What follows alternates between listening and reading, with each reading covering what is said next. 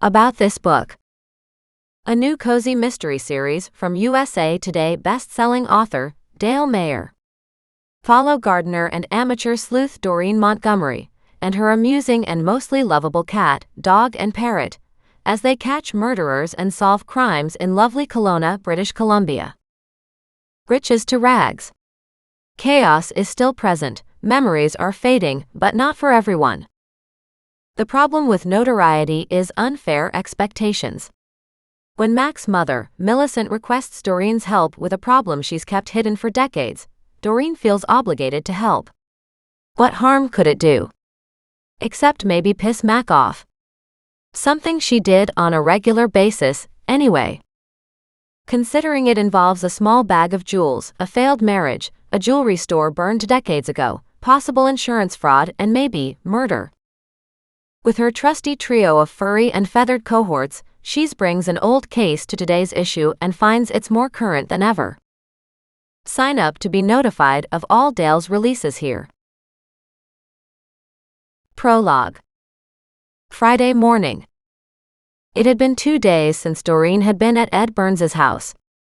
She'd kept her head low and had stayed out of sight since then. It was Friday morning, and she was back at Millicent's place. Millicent hadn't stopped talking since Doreen had arrived to weed, but that was okay. Doreen was more than happy to listen while Millicent reminisced about the Jude and Ed Burns family drama, and then about Frank and Fred Darbuncle. "You, my dear, are an absolute marvel," Millicent said. "Not at all," Doreen said. "Who knew I would find out all this just from finding one ice pick in the ivy?" Millicent chuckled.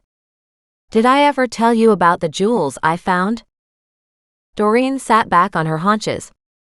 "Jewels? Where?" "They were in the Juniper," Millicent said. "It was years and years ago. I never did find out who they belonged to." "Did you ask Mac to find out?" "Mac wasn't even an officer back then. Not sure I have mentioned them to him since he joined law enforcement, now that I think about it." She frowned. "You know what? I'll see if I can find them." "Especially if you want to find who they belong to," Doreen said. "It might take time to find the owners." Millicent looked at Doreen and smiled. "Not with you, my dear. You are so darn fast. I'll take a look now because I want you to have the jewels, and I want you to find out who they belong to." "Oh, but..." Doreen started. However, it was too late. Millicent was gone. Doreen laughed. Apparently, she now had a new cold case. Chapter 1. Friday, late morning. Doreen walked home slowly, her 3 animals at her side. She had just left a very rattled Millicent, who couldn't find the jewels she had been talking about. Doreen didn't know whether Mac's mother was serious about her story, or if her memory was starting to go, and maybe she was imagining it all. Doreen hoped not, because it sounded like a fun new mystery, and likely to be something completely harmless. She was getting tired of being attacked on these jobs. On the other hand, Mac wouldn't like it if his mother was involved in one of Doreen's cases.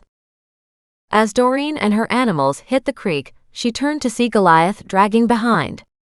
She crouched and called him to her. He stretched, looking toward her. She smiled as she reached an arm around him, picked up the big orange Maine Coon cat, and continued along the path on the creek's edge.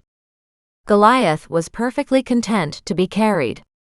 Only then, Thaddeus wanted up too. With Thaddeus secured on her shoulder, he stared at Goliath, clearly unimpressed at having to share some of Doreen's love and attention. She reached up a hand and patted Thaddeus too. "You're fine, Thaddeus," he crooned in her ear, gently rubbing his head against hers. Then Goliath reached up and nudged her with his head, which was his way of mimicking that he loved her too.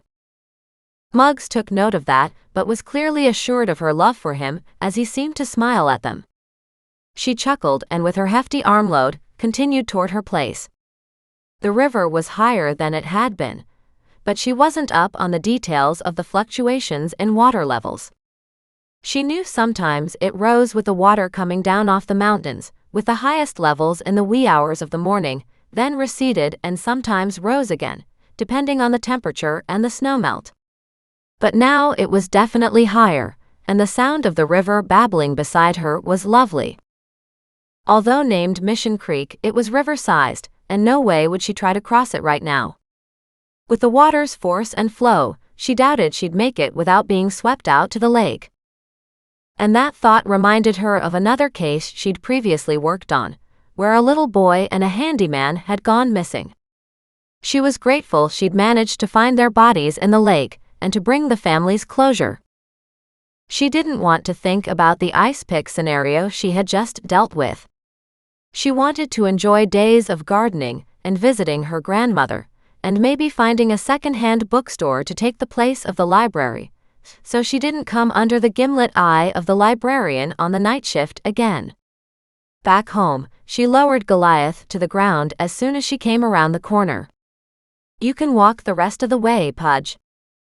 Muggs barked at Goliath, then ran a short way forward before slowing down, dropping his big nose on the path and sniffing. She stopped and spied some new boards stacked on the ground by her house. She frowned and headed around the side of the house closest to her neighbor, Richard de Gennaro. Everything was still here, all the big cinder blocks and the beams she and Mac had stacked there, but now a bunch of 2x4s had been added. As she carried on to the front of the house, she heard another big clattering noise. It was Arnold, the older cop Doreen had met on her first day here, delivering the 2x4s. "Hey, Arnold. You got those to spare?" "Sure do. My wife has been on me about cleaning out that shed," he said. "I don't know how many of these at this length you can use, but Mac said to bring it all, and he'd take care of getting rid of what you don't need afterward." He grinned at her. "Best deal yet. I can save myself $10 not taking it to the dump." "Right," Doreen said as she looked at the wood.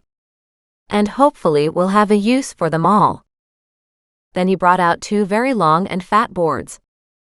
"Wow, what are those for?" "They're perfect for stair stringers," he said, "depending on how many steps you'll cut in." She nodded as if she knew what that meant, though it made no sense to her. Why would you have string and stair in the same sentence? Surely steps should be made from something solid. But then, as she studied the boards, they looked like they were pretty solid, at 1.5 or maybe 2 inches thick. And they were really long. She didn't know what length for sure. Still, she was happy to have them. "Do you know how long they are?" "They're about 4.5 feet each," he said, "and I've got 4 of them."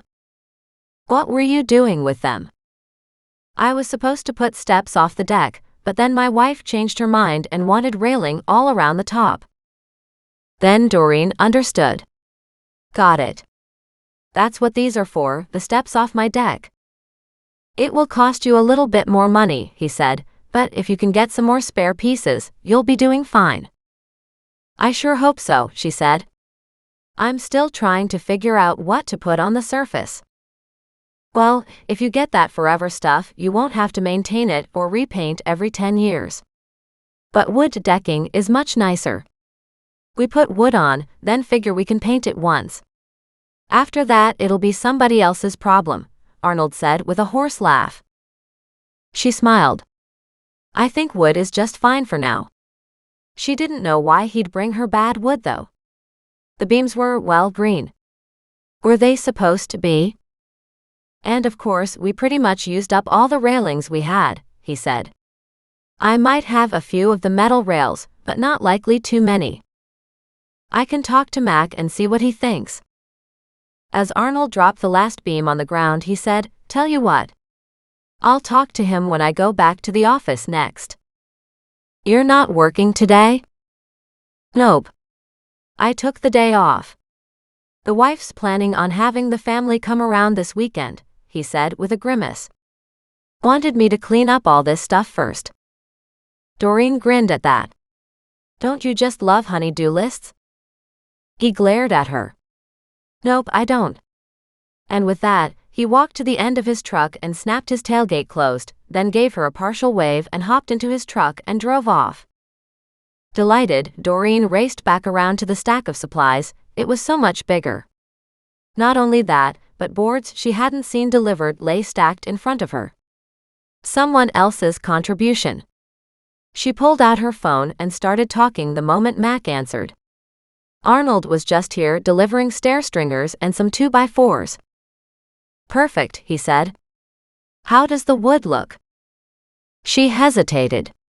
Like wood? Only green. I don't understand why you would bring in bad wood. Bad wood? It's green, she said, as if that should have been explanation enough. He sputtered with laughter at the other end of the phone. She glared at it. You're doing it again, she warned. What? He asked between the chuckles. You're laughing at me. Laughing with you, he said. Except I don't seem to be laughing, nor do I see anything funny to be laughing about. She glared around her, looking for other green wood. The green means it's treated, he said. Treated how? She asked, and a phrase popped out of her mouth. With respect? At that, he started off again with great big guffaws of laughter. No. Treated so it won't rot. Oh, she said, her voice lowered to a sigh. Of course they didn't want the wood to rot. But then why weren't the 2x4s treated too? Besides, he said, once it's all in place, those stringers will be hard to see because they'll have steps on top of them. She studied the boards and nodded, though in complete confusion. Good. Then she strengthened the tone of her voice. As long as you know what you're doing. Will it be a green deck? We can get treated boards in brown too, he said. It all depends on what you want to do. We can put decking boards on top, and they'll look like natural wood. You'll have to stain it with varathane or put some other preservative coating on it. Or we can get boards already treated that look more natural. More natural would be nice, she said. We're not there yet. No, but we're getting a lot of lumber, she said in surprise. Arnold brought 4 of those stringer boards. That's great, Max said, because that will do 2 complete sets of steps or a heck of a long one. You need 2 for a set of steps? Imagine that we'll notch out triangles on each of the boards and rest steps on them, he explained. So you need 2 per set. But if we'll do one all down the long side of the deck, we'll have to space those stringers every 3 feet across, or maybe 4, and then you can put long boards all the way across the steps. She nodded, but she didn't have a clue what he meant about notching triangles. Still, she figured she'd given him enough to laugh at for the day. So what else do we need? Decking boards, he said, and railings, then the hardware to put it all together. Right, she said, and the railings are pretty expensive, aren't they? They are, he said, which is another reason to consider just doing steps all the way around. She walked around where the deck would be built. Particularly if we already have 4 stringers. Not sure that'll be enough yet, he warned. Okay, she said. Whenever you get a chance, you can always come by, take a look, and see what else we might need. I was talking to one of the guys here. He's got a bunch of anchors and some of the hardware. He finished his deck, and he's still got a lot of screws, so I was hoping to snag leftovers from him too. She smiled in delight. Wow, this is quite a process you've got going here. Everybody has leftovers after these projects, he said.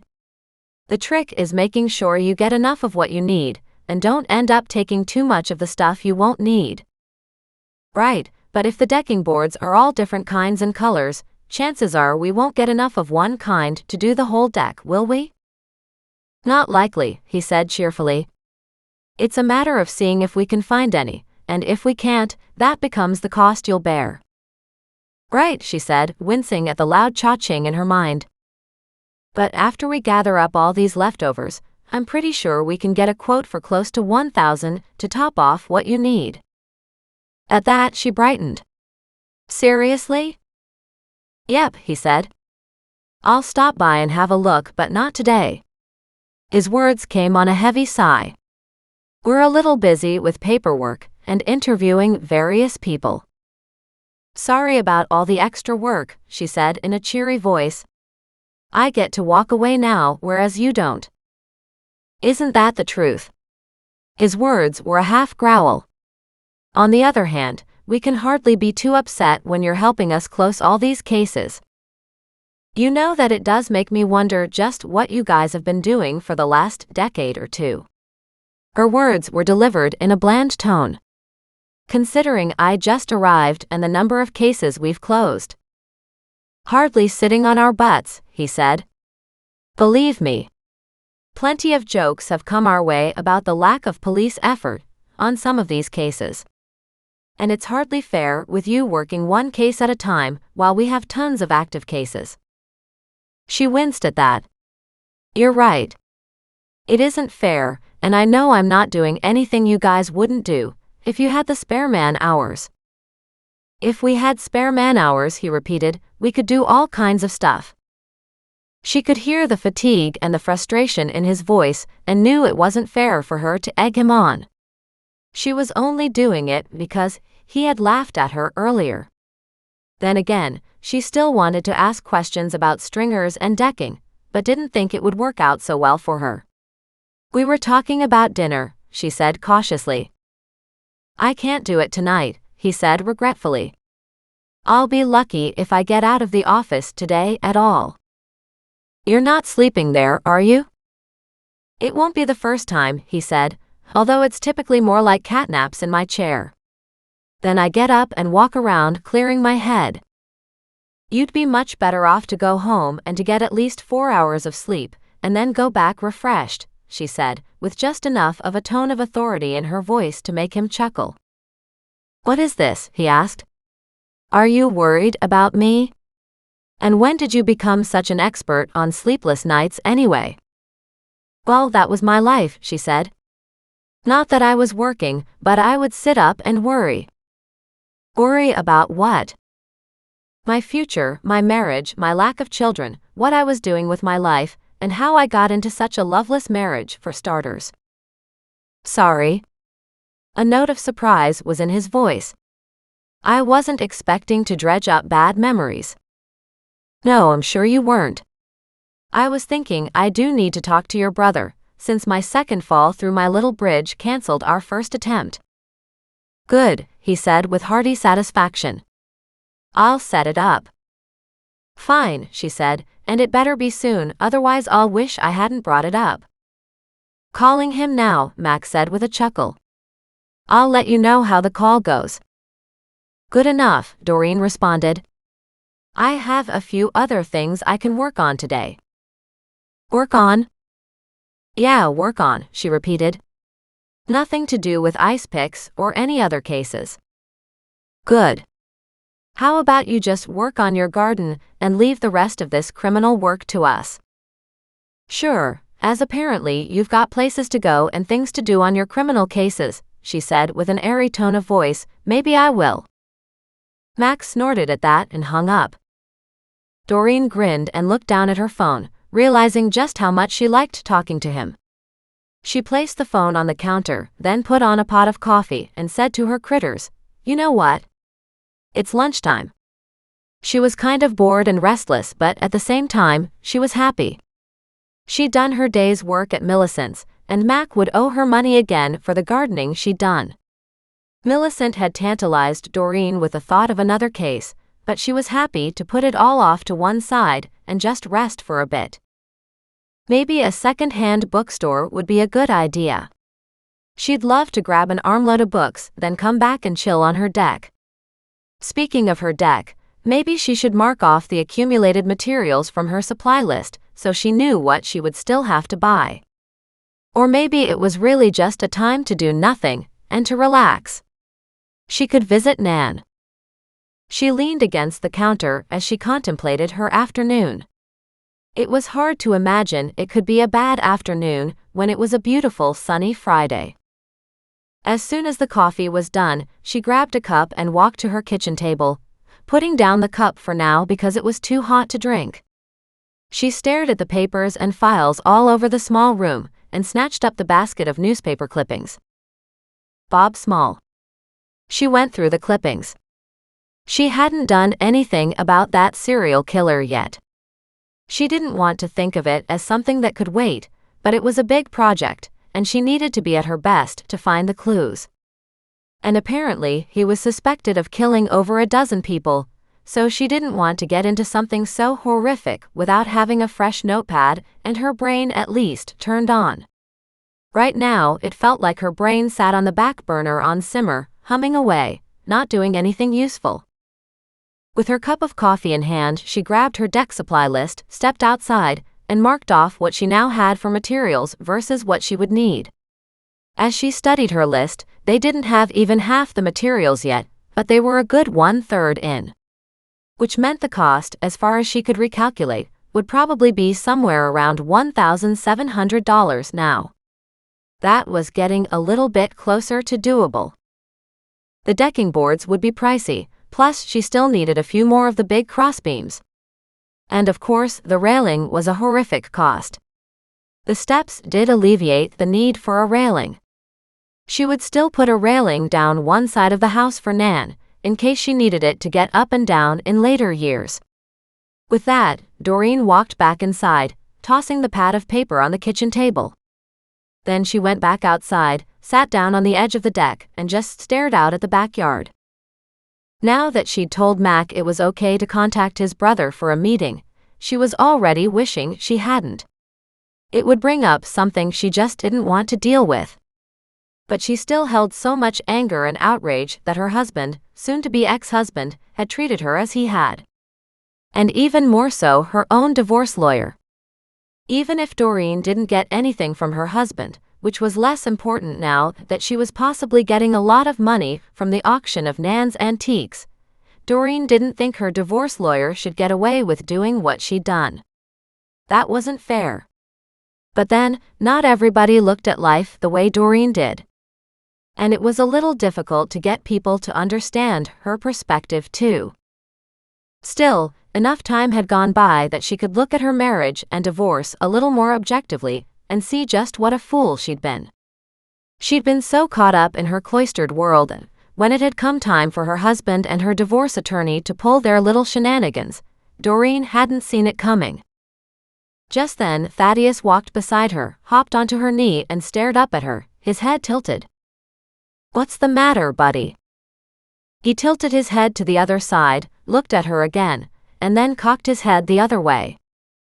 "Don't you worry about me, sweetie." She smiled, reached out and gently brushed the feathers on his neck and along his back. "We're doing just fine." "Thaddeus is here," he said gently. "Thaddeus is here." Her phone rang, but she didn't recognize the number. "Hello." "Doreen, it's Millicent," Mac's mother said. "I found the jewels." Doreen straightened. "Seriously?" "Yes," she said, her tone wild with excitement. "Do you want to come and have a look?" "Do I ever?" "We're on our way."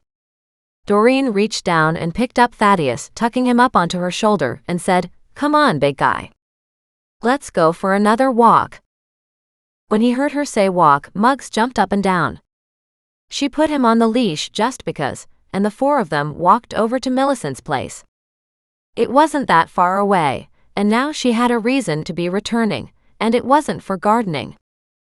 As she walked up to the front door, Millicent opened it and said, "Come in. Come in. You said you never told Mac about this, right?" "I don't think so, but honestly I don't remember. It's also why I had so much trouble finding where I'd been keeping them all these years." "Exactly where did you find them?" "We used to have a big juniper out front." Millicent walked over to the living room window and pointed at the corner of the property between her place and the next property along the road. A really big one was there. "We had this storm one day, and it snapped the top right off and split the trunk. So we cut it off, but then there was this big nasty stump. We left it for a long time. Of course, every once in a while we dug into the trunk and tried to rot it out, and it finally worked. But we still had to work at it to get the rest of it out.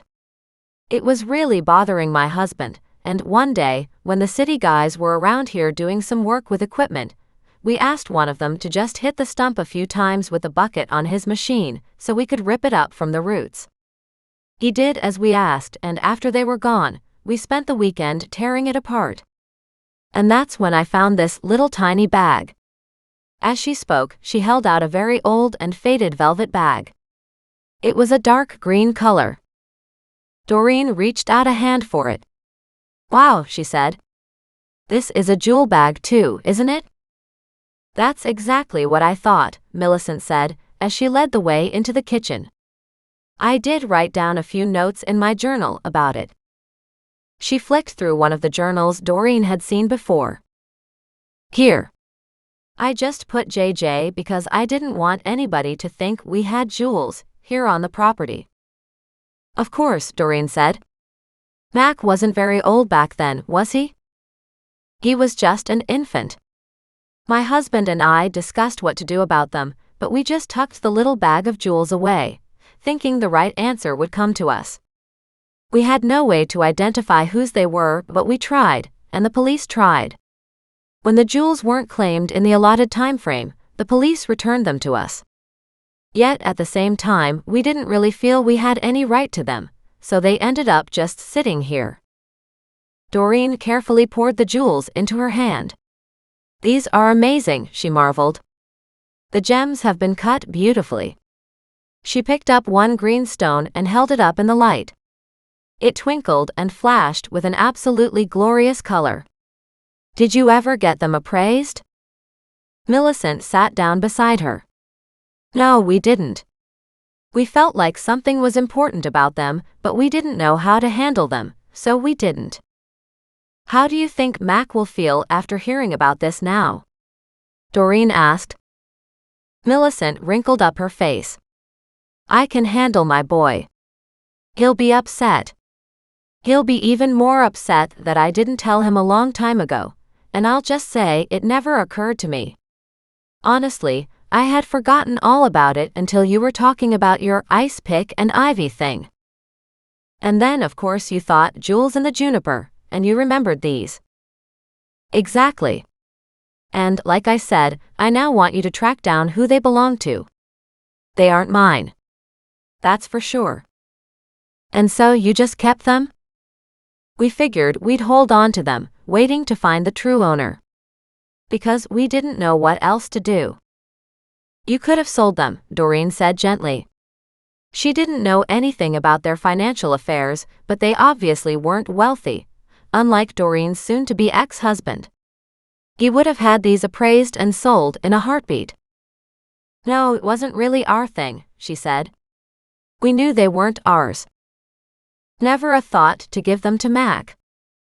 Honestly, we put them away and forgot about them," she admitted. "Good," Doreen said. "I'll get started. Although I'm not sure just where or how." "I'm giving them to you," Millicent said. "And you can figure out who owned them."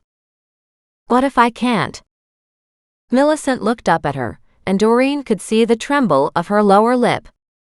"It always bothered me not knowing," she said, "so I hope you can." "If I can't, I'll give them back to you." "How's that?" Doreen said. Millicent shook her head.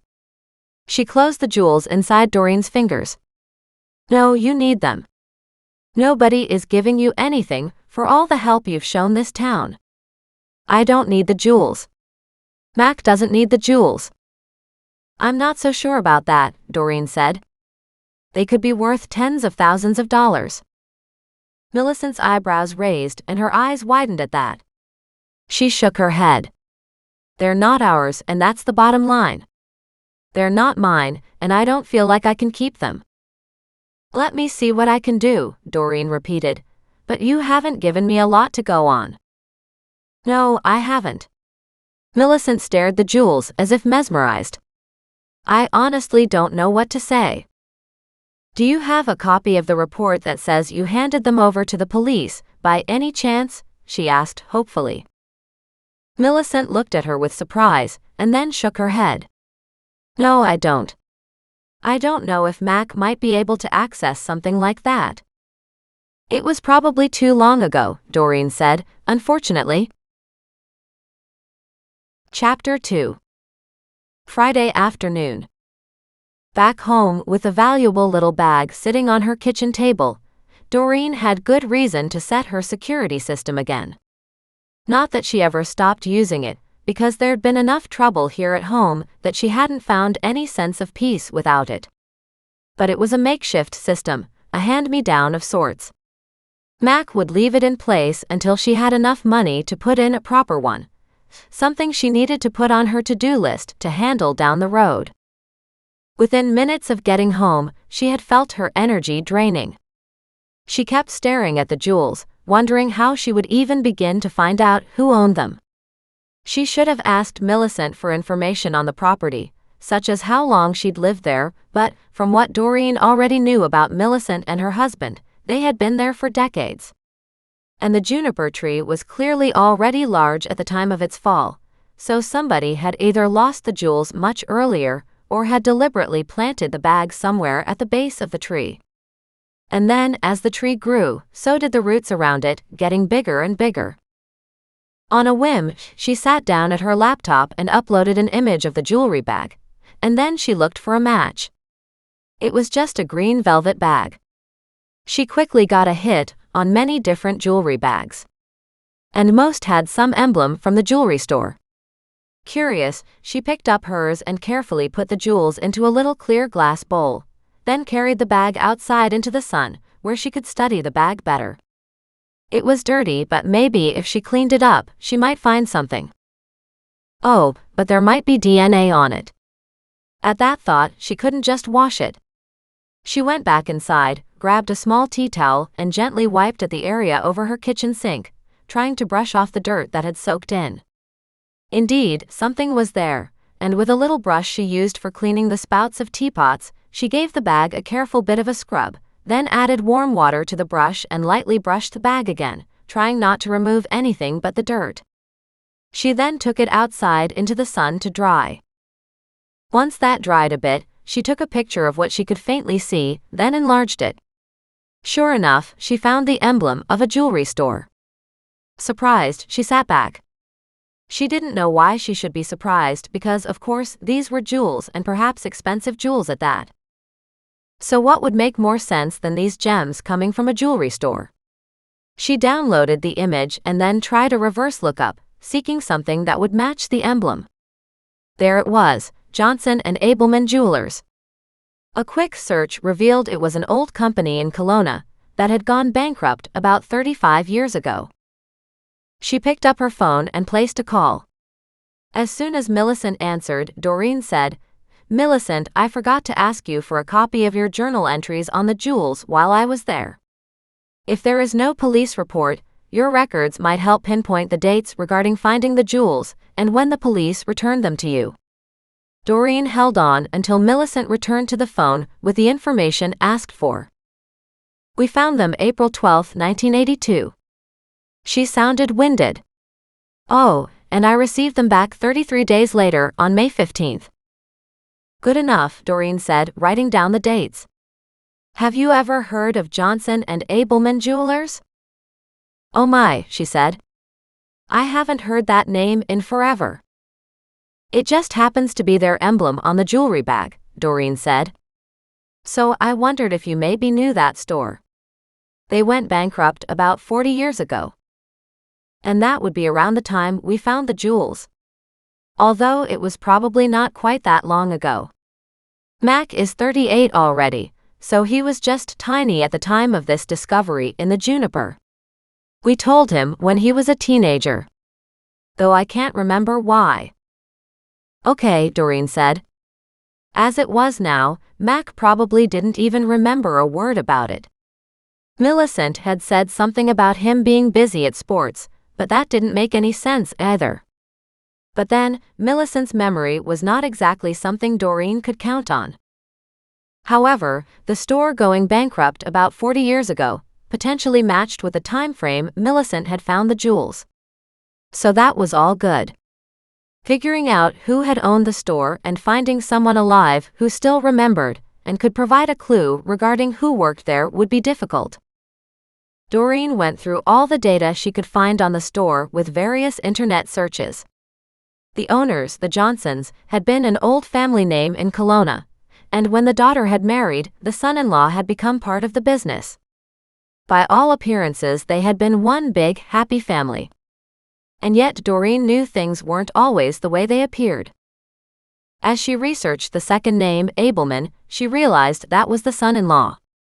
They had been 28 and 27 at the time they got married, and only a few years later, the son-in-law was brought into the family business on an equal partnership basis. But as their only daughter, she would inherit everything anyway when her parents passed. That information Doreen had gleaned from the Historical Society. Apparently, Johnson and Abelman Jewelers was a highly regarded business, and the family had been extremely wealthy. The business had been failing and finally went under after the parents died unexpectedly, leaving the younger generation in charge. Apparently, the son-in-law didn't have the same head for business that his wife's parents had. At least, that was what Doreen surmised at the moment. Back then, in the early 80s, diamonds were still a girl's best friend, but Kelowna wouldn't have been that large, so how much business would there have been for a prestigious diamond store? However, the jewelry bag Millicent found contained more than just diamonds. Doreen studied the rest of the jewels, wondering what had happened back then. She did a search on the Abelman family and found Aretha and Reginald Abelman. Further research revealed that Reginald Abelman hadn't lived that much longer than Aretha's parents. He'd overdosed on drugs a few years later. Doreen frowned at that. "That seems a little too convenient," she muttered. She headed back into Aretha's family history. She was 28 at the time of her marriage and only 38 when her husband died, so she would have been in her mid-30s when the family business went under. So currently, she would be 75. Doreen sat back and smiled, reaching for her phone. "Good afternoon, Nan," she said cheerfully. "Well, it's almost evening," Nan said with a happy lilt in her voice. "I just came in from lawn bowling. A lovely game." "Were you actually playing with the balls?" Doreen asked, "or were you just betting on who would win?" "Both," Nan said sternly. "It's good exercise." "Good," Doreen said. "I was really hoping you weren't just betting against the winners." "No," she said. "You've got to bet against the losers too." "If you say so," Doreen said, rolling her eyes, because she knew Nan had never made a stupid bet in her life. "I'm just about to head down for dinner," she said, "unless you've got a better idea." "Oh no," Doreen said. "I'll just sit here and have a sandwich at home." "Did you finish all that zucchini bread?" Since the zucchini bread had been given to Doreen days before, and Mac had been to visit several times, it was long gone. "I did," Doreen said, laughing, "but that's okay. I'm happy to have a sandwich tonight." "You eat too many sandwiches," Nan fretted. "No, I don't think so. Besides, I'm still not much of a cook yet." "I've got some of my favorite recipes hanging around here," Nan said. "I couldn't part with them when I left the house. I should just hand over the book to you. It's not like I'm cooking much anymore." "If and when you're ready to get rid of it," Doreen said with a smile, "I shall be happy to have it." "Did you have a reason for calling?" "Otherwise I'll go eat," Nan said. "All that exercise has given me an appetite." "Right," Doreen said. "I was just calling to ask if you know Aretha Abelman." "Aretha?" Nan pondered. "I know that name, but her last name is not Abelman." "So who's Aretha?" Doreen asked. "Her husband ran one of the little insurance companies around here," Nan said. "Oh, that makes sense. She probably remarried." "Yes," Nan said, "she and Hobart were together for decades." As Doreen looked down at her notes, she realized that even at 35, decades into a second marriage was still quite possible. Did she ever have a family? "No, it was always suspected she couldn't have any," Nan said bluntly. "Never really understood that myself. Some people's biology just doesn't work the same as everybody else's," Doreen said. "Really difficult if she wanted children." I don't think she wanted children as much as she wanted to have had children, Nan said with a laugh. There's a very fine distinction there. True. Did she ever talk about being married previously or being part of a jewelry family? All the time, she said. It was one of the things she always reminded all of us, Nan said in disgust. Hearing Nan's past tense usage, Doreen's heart sank. Are you saying she's dead? Oh, I don't know if she is or not, Nan said with a careless attitude. The woman wasn't terribly nice. She always lorded it over us that she had more money than we did. But the jewelry company went bankrupt. That was after a robbery, Nan said dismissively. She never considered that their fault. Somebody came in and stole a lot of their stock of jewels, and the insurance company refused to pay out on all of it because they just had a shipment brought in, but there was some confusion on just what had arrived. Wow, Doreen said. For somebody who you don't really know, you sure have a lot of information. I didn't want the information, Nan said in a snappy voice. You've got to realize she's the kind of person only interested in making you understand how she's better than everybody else. Where is she now? No idea, Nan said with a sniff, her nose probably rising, as if Doreen had insulted her. However, I could ask around and see. It was so unlike her grandmother to be snippy about somebody that Doreen couldn't help pushing. Were you rivals for the same man or something? She wasn't sure what else to ask. But Nan's snorted disgust got her laughing. I guess not, huh? She married that stuffy Hobart, she said. That man was a nightmare. But could he keep her in the style to which she was accustomed? I don't know how they did it, Nan said, but she certainly lived in a big highfalutin house. She had one of the first houses up on the Knox Mountain area, with a huge view of the city and a pool and the whole works. Well, good for her, Doreen said. She didn't have anything against a woman doing well. Yeah, but it's not like his little insurance company should have done that well. I don't know, Doreen said. It seems like a lot of insurance companies do very well. Maybe so, she said. But I'd be more than happy to help you try to find dirt on her. I'm not trying to find dirt on her, Doreen said gently, not willing to tell her about the jewels because, if Nan thought they would be returned to this woman, it might be the last straw for Nan. I'm just wondering how that whole jewelry business went under. It seems that a robbery shouldn't take down a long-standing business like that. That's easy, Nan said. Neither of them worked. At least not well. Neither had a head for business. She was involved in her father's business, but only in the sense that she was the model used for everything. They had a lot of different rings, and apparently she had gorgeous hands. Her father was very proud of his little girl, so she was in a lot of the advertisements. Which would have gone to her head, of course, Doreen said. Yes. But that still didn't give her the right to lord it over us. Of course not, Doreen said quickly. How often did you see her? Way too often, she said. She was here at Rosemore for a while. And I used to pass her when I was coming back and forth to visit friends. But she hasn't been here since I moved in. Honestly, I'm not sure if I would have moved in here if she'd been here too. The woman is insufferable. Ah, Nan, Doreen said with a warm smile. Please don't ever change. Not planning to, she said in a huff. I'm not like Aretha. And with that, she hung up. It would be nice if you didn't hang up on me, Nan. But her grandmother was gone before those words were spoken. Chapter 3. Friday, late afternoon. Doreen started a file, writing down the information she'd gotten from her grandmother. Then she started looking for Aretha and her new husband. Had Nan mentioned a last name? She frowned at that. Hobart what? And what was the insurance company name? Doreen hesitated, calling Nan again to ask. Her grandmother would know she was working on another case, and Nan could be relentless when she wanted information. Doreen researched online first, and it wasn't long before she came up with Hobart's insurance company. Not exactly the most professional-sounding business name, and using his first name at that.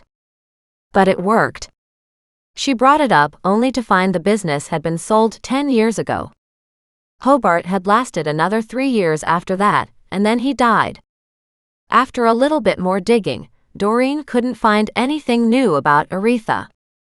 There was no sign of family, extended or otherwise, and she didn't have any children, according to Nan. So Aretha was apparently a fairly wealthy older lady who'd been alone now for several years. But where was she? Doreen studied several more articles online and found that Aretha considered herself a bit of a philanthropist, as she donated to various causes. At the top of her list was always children, animals, and women's shelters. That made her a more likable woman in Doreen's eyes. But that didn't necessarily mean that Nan would like her. But why wouldn't she? It was so unusual for Nan to have such a pet peeve about somebody. But then, of course, Nan had come from no money and had built up everything she'd had on her own, and had enjoyed life with a lot of different relationships. It was quite possible Aretha was a pious, judgmental person. Doreen knew that could irritate Nan. It was also quite possible the two women had clashed over something else, like Nan's gambling, for instance. There were any number of possible reasons why somebody didn't like someone else. And as soon as somebody didn't like you, human nature being what it was, you tended to not like that person back. And what was it Nan had said? That the insurance hadn't paid out on a load of jewels that had come in. Were they really lost after that burglary? Or had that burglary been something set up that had gone bad? But then why would you burgle your own store? Particularly if the insurance wouldn't pay out. None of that made any sense.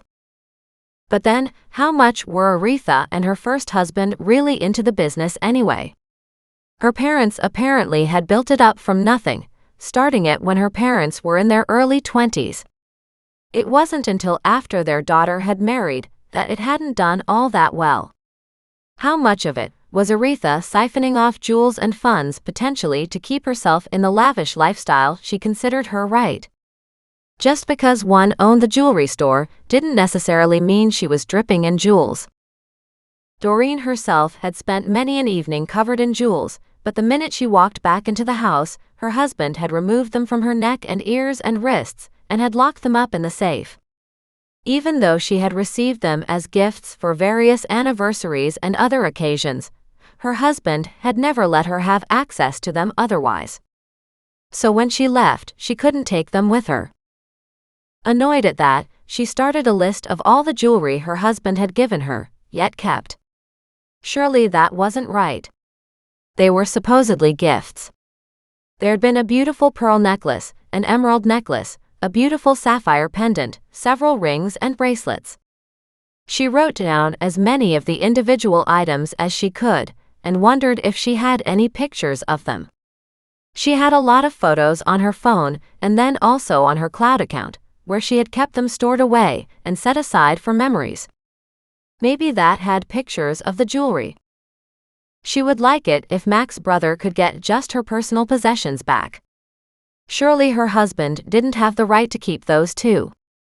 She didn't want to go looking online for pictures of him and his lawyer girlfriend, Doreen's divorce attorney no less, in case the lawyer was now wearing Doreen's jewelry. That would really suck. It also made her angry. Finally, she got so angry that she snatched her phone and sent Mac a text about his brother.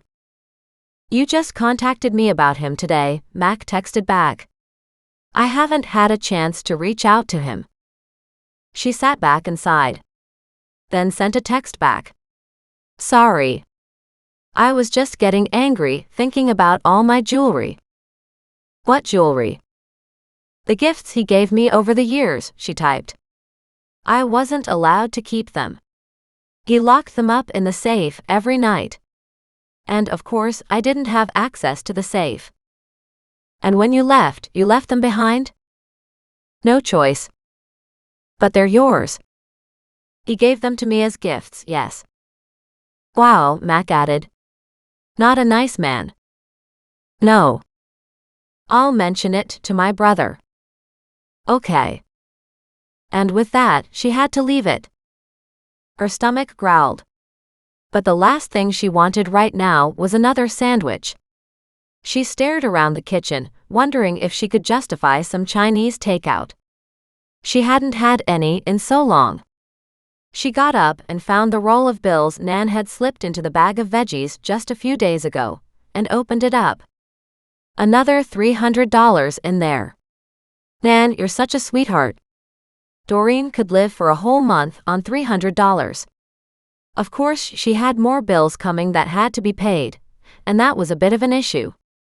She checked the fridge and winced at how empty it was, then closed it again. She sat back down.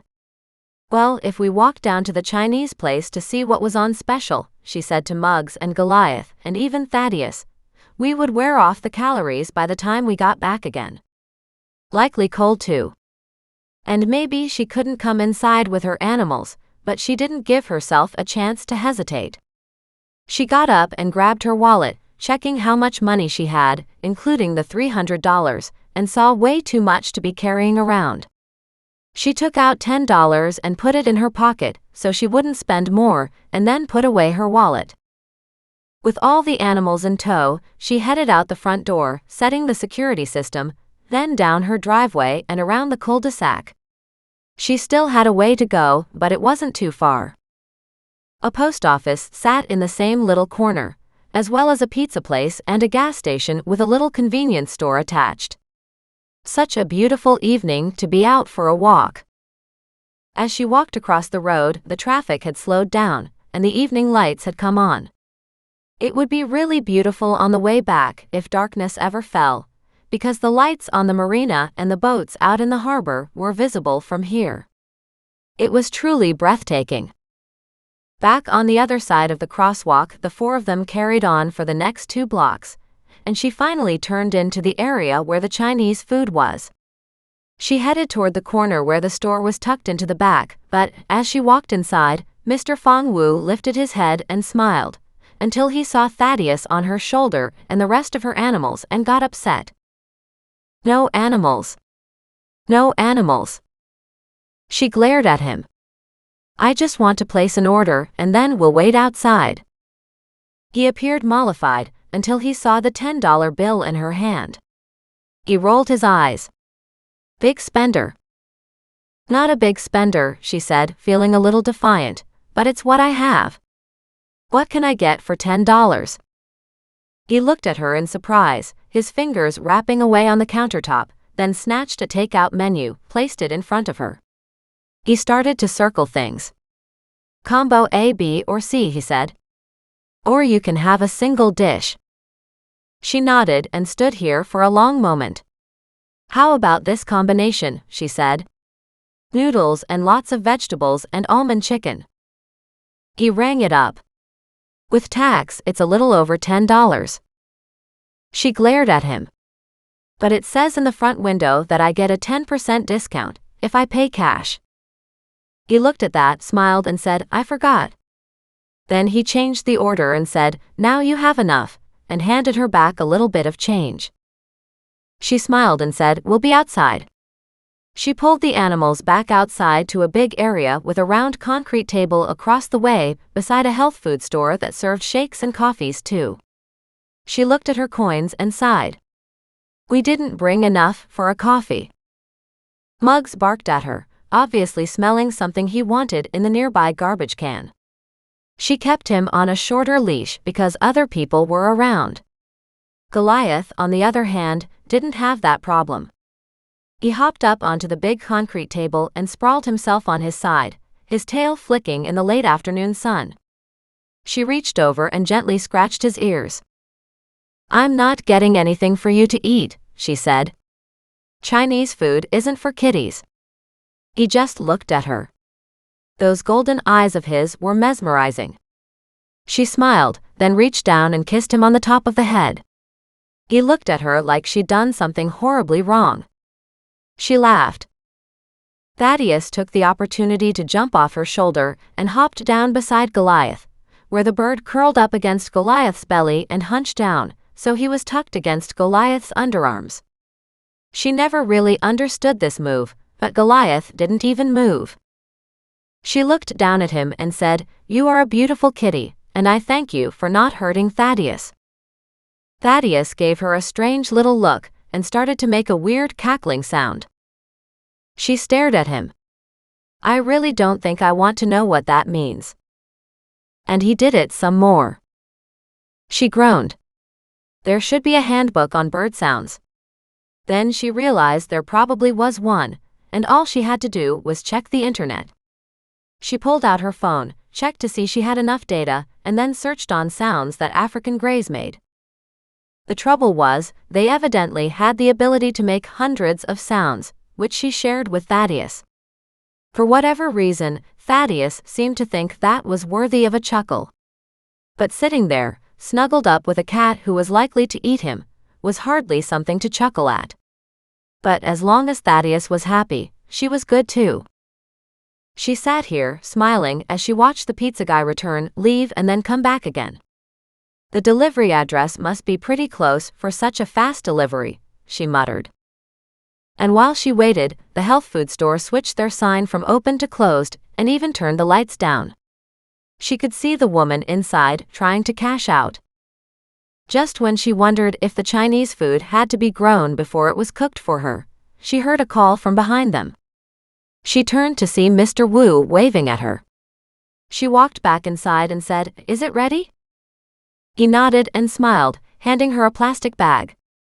The smell was especially good. She grinned at him and said, "Thanks." "You come again," he said. "What if I only have $10? She asked wryly. "You come with no money," he said, "we still feed you." Surprised at that and touched, she said, "Thank you. That is very generous." He shook his head. "You good people," he said. "We feed you." Then he disappeared into the back. She could see all the slips of orders lined up by a kitchen pass-through window, and realized he was in for a very busy Friday night. With the animals in tow again, she headed to the riverside this time and walked down Mission Creek. Then she had to cross over and come up around the corner. She headed up the back path to her property. She sighed happily as she reached home. She put the food on the little table outside on her deck, went into her kitchen to grab a knife and fork and a dinner plate, and poured herself a glass of water. Just as she sat down, she heard a voice call out. In the back, she yelled. Good thing she disarmed the security, otherwise no way Mac could come in. She scooped almost half of the Chinese food onto her plate, realizing it really was a huge portion, and she would have enough for tomorrow too. Except with Mac here now, there was a good chance she wouldn't get any leftovers.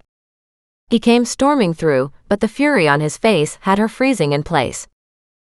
What on earth is the matter? She cried out. He stopped, took several deep breaths and pinched the bridge of his nose. I'm trying to calm down, but... With you, it's never an easy process, Doreen said with a smile. I'd offer you some of my Chinese food, but it's all I've got.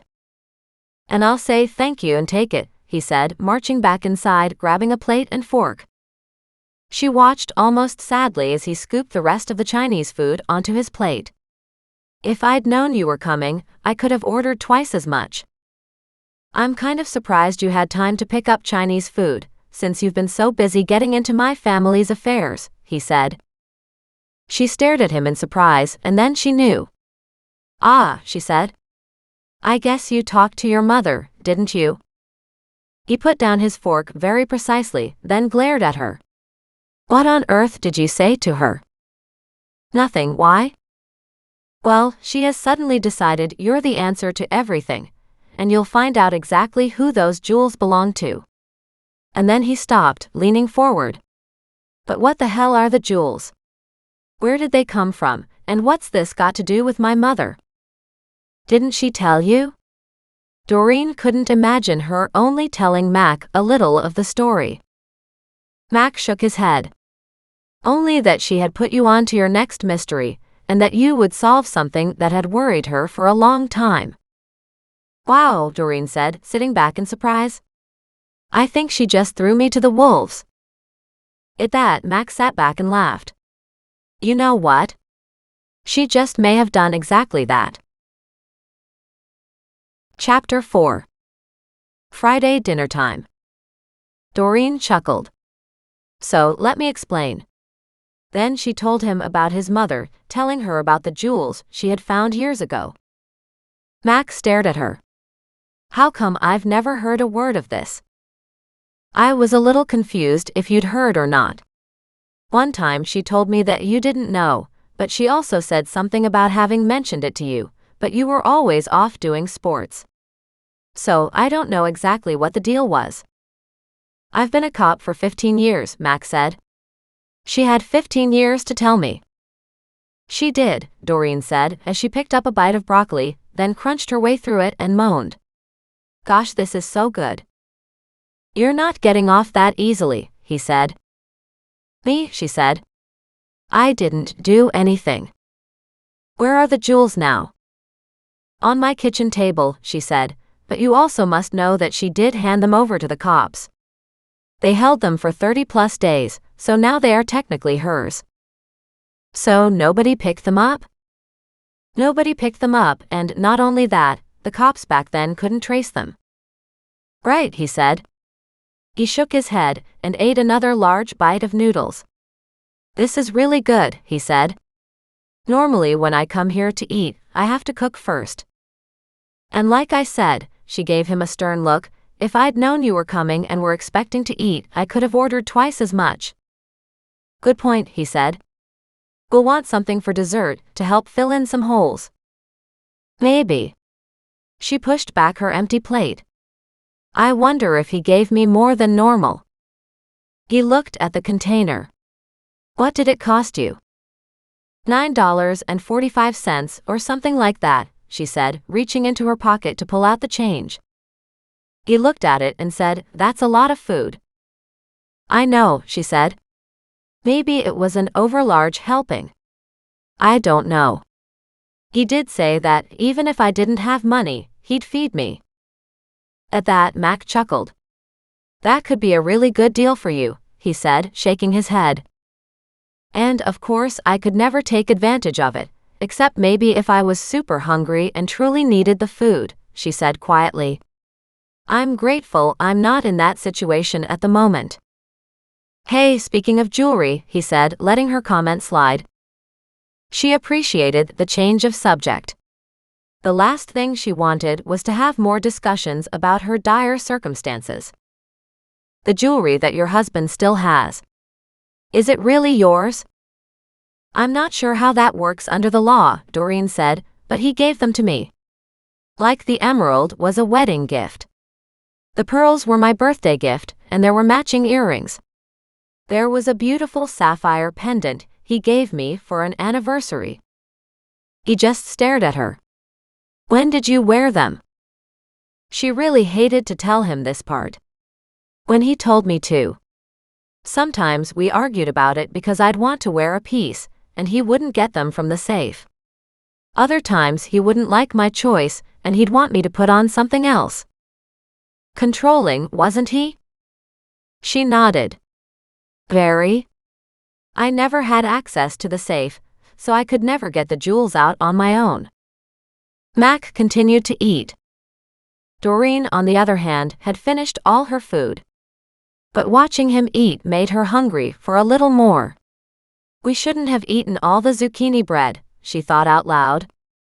Another piece of that would be perfect with a cup of coffee right now. Good, he said. Take a look at what I brought when you go in to put on the coffee. It's on the counter. She looked at him in surprise, then jumped up and raced inside to see something wrapped up in tinfoil. She put on the coffee and brought out the tinfoil package, placing it on the outside table. What's this? Did you take any when you left? He was back to discussing her jewelry. She shook her head. No. He refused to give me anything. So they were hardly gifts in his mind? I'm certain they were always assets in his mind, she said. He gave them to me, but as long as he kept control of them, they were still his. Right, he said. I sent an email to my brother about that. He was wondering if you had any proof of the individual pieces. How could I have proof of gifts? She asked in a wry tone. Photos of the jewelry you wore? She looked at him in surprise. You know what? I do have photos. I was thinking I should try to find some of those anyway. Because of exactly what you said. I don't know how to tell people those pieces are mine. Even if I tried to get some of them back, I don't have a way to identify them. Pictures would be a good start. He was still working away at the food on his plate. So what's in the tinfoil? She asked, nudging it. He grinned at her. Open it and see. She unwrapped the foil to see cinnamon buns inside. 4 big ones, each coated in icing. Oh my, she said. Wherever did you get those? Somebody bought a big pan into work, he said. That was left at the end of our shift, so I grabbed them. They won't be any good tomorrow anyway. But they'll be perfect with coffee tonight, she said in anticipation. Good thing I shared my dinner with you. Good thing, he said. Otherwise, I might not have shared my dessert with you. She chuckled. Are they dried out from sitting on the counter all day? She reached for one, but she didn't have a clean plate. She put it back down, hopped up, and went into the kitchen to return with 2 small plates. She cleared off the dirty dishes, taking them to the sink, while Mac cleaned up the takeout garbage. And when she got back out with 2 cups of coffee, she found 2 cinnamon buns on each plate. 2 should really be too much, she confessed, but I want them both anyway. And so you should, he said. I keep saying you could use a little more weight on you. That's such a bizarre thing to hear after all these years. My husband would have been horrified to even see one of these on my plate. I'd have been lucky if I'd gotten 1/4 of one roll. Seriously? She smiled. He controlled everything, including my dress size. Good Lord, he muttered. I know, and you're wondering why I stayed. No, I'm not, he said, because I've seen it before. Once you're molded into who this person he wants you to be, it's hard for you to see that you were ever anything different. Well, I keep asking myself why I stayed, she said, because that all seems so very different from who I am now. Don't worry about it too much, he said. You are a very different person now. Thankfully, she said on a sigh. But with a bright smile on her face, she looked at the cinnamon buns. Do we need to do anything with them? He looked at her in surprise. What would you like to do? She shrugged. I don't know. I feel like a kid in a candy store because I've never had a whole cinnamon bun to myself before, and now there's 2. He laughed. I'll put mine in the microwave for all of 10 or so seconds, he said. Then I may cut them in half and butter them. Doreen stared at him in wonder. Now that sounds decadent. When you work hard, he said, you get to eat well. Mac picked up his plate and took it to the microwave. Doreen followed with hers. He put it on for about 15 seconds. When it came out, he cut them in half and buttered the inside. The top half had icing, but the bottom half didn't. She did the same, then they took their plates back outside again. As they went out, she snagged the bowl with the jewels and the jewelry bag and her notepad, and sat out in the fresh air with him. These are the jewels, she said, placing the bowl on the table. He looked at them. Are they real? She shrugged. I don't know. I did figure out the bag came from a business called Johnson and Abelman. She showed him the emblem on the bottom of the bag. That was their old logo. He stared at it, then looked at her. She shrugged. They went out of business 40 years ago, she told him. At that, his eyebrows shot up. Somewhere around the same time, these were found in the Juniper. She looked down on her notes and tapped the pad. This is what I got from your mom. She made notations of it in her gardening journals. And yet she never said anything, he murmured. I think she put them away in her mind, not just in her physical hiding place. She doesn't believe they are hers, so never sold them. They would have fetched a decent price, he admitted. And they sure could have used the money. Maybe, she said, but your mom never felt entitled to them. Of course not, he said. So she gave them to you. With the request that I try to find the owner. Which won't be that easy, depending on the circumstances. It was a long time ago. Doreen nodded. The thing is, if they're hers to keep, they should be yours. And you aren't so wealthy that you should be turning away that kind of money. He stared at the jewels as if mesmerized. Wow. He reached over and picked up the big ruby. These are ready to be set, aren't they? They are. But what I don't know is if they are real. I could take them down to the jewelry store and get them appraised. Good idea, he said. So what else have you found out about them? She told him about the young wife turned widow, who remarried somebody in the insurance business. Then she said, oddly enough, Nan doesn't like her one bit. At that, Mac chuckled. That could be for any number of reasons. She explained what Nan had said. At that, his laughter fell away. People who have a lot of money and look down on others don't tend to have many friends. My grandmother is definitely not somebody who would tolerate that, she said. Nan had quite a lot of money stashed around this house, he said, looking at the kitchen and the rest of the house behind him. She did, but she wasn't interested in cash, or any of it for that matter, Doreen said. Is she okay financially? I keep asking her. Doreen shrugged. She keeps laughing at me, tells me that she's fine. Well then, you don't have much choice but to believe her for now, he suggested. Just keep an eye on her and make sure she is. Doreen nodded. That's what I thought. She stared at the jewels. There was a burglary, she said suddenly. At that, Mac put down his fork. But that was before the jewelry store went bankrupt. Apparently a new shipment of jewels had come in just before the theft, but there was a discrepancy on the jewels that arrived versus what was ordered. So they only got the value of the other jewels they had at the time. And you're thinking that's why they went bankrupt? Well, if they got the insurance money to pay for what was there before, but they'd had a large shipment of raw jewels brought in, she spoke the words as she thought them, it's quite possible the insurance money had to go toward paying off the creditors. That is possible, he admitted. I don't remember hearing anything about that jewelry store. It was started by the husband and wife Johnson, she said, until their one child, a daughter, married Abelman. He was eventually brought in as a partner, only they were struck by a series of unfortunate events, and within a few years, everything went south in a big way. And that was 40 years ago. She nodded.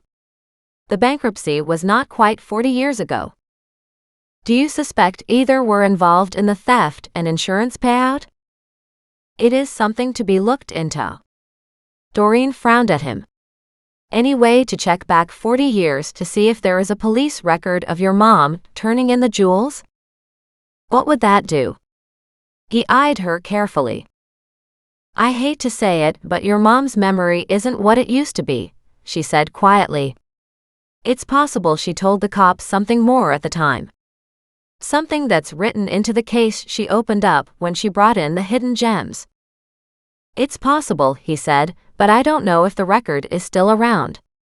But she's right though, because after 30 days we do have to return found property. Unless it was involved in a theft maybe, she said. And you're right there too, he said.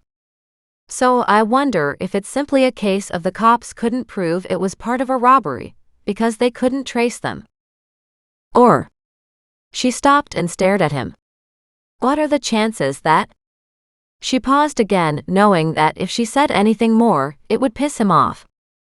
Chance of what? He spoke in a hard voice.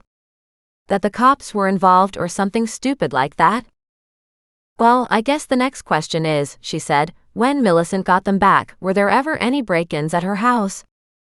Why would there be? Because somebody found out she had the jewels back again. I have no idea, he said. It's all just been dumped in my lap. I still can't believe you were the first to hear about it. Your mother brought it up out of the blue when we were talking about gardening, she said. She just suddenly brought it up. There's something about you that has that effect on everybody. Leaning back, he stretched. I can take a look and see. 40 years back. That would be in the files we have stored downtown. They're supposed to scan them all in, so they are digital, but haven't yet. There was an attempt to get started on that, but we just don't have the man-hours. She nodded. And something like this, with loose stones if there's nothing to identify them? Exactly. I'm not sure how something like these would be identified. I think, she said, each jewel has its own identification and maybe even a certificate, but if there isn't anything that we can go on, I don't know what to say. I heard something about certificates, but I don't know if they had that back then.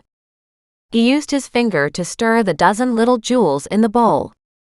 It does look like it could be a lot of money, he admitted. I think it is, she said. I understand jewels, even if I've never had the opportunity to buy or to sell them. And these look seriously expensive. I can't imagine they are fakes with that clarity.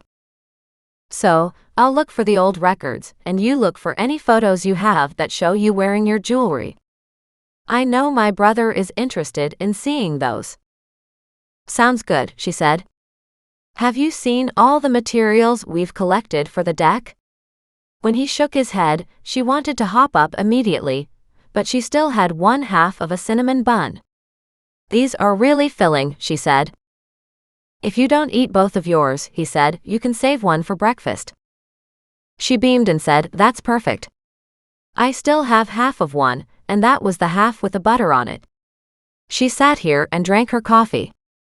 As soon as she was done, she hopped up and said, come see, and dashed around the side of the house with Mac slowly trailing behind her. He stood there and studied the collection and nodded. We're getting there, he said. He leaned over and grabbed one of the green boards Arnold had brought and smiled. These are perfect for stringers. She stared at it doubtfully. He looked at her and frowned. Don't you think so? I'm still trying to figure out what that board of wood has to do with string, why we're stringing it in the first place, or what a stringer even is. He chuckled and made indents with his fingers, holding it upright at an angle.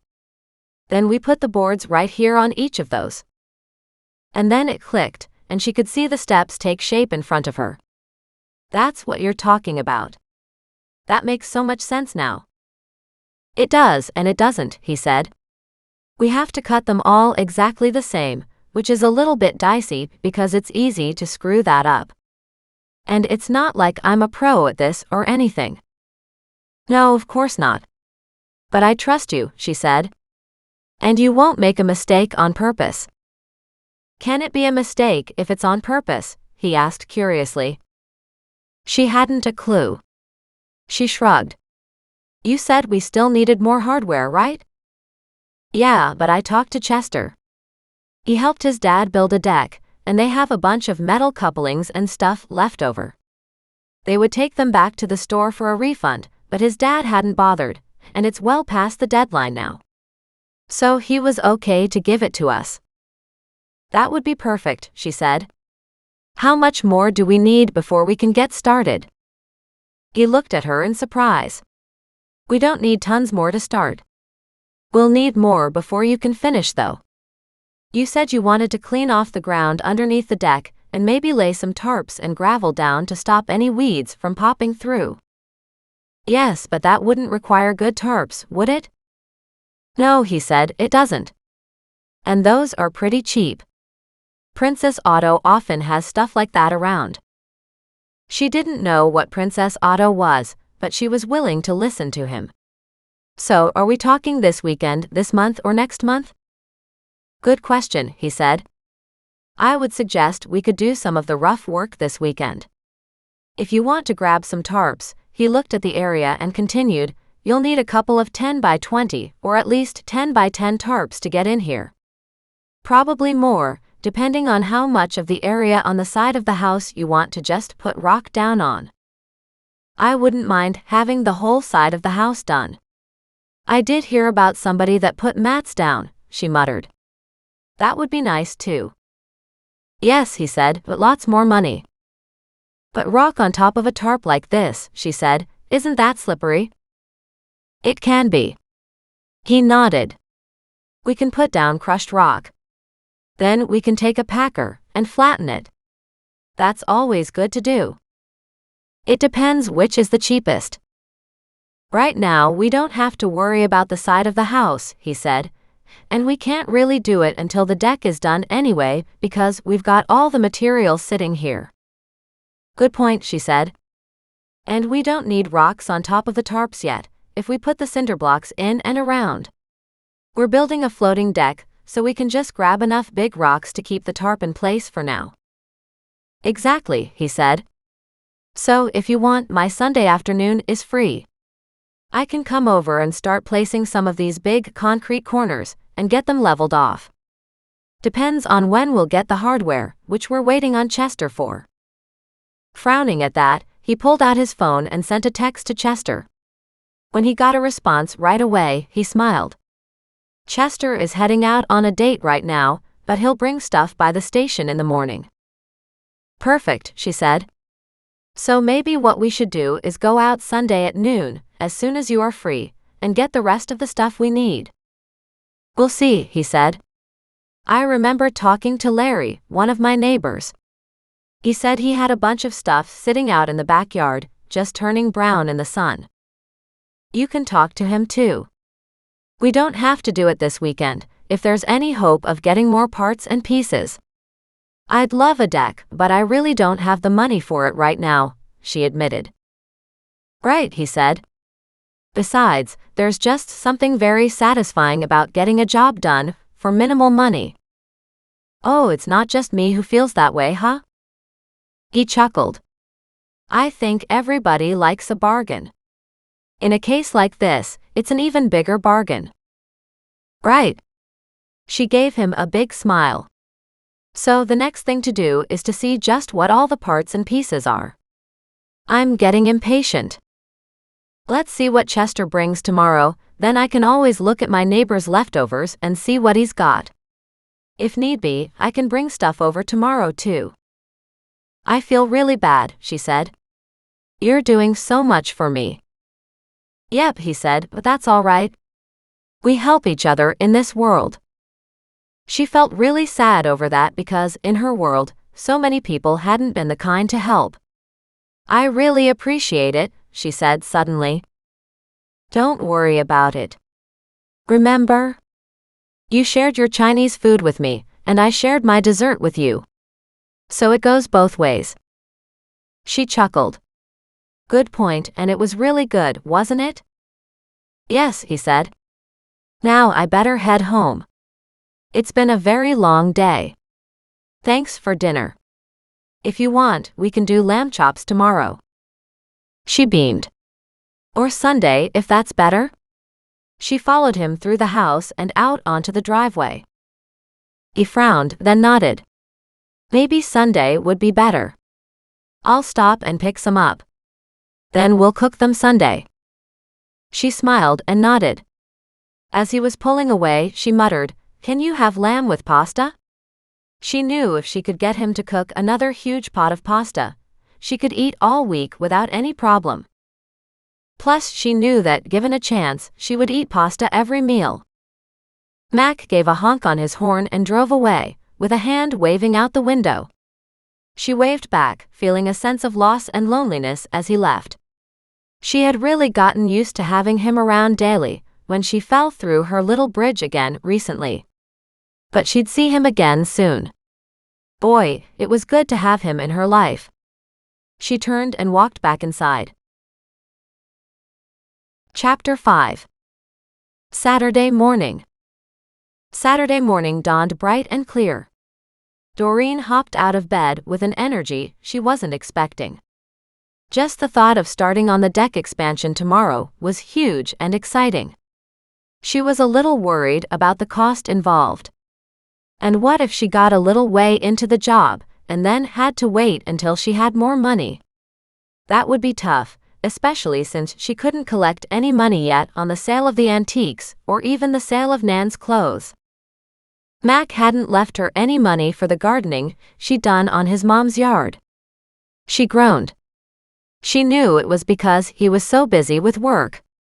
She wished she could help him out, but unfortunately she was a large part of the reason he had so much work to do. In the kitchen, she put on her morning coffee, disarmed the security system, and opened the kitchen window and the back door. The animals all barreled out. Thaddeus flew out the window, as if he couldn't possibly make it fast enough out the door. She shook her head. "What's up with you guys?" she asked, stepping onto her little deck to look around. But there was nothing to see. Except that the water was definitely higher. It was bobbing close to the top of the path now. She stared at it in surprise. Looking back at the coffee pot, she realized the first cup was almost half-dripped, and wondered if she could steal a cup because she wanted to go down to the creek herself, coffee cup in hand. She had put away the jewels in her bedroom last night, wondering what to do with them. She needed to get the appraisal done, but she didn't know how long that would take. She wasn't comfortable leaving the jewels anywhere but at home with her. She also wasn't happy at the idea of showing anyone else the jewels. Secrets had been buried with the jewels, and if opened, all heck could break loose. Finally, she managed to get a cup of coffee from the still dripping pot, and with the animals crowding around her, she walked down to the creek. It had risen at least 8 to 10 inches overnight. Was more to come? If that was the case, her pathway was about to go under. It was still quite a bit lower than her backyard, but wow. Muggs kept going closer and closer to the edge. "Muggs, stop," she snapped, placing her full cup on a big rock. He looked at her and woofed, then almost like a 2-year-old, took one more step toward the water and darned if he didn't start to fall. Doreen raced to his side as he scrambled up the bank, trying to get back out of the heavy rush of water. She managed to snag him by the collar, just in time to pull him toward her. But as a result, she ended up falling on her own butt, sliding down toward the water. It was all she could do to hold herself back from ending up in the fast current herself. She could hardly see through the surface. The water was dirty, as if it had picked up dirt every inch of the way as it headed down her little creek to become a river. She remembered seeing aerial photographs of the lake, where the brown rush of water from the river flowed into the lake and left this big half-circle of brown as it stirred out to the middle of the lake. And that was exactly how the pickup truck with those poor people had ended up in the lake in that big crush of high water some years back. This was nothing compared to that, but it was enough for her to have a reality check. She looked around and noted that if the water kept rising like it was, she couldn't take the creek route to Nan's anymore. She shook her head. Who knew? Muggs scooted back a couple feet and sat beside her on her property, but on the little bit of a hill area, so she could watch the water. Thankfully, he missed sitting on the newly transplanted heather. "It's so beautiful but so deadly." Just then, she heard a voice from over Richard's fence. "Like all water," the voice snapped. But whose voice? His. His wife's? Doreen was never sure who she was talking to, when she had no face to put to the androgynous voice. Richard had said he was married, and that his wife's name was Cicely. Yet Doreen had never seen her. The mystery of Richard's partner remained unsolved to date. But Doreen's curiosity hadn't dampened. She stared at the fence. "Can you see? The creek is so high." "It's not that high," she said. "It's not coming under my fence yet." She stopped and stared, thinking about that. Does it normally get that high? "Not normally," the voice said, but I've certainly seen it happen a half-dozen times in the years I've been here. I understand better now, Doreen murmured. But then her neighbor's fence was a little lower too. So maybe that made sense. Well, I no longer have a fence, so I can see it while I sit here on my property. You can watch it all you want, but it can get dangerous as all heck. Wow, Doreen said. I'm really amazed. The early morning sun was shining on the water that danced and gushed all the way down to the lake. It's incredible. Branches floated by, and even occasionally a whole tree. There has to be thousands of gallons of water plugging through here. Yes, the neighbor said. After that, there was no more conversation, as Doreen just sat and enjoyed herself. Finally, her coffee cup was empty, so she turned and headed back to the house to get more. The ground itself seemed a little wetter, as if the water had soaked in through the ground overnight, reaching back toward the house. The water was coming out of the hoses she had hooked up to the sump pump with Nan's help. She stared in surprise to see just a trickle coming out, but it meant the pumps were working. She headed over and lifted one of the round wooden discs above the pump to see water on the inside. Even as she watched, the pump activated, sending a gush of water that was in the little cistern out to the creek. She smiled. Wow, she said, there's more to this than I expected. Does everybody have pumps along here?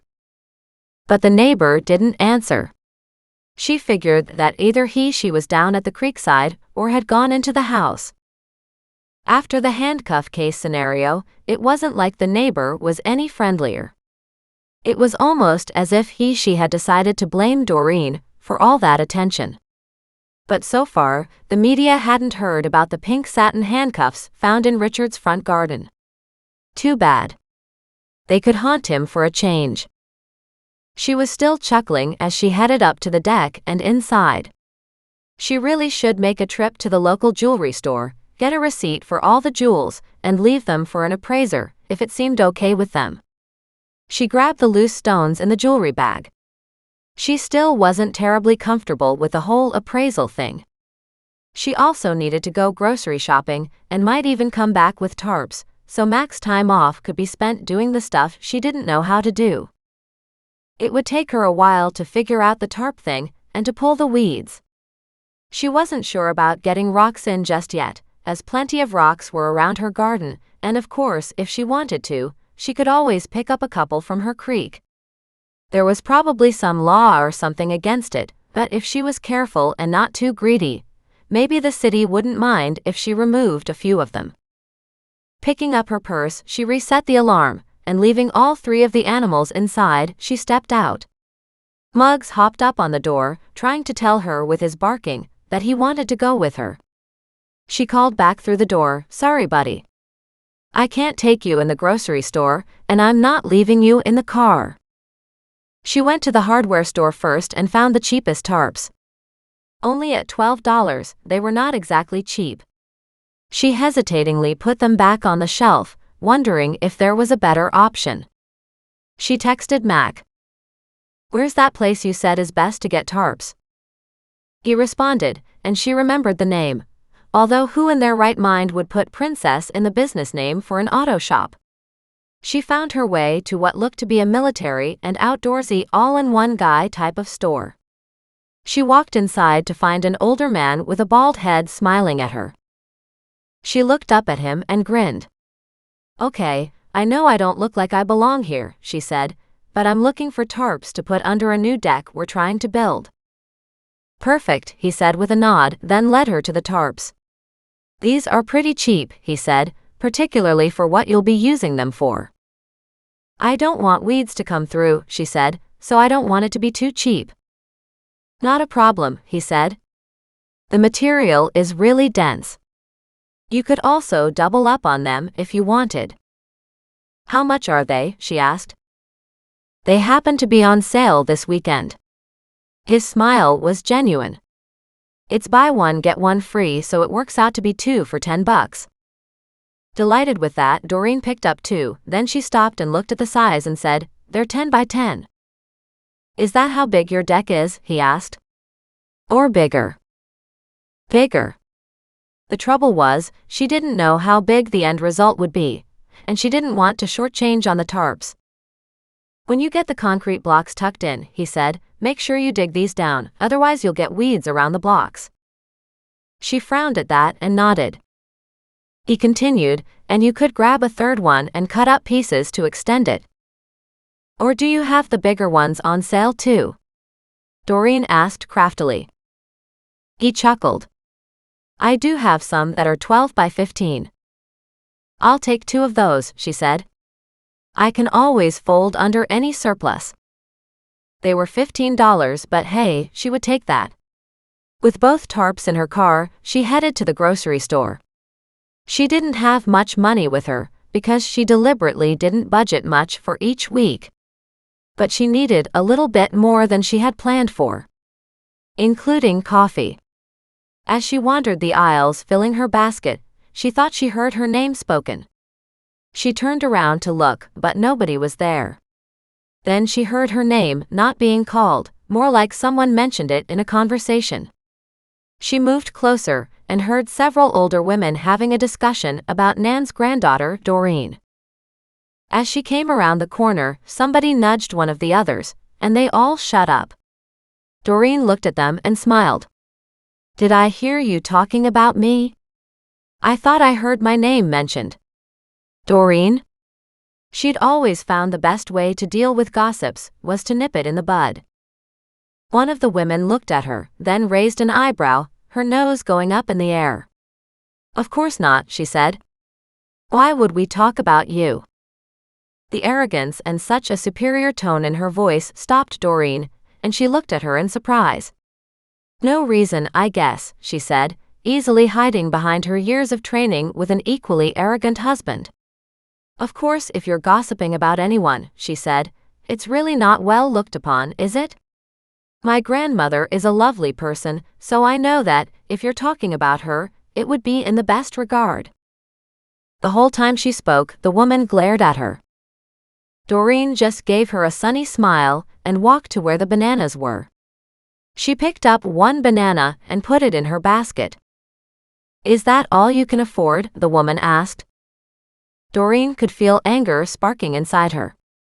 She turned and slowly looked at the 5 women gathered together, and only one had the grace to look ashamed. The other 3 were backing up the older woman. Of course not, but waste not, want not, she said with an airy wave of her hand.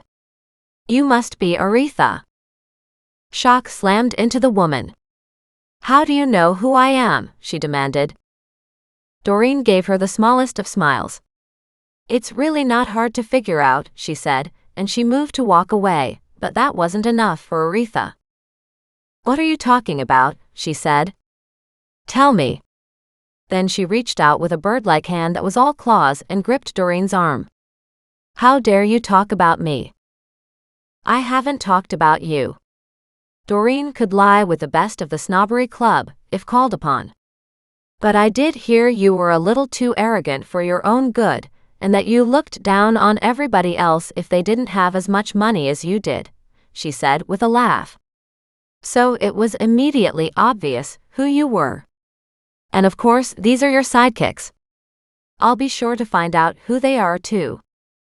With that, she simply smiled at them all and, ignoring the shocked look on Aretha's face, said, Have a great day, ladies. She pushed her cart forward, and as she walked past them, she could see some men who worked at the store looking at her with their jaws open. She gave them both a bright sunny smile and said, Remember to never lower yourself to the level of those you can't stand. And with a laugh, she carried on to the checkout stand. Chapter 6. Saturday morning. Still chuckling, and having seen the wide-eyed gazes of the cashiers and everybody around them, Doreen pushed her cart out to her car and loaded the few groceries she had bought, including her single banana. She never was one to have many bananas around because they ripened so fast. Not that she was an expert on them, and maybe there was a way to stop it, but it seemed like bananas went from green to black in split seconds, particularly during the heat. The last thing she wanted was a whole pile of black bananas that she didn't know what to do with. On the other hand, the incident had been very eye-opening in terms of Aretha's personality. But Doreen had met many women like her. Doreen's previous life had been fraught with women who were all so much better than she was. Or at least they wanted to be. In her case, her husband had been an all-powerful figure, and many times those women in particular wanted nothing more than to be her. As she got back into the vehicle, she really wanted to chuckle because Aretha would be so surprised to know about the jewels Doreen was taking to get appraised right now. Inside the vehicle, Doreen drove to the largest of the jewelry stores in town. It was located inside the mall, which was not her favorite place, but if that was where they were, that was where Doreen was going. As she walked inside the mall, she headed toward the jewelry store and asked to speak to the manager. The clerk looked at her in surprise, then shrugged and went into the small back room. Very quickly, two women came out. The older of the two smiled. "Hello. What can I do for you?" "I'd like to get some jewels appraised, please." "For insurance purposes?" the woman asked, pulling her glasses off the top of her head. "That's part of it, yes," Doreen said as she glanced around. "I would really prefer not to have everybody know what I've got." "Of course," the woman said. She lifted a portion of the counter. "Come with me." Together, they went into the back of the store, where a small table was in an office area. As soon as Doreen was seated, she pulled out the little bag and handed it over. "I've obviously photographed everything at home," Doreen said, "but for insurance purposes and identification, we need more detail." The woman nodded and carefully poured the jewels into a small sparkling heap on the table. She didn't make a comment, just studied them carefully. "I'll have to get these off to a specialist," she murmured. "You don't have anybody here?"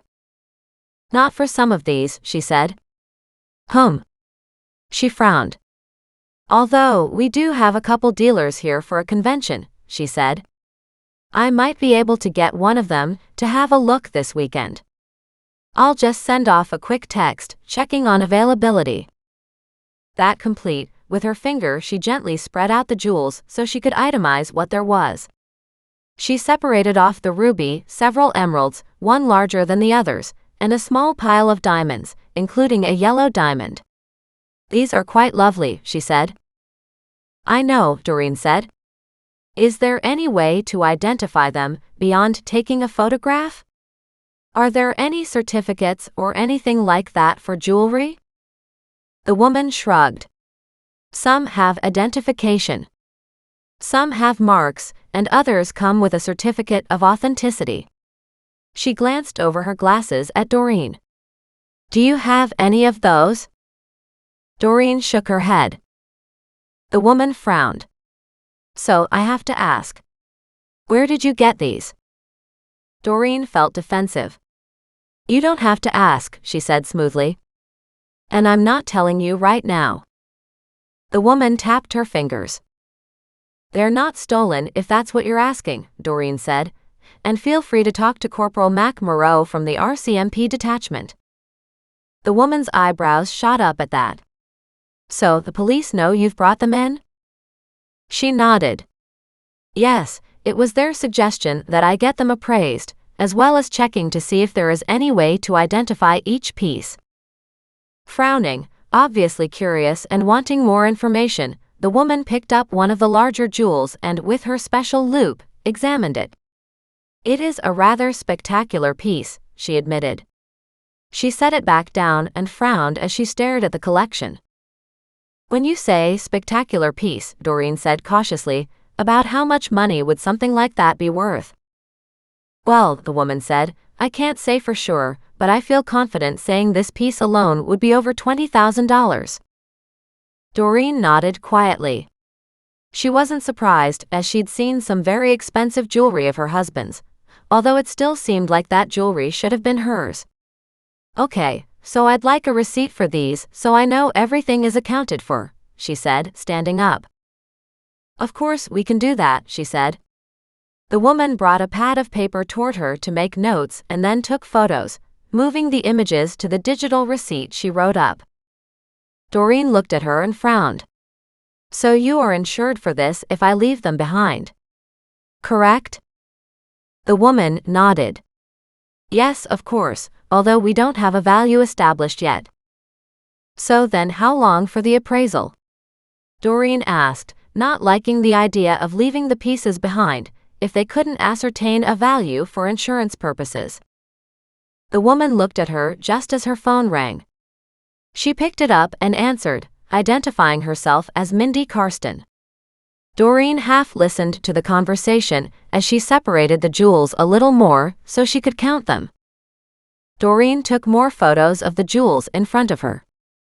She finally realized they were talking about somebody coming back to the store to look at these very jewels. When she was off the phone, the woman looked up. You're in luck. He's coming over anyway, and will be here in a few minutes, if you want to wait. Reaching for her pad and pen again, she said, It'll take that long for me to wrap up this receipt anyway. That sounds great, Doreen said, then sat quietly in her seat, watching the woman carefully as she took several photos of each of the pieces and carefully added them to the digital receipt. When a commotion at the front counter occurred, the woman looked up and smiled as a man walked around the corner and into her office. Jeremy, how lovely to see you, she said, reaching up and shaking his hand.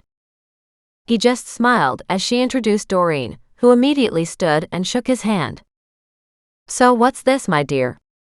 You have some interesting jewelry? Is that what I'm hearing? Jewels, Doreen corrected. Cut but not set. His brows came together. Mindy, the woman she'd been dealing with, stepped to the side. He sat down, pulled out his loupe, and looked at the jewels, picking out the biggest emerald. Excellent quality, he said. Obviously we're not talking the top tier, but these are very, very nice gems. He looked over at her. Where did you get them? Doreen gave him a bright smile. I don't wish to disclose that at the moment. What I'm looking for is an appraisal on the pieces. And to ascertain if there is any identification for them. You do, of course, have proof of purchase and possibly certificates, don't you? His tone was starting to grate on her nerves. She smiled and said, Again, that's none of your concern. I was just speaking with Mindy about some aspects of this process. I don't know you from Adam. He frowned, shaking his head. Don't frown at me. You might be a pro in your field, but I don't know you. I came here looking for an appraisal on these gems.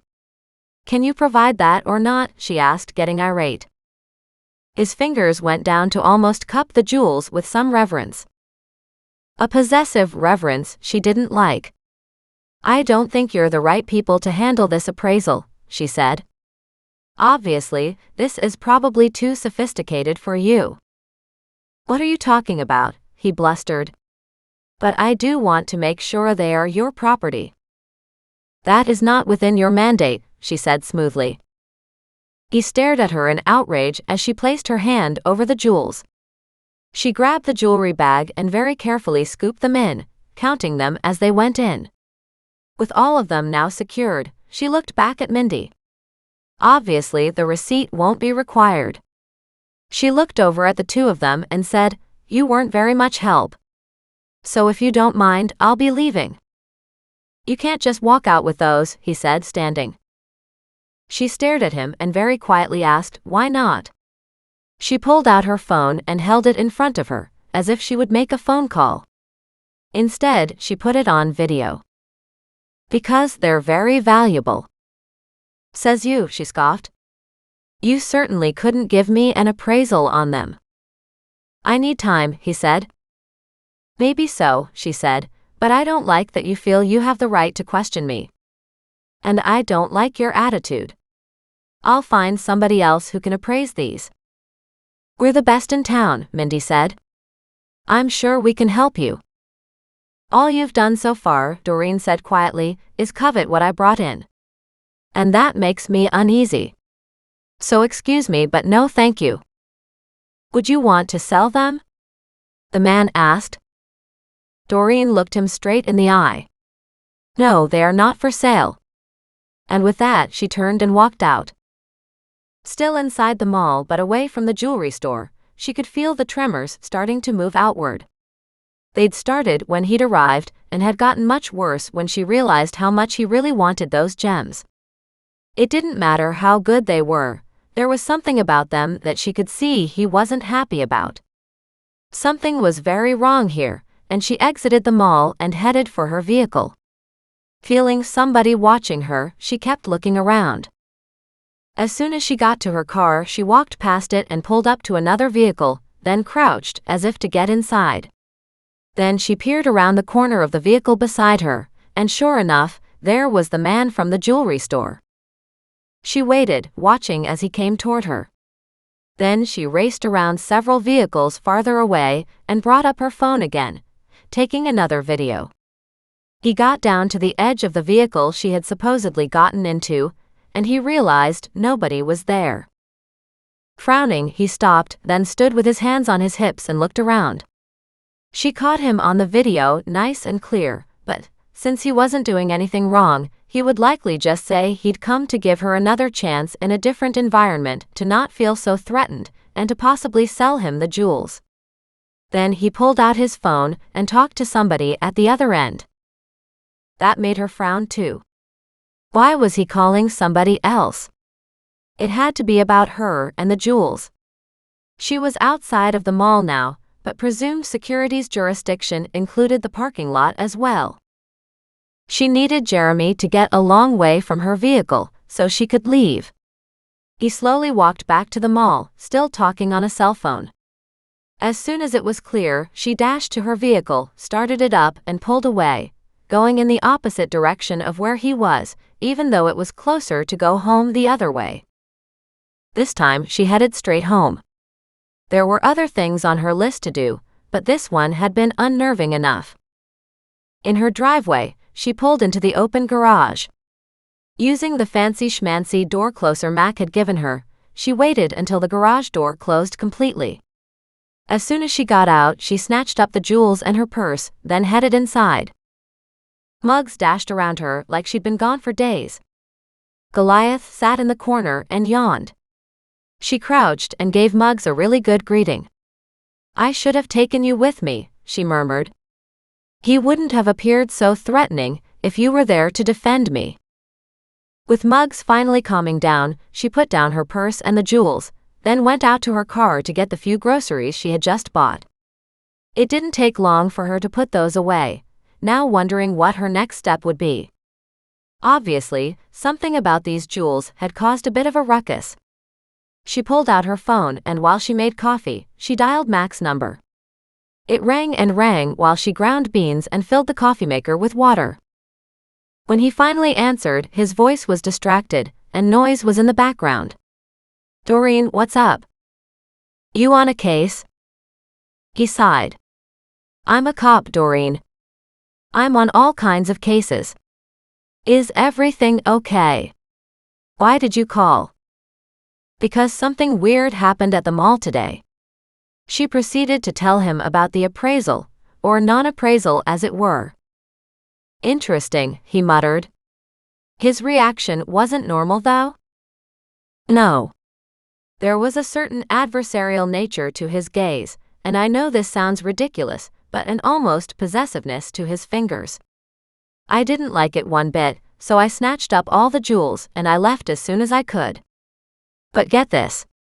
He followed me out to the parking lot, all the way down to the end to where I'd pretended to go.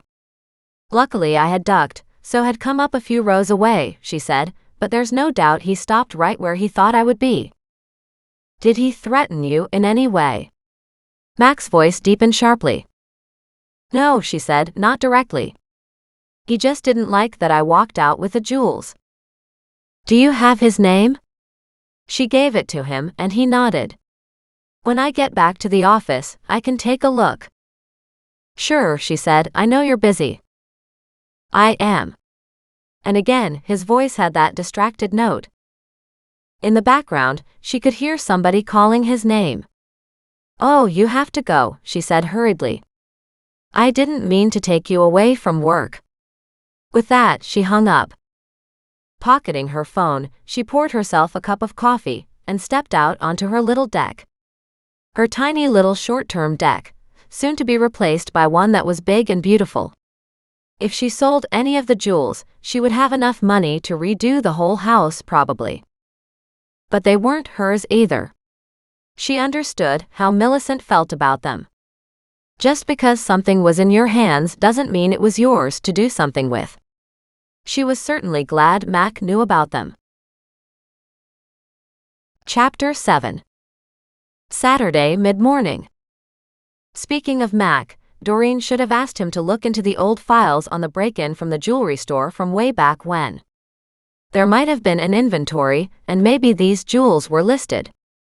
But that didn't make sense because, when Millicent had turned the jewels into the police, they should have run it against any jewels they had listed as stolen from the jewelry heist or other crimes anyway. Still, she wanted to check for herself. She didn't want to think that maybe the cops hadn't done their due diligence back then, but things happened. Just because Millicent said she had turned them in, was it her or her husband who went? She hated to think either of them could have said they had done something, but hadn't. People did all kinds of stuff, though she knew she was walking a thin line because these were Mac's parents. She sat here with a notepad, idly doodling and looking in her garden, trying to figure out what plants to put where, hoping maybe she could collect flowers and transplants from all different places instead of having to buy them. Not only were mature plants so much more stable and easier to grow if you got offshoots from them, but the nursery plants were often delicate and didn't handle transplanting that well. She wasn't sure what the soil was like here in her own backyard, and sure, a truckload or two of topsoil would be lovely, but it wouldn't happen anytime soon. As it was, she wanted stepping stones instead of a worn-down path all the way to the end of the backyard. She needed to cut the grass again, too. As she looked in that direction, she sighed unhappily and started a work list. Finish digging up the garden, weeding to the right side of the house, mow the lawn, trim around the new garden area, lay down tarps. At that she brightened because she did have the tarps, so she could get those down now. With that, she bolted upright. She was getting hungry. After all, she only had coffee for breakfast. But the thought of making another sandwich, after just going to the grocery store, didn't sound good to her. I'll fix something in a bit, she thought, as she sat outside, looking over the area where she would put down the tarps. That shouldn't be too hard to get done today. And of course, it was so much more interesting than doing the weeding. She glanced back to the side of the house and her shoulders sagged. That's the problem with doing stuff yourself. It doesn't get done unless you do it. If she had her slew of gardeners, it would have all been done in a couple days. Then she could have gone along and been super picky about weeds still growing in the center of the plants. But she was much less critical nowadays. It wasn't that she'd wanted to be critical back then, but when you had a whole army of gardeners to keep busy, it seemed like the thing to do. Now she knew so much better. She wondered about Aretha and how her wealthy lifestyle was working out for her. Doreen knew firsthand just how cold and empty it could be. Aretha had to be closer to Nan's age. But regardless of her age, she still didn't look happy. That pinched look to her lips and the sallow, hollow cheeks that went along with that highfalutin skinny lifestyle didn't reveal any kind of rosy glow or inner joy on her face. Doreen wouldn't be at all surprised to find out the woman was extremely unhappy and depressed most of the time. A part of Doreen said she should reach out and try to be a little nicer, but another part said to forget it because the woman deserved everything she got. But that wasn't Doreen's way, unfortunately. Determined to accomplish something, she got up and grabbed her gardening gloves. She called the animals out to the garden. She was determined to do some weeding at least. Wandering down to the overgrown bed, she figured she could handle about 10 feet without too much stress. Then she would figure out what needed to be weeded, where the tarps would be. With that, she grabbed her digging fork and wheelbarrow and headed to the spot she was working on. She should have brought some music out, and almost as if reading her mind, the neighbor on the far side, not Richard's, turned music on. Some symphony. Not something Doreen would have chosen, but hey, it was better than nothing. As she listened to the music of an era long gone, she dug, rocking and rolling as she tossed weeds and picked up big rocks and moved them off to one side. She wanted the rocks, but she wanted to place them strategically when she was done, so she had a pile of big rocks in the garden and left the little ones where they were. She really did need some topsoil, and that would be a problem. She could get one of those giant bags, maybe delivered with equipment over into her backyard, but that had to be at least $100, if not twice that. And somehow, she would still have to wheelbarrow the dirt in and out. She would probably need one bag for each side alone. Groaning at the extra cost, but knowing the garden had been severely depleted over the years, she dug back in and kept coming up with more and more roots. She was working to get the roots under the base of the weeds, not just ripping them off halfway. By the time she'd worked down the bed a good 5 feet, she realized how much she'd overestimated her abilities, particularly in the growing heat. She wanted to stop and go in for some ice water, but at the same time, she knew if she stopped even for a few minutes, she would quit for the day. She kept digging, and by the time she was almost there to her 10-foot mark, she heard a voice calling out to her. "Out here," she yelled back, and it wasn't long before Mac came striding through the kitchen. He stood at the deck. She lifted her very last shovelful, bent down, and shook all the weeds loose, reaching farther to loosen up some more that were deeper, and then heaped the ground around the plants. She straightened up, groaning. "I forgot how hard this work is." "Maybe so," he said, looking down at the bed along the fence. "But you're doing a hell of a job." She beamed at him. "Well, that's the established garden," she said. "I didn't really want to lose it, but it needed some work. I'd like to find a way to put something along the very back against the fence to stop it from rotting, and to also give the whole thing more definition. We could probably put some loose boards along there," he said. "That would allow you to build the dirt a little bit higher along the back too." He walked down the few steps and came around to where she stood. Looking at the wheelbarrow, he asked, "Where are you dumping all this?" "Out in the compost bin closer to the front," she said. "I was just bringing the bin down here to fill it, but now it's too heavy." He gave a short bark of laughter.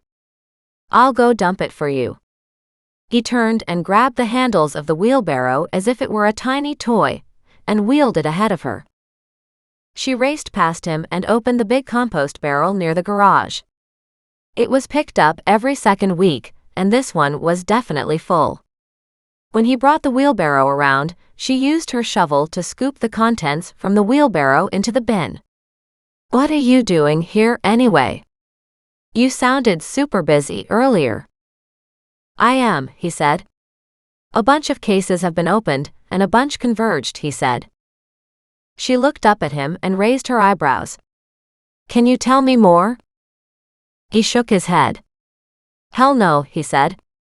"We have enough work to do without you getting in the middle of it." She snorted. "On the other hand, if you told me about it, maybe I could cut your work in half." He raised his eyebrows. "Are you insulting us?" he drawled. "No, just poking a little fun." She snapped the compost bin closed. "Thank you. That can go back to the garden now." Obediently, he turned and pushed the wheelbarrow back to where he'd found it. "Are you doing more this afternoon?" She shook her head. "No. I plan to do that 10 feet I just finished, then spread out the tarps and figure out the markers I needed to cut out that part of the lawn, and get that done. But it took way more to do the 10 feet of weeding than I was expecting." "You think," he said. "You'll need some more dirt in here, won't you?" "Yep," she said. "Though I'm not sure how or how much it'll cost. Especially back here." He frowned. "You can't get a dump truck in here." He could dump it on the driveway on a bunch of tarps, but you'll have to wheelbarrow it around. She nodded. "What about those big bags they can sling around? Do you think they could drop it alongside the garage here, or even around the back?" He looked at her in surprise, then walked to the side of the house, frowning. Then he nodded. You know what? They just might. At least that would keep it all contained, and you could just shovel out a wheelbarrow full at a time. That's what I was wondering, she said. Then I could take it down, start at the far end, and work it back. But it would probably take at least 2 bags. More, I think, if you want to do both sides. I do, she said, and I should top dress this grass in the center, but I wanted to get some patio blocks along in the middle because walking on the grass isn't the best. He nodded. We were talking about a patio in here. He looked at her. Where are those tarps you bought? She beamed at him. Let me go get them. She dashed up the steps and noted a full cup of coffee sitting on the railing. She glared at him. Do you ever buy your own coffee? Nope, he said, I don't have to. I just come here and get a cup. She rolled her eyes, snatched up her own empty cup and walked inside. Thankfully, there was still a cup for her, but it was cold. She groaned and put on a fresh pot, then checked his cup and found it cold too. She poured them both into a carafe and put them in the fridge. Iced coffee was a lovely thing in the afternoon. While she waited for the fresh coffee to finish dripping, she went out to the garage, grabbed the 2 new tarps from her car, and took them out to where Mac was. Where's my coffee? It was stone cold, she announced. That pot was made a long time ago. So I stuck that in the fridge and put a fresh pot on. Okay, he said. You're forgiven. She shook her head. The nerve, she sputtered. He looked at the tarps with interest. Hey, I like these, he said. They'd be great for camping. These will be great for under the deck, she snapped. He chuckled. There is that too. So what is it you're hoping to do? He asked as he opened one and spread it out. That's quite big, isn't it? She said, studying the size. Maybe, but not quite big enough, depending on what you're thinking. I was just thinking to keep some of the weeds down below the deck, so they don't poke through. With that, he took the digging shovel and put a quick line all the way around the outside of the existing deck, then another quick line for the space they were looking at, outside the tarp, and yet another line to mark the space they were looking at for enlarging the deck. It'll go a little bit bigger than this, he said, but it wouldn't hurt to have a bit of a ridge around here. We'll have to level off the blocks anyway. She nodded. While we have it marked, I could cut out all this sod. The compost bin gets picked up Monday. So I should fill it tonight, take it out so it is emptied on Monday, then I can put whatever is left of this sod into the bin on Tuesday. That's not a bad idea, he said, and he picked up the shovel again and started slicing it deeper, so she could pick up sections of grass and move it. This section will be tough. He motioned at the part of the lawn where she stood. But as you get closer to the house, it should get easier. Do you think I should just leave it in place and let it die instead? She frowned, looking at it. Your choice, he said. We'll have to dig the blocks down, and you only have what looks like maybe one step all the way around. Because the deck itself can't be too high. I'm afraid any longer grass will poke through. She groaned. It's just so much work. Since when are you allergic to work? I'm not, she said, straightening her shoulders, fortified by the compliment in his question. She grabbed her digging fork, and while Mac cut cross pieces, she used the digging fork to lift them. Then she beat the pieces a couple times with a digging fork to loosen them, and tossed the pieces into the wheelbarrow. Before long, they had a good 4-foot strip done. That went fast, she said, surprised at the difference having help made. Big jobs are easier with more hands than just your own, Mac said. Even if just to know you're not alone in it. She thought about that and nodded. It seems like I've been alone a lot in my lifetime. Well, you're not now, he said. You have a community, and that makes all the difference. Speaking of which, did you find anything else about the jewels? He asked. She shook her head. No, but I was thinking maybe you could pull the old records from that burglary. Presumably, when your mom turned the jewels into the police, they checked the jewels against the jewelry heist and didn't find anything that matched. I'd just like to confirm. He nodded without saying anything. But it was a long time ago, so I don't know what you'll find for records, she continued. I don't know either, he said. We do have paper records and some of it's been scanned in, but most of it hasn't. It's just been sitting in storage. She shook her head. That makes no sense to me. Mass digital conversion, he said. She nodded. Well, let's hope something is there. Other than that, I had a not-so-interesting conversation with Aretha in the grocery store today. Then she filled him in on that exchange. He looked at her in surprise. At least you can hold your own, he said. You understand women like that. She nodded and reached up to wipe the sweat off her brow. But you know something?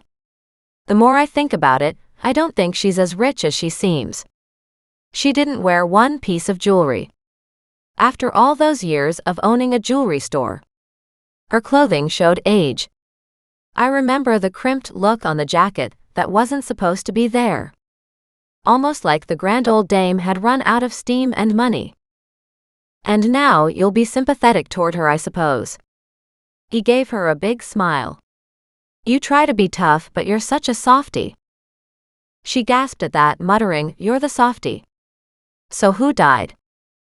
A little old lady, he commented. She stared at him. Murder. He glared at her. Well, it must be if you're involved. Other deaths come under my umbrella too, you know. What exactly does that mean? He shrugged. When someone dies, and the person isn't known to have any particular health condition, we take care of the case until we get back the autopsy results. If nothing is suspicious about it, the case is closed. However, if something is suspicious about it, then we work the case. Is it a little old lady that Nan's likely to know? Doreen jammed her digging fork into the ground with a little more force than she needed. Maybe, he said. Any connection to my jewel case? Your jewel case, he said in a teasing note. She flushed. Okay, so maybe it's not a case. But if it isn't, then I might as well start looking into serial killer Bob Small. Hey, that's not funny, he said. She shrugged. I won't be bored, and that's been sitting in the basket. I'll have to deal with it eventually. Or not, he snapped, digging harder and faster. She watched in amazement as he crisscrossed his shovel into the ground, making it so much easier for her to remove the sod. I almost hate to be nice to you, she said with a grin. He ignored her and kept barreling through the work. By the time he got half of it done and was well on his way to the 2/3 mark, she was enjoying it. He stopped and looked at her. What's your problem? You look like the cat that ate the canary. Why? You, she said, finally laughing out loud. To get all this yard work done, I only need to get you steaming mad, hand you the shovel, and boy, do you plow through it. He glared at her, then looked at the amount of work he'd done, and despite himself, he chuckled. Did you do that on purpose? She shook her head. No, I sure didn't. But I'm happy with the result. Except you're the one who will have to shake out all that sod, he said, and you're way behind now. She nodded. I get that, but I've already done a lot of work today. I can finish it tomorrow. Just then Mac's phone beeped and he looked down and frowned, headed for the house. What's the problem now? She asked, following him. Another old lady, he said sourly. She stopped. Dead. You didn't hear that from me, he said, and no, I don't have any details, so don't bug me. Got it, she said slowly. It's an interesting conundrum, isn't it? What? He walked into the kitchen and poured a cup of coffee. Wiping his face with a damp paper towel, he said, I've got to go. She called back, You really want to talk about it, but you can't. That's the conundrum. I really don't want to talk about it, he said, But you won't leave me alone. That's the conundrum. She laughed and whispered, since he was gone already, "Good point, Mac. Good point."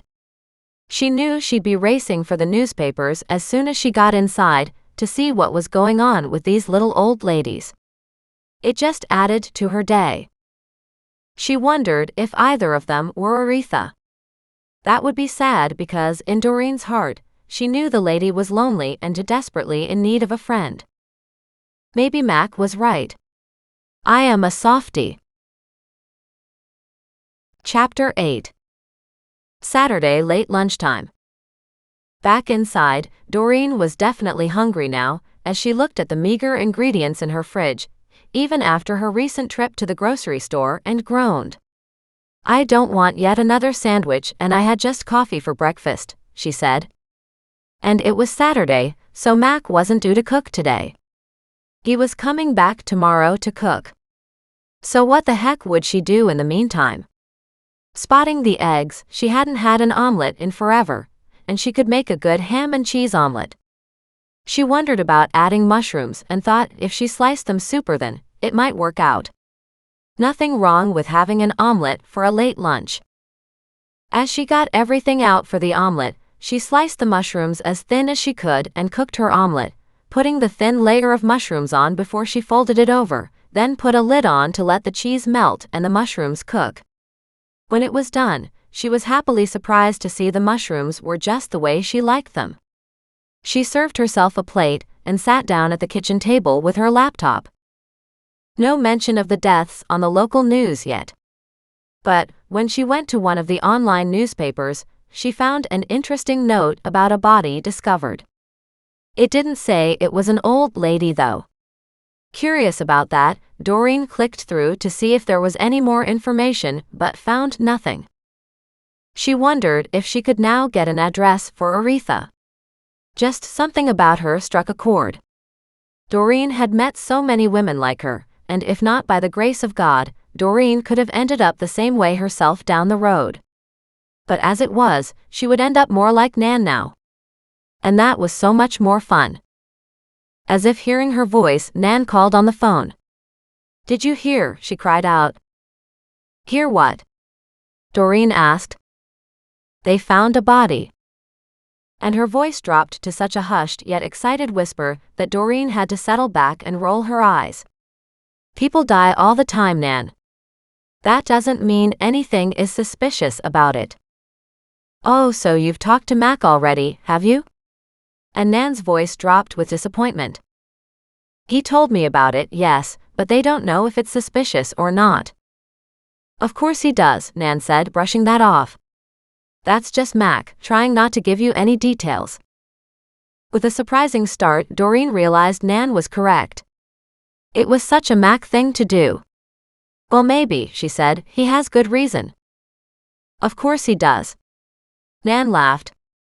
"He's trying to keep you out of trouble and away from his case."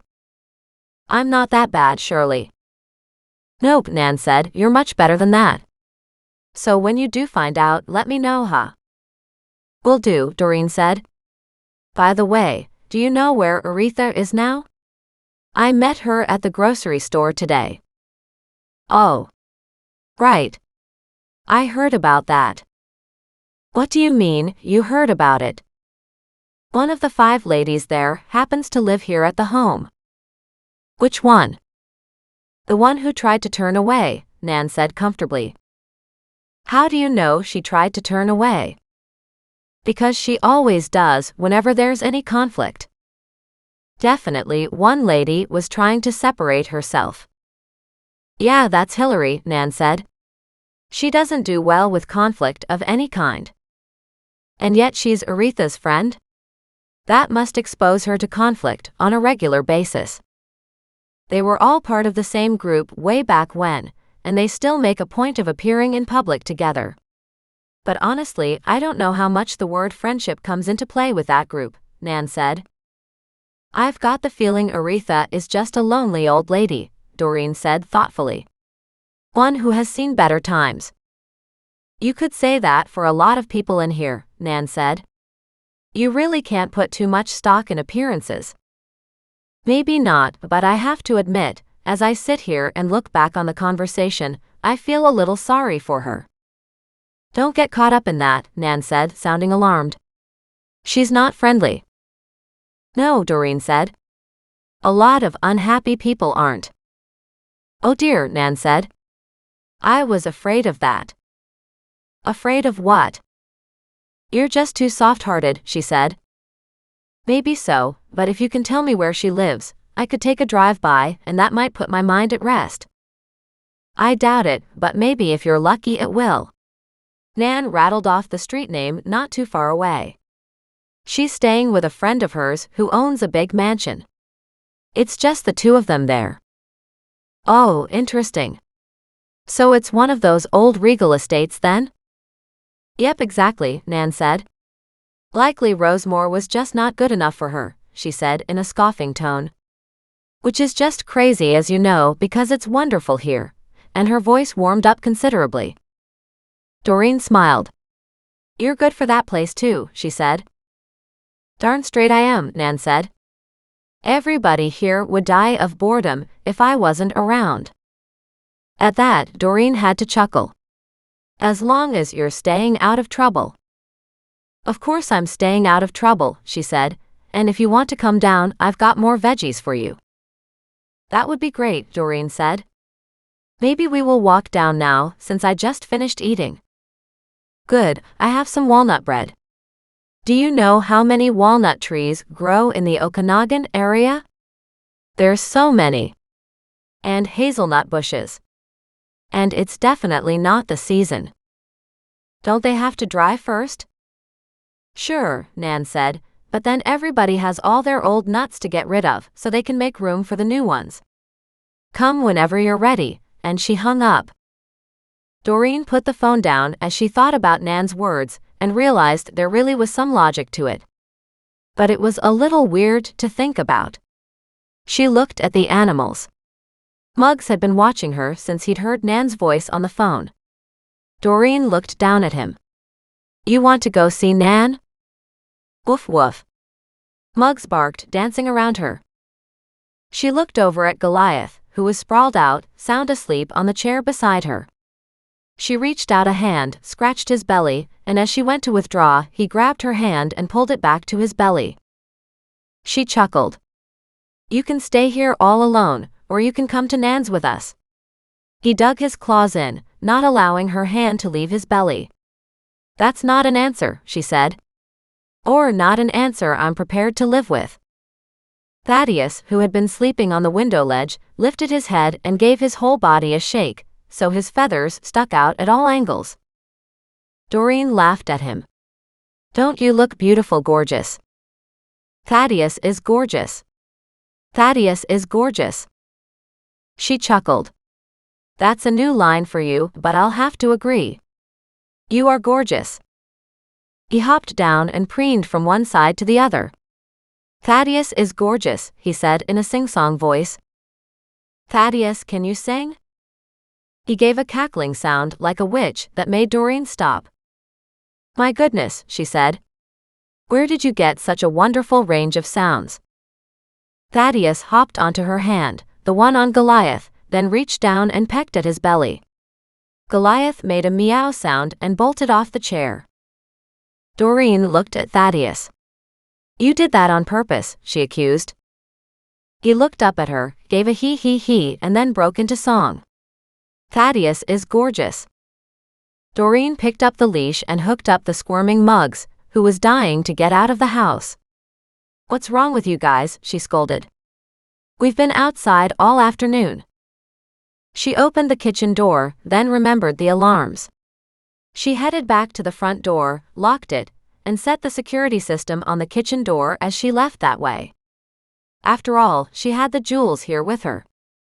With the animals ahead, except for Thaddeus, who had taken his perch up on her shoulder and was still busy singing about how gorgeous he was, she walked to the creek, wondering if she could get another trip down the path. In contrast to earlier, the water level had dropped slightly. She smiled at that and walked toward her grandmother's place. She couldn't imagine anything better on a Saturday mid-afternoon than lounging about, doing some gardening, and visiting with friends and family. It was something she'd missed all those years she was married. Her husband had refused to let her have much of a relationship with her grandmother, and her friends were his friends that he deemed appropriate. She remembered when a couple divorces happened among his group of friends, she had been told clearly not to have anything to do with the wives. Thankfully, they had never contacted her afterward anyway, but she often wondered now what she would have done.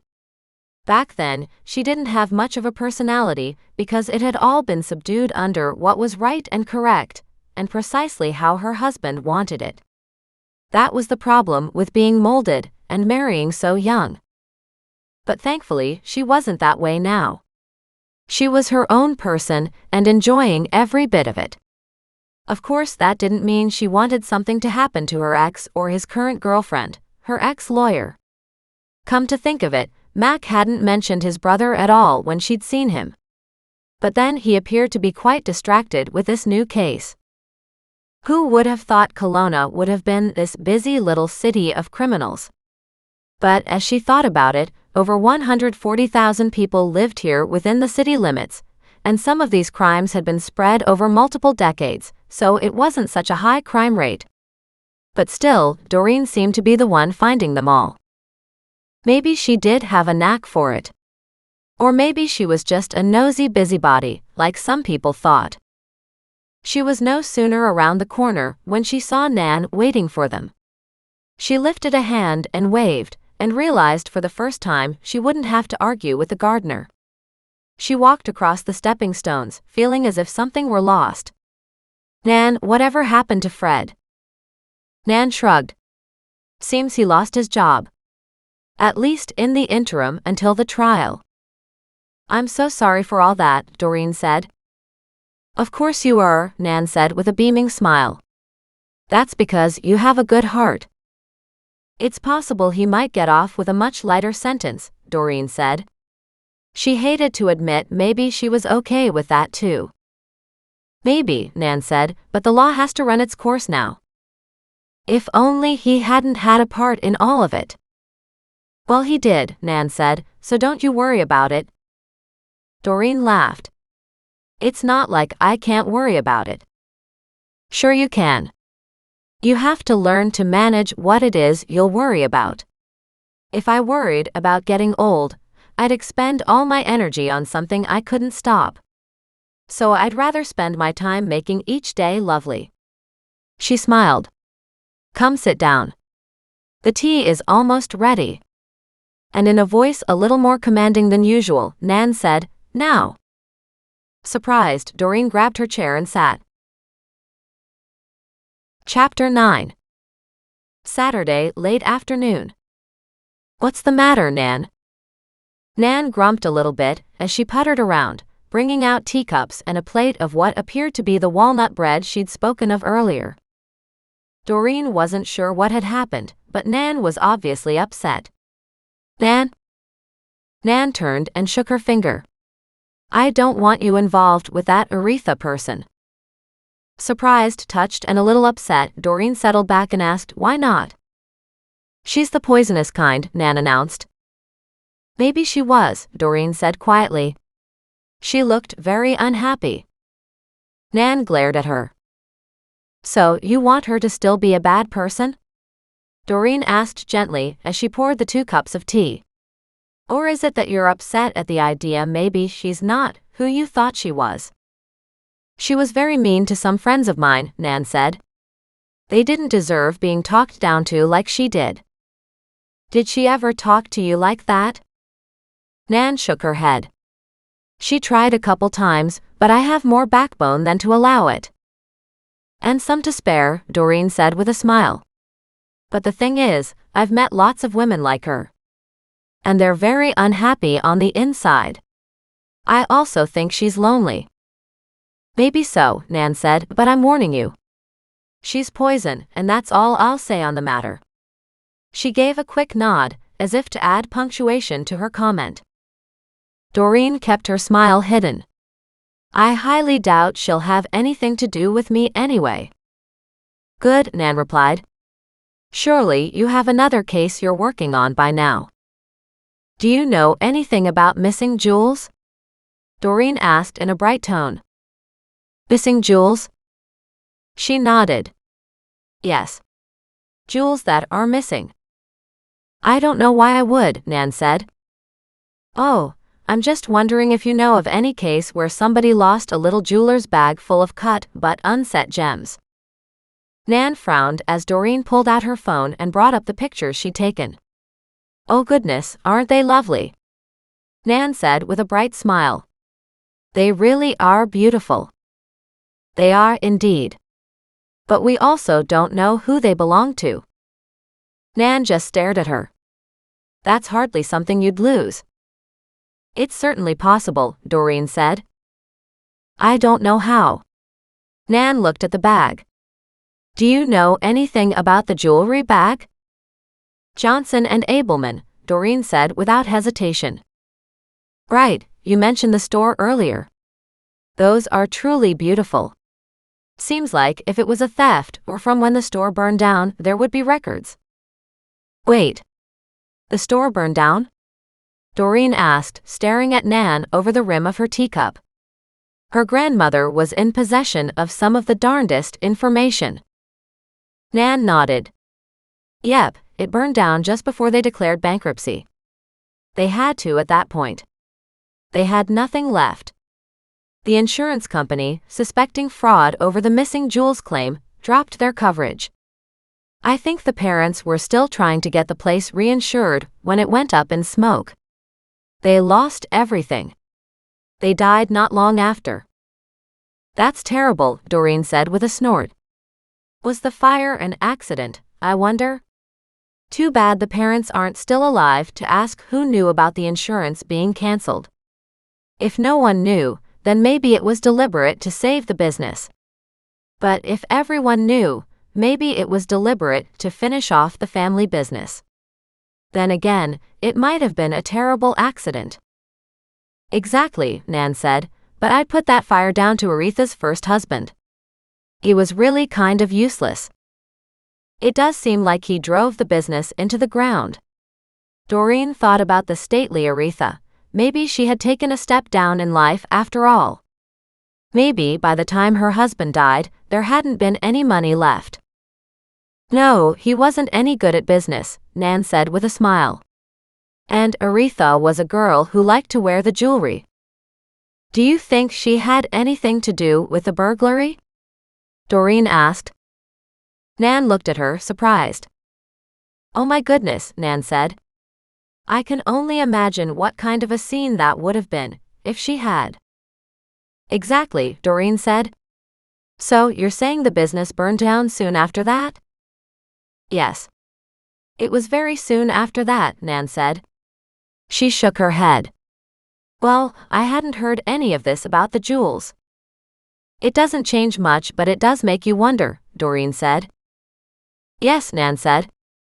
Maybe it is poor Aretha after all. I can't remember now, Nan said. Did her husband commit suicide? I think there were rumors to that effect. She tapped her jaw as she tried to remember.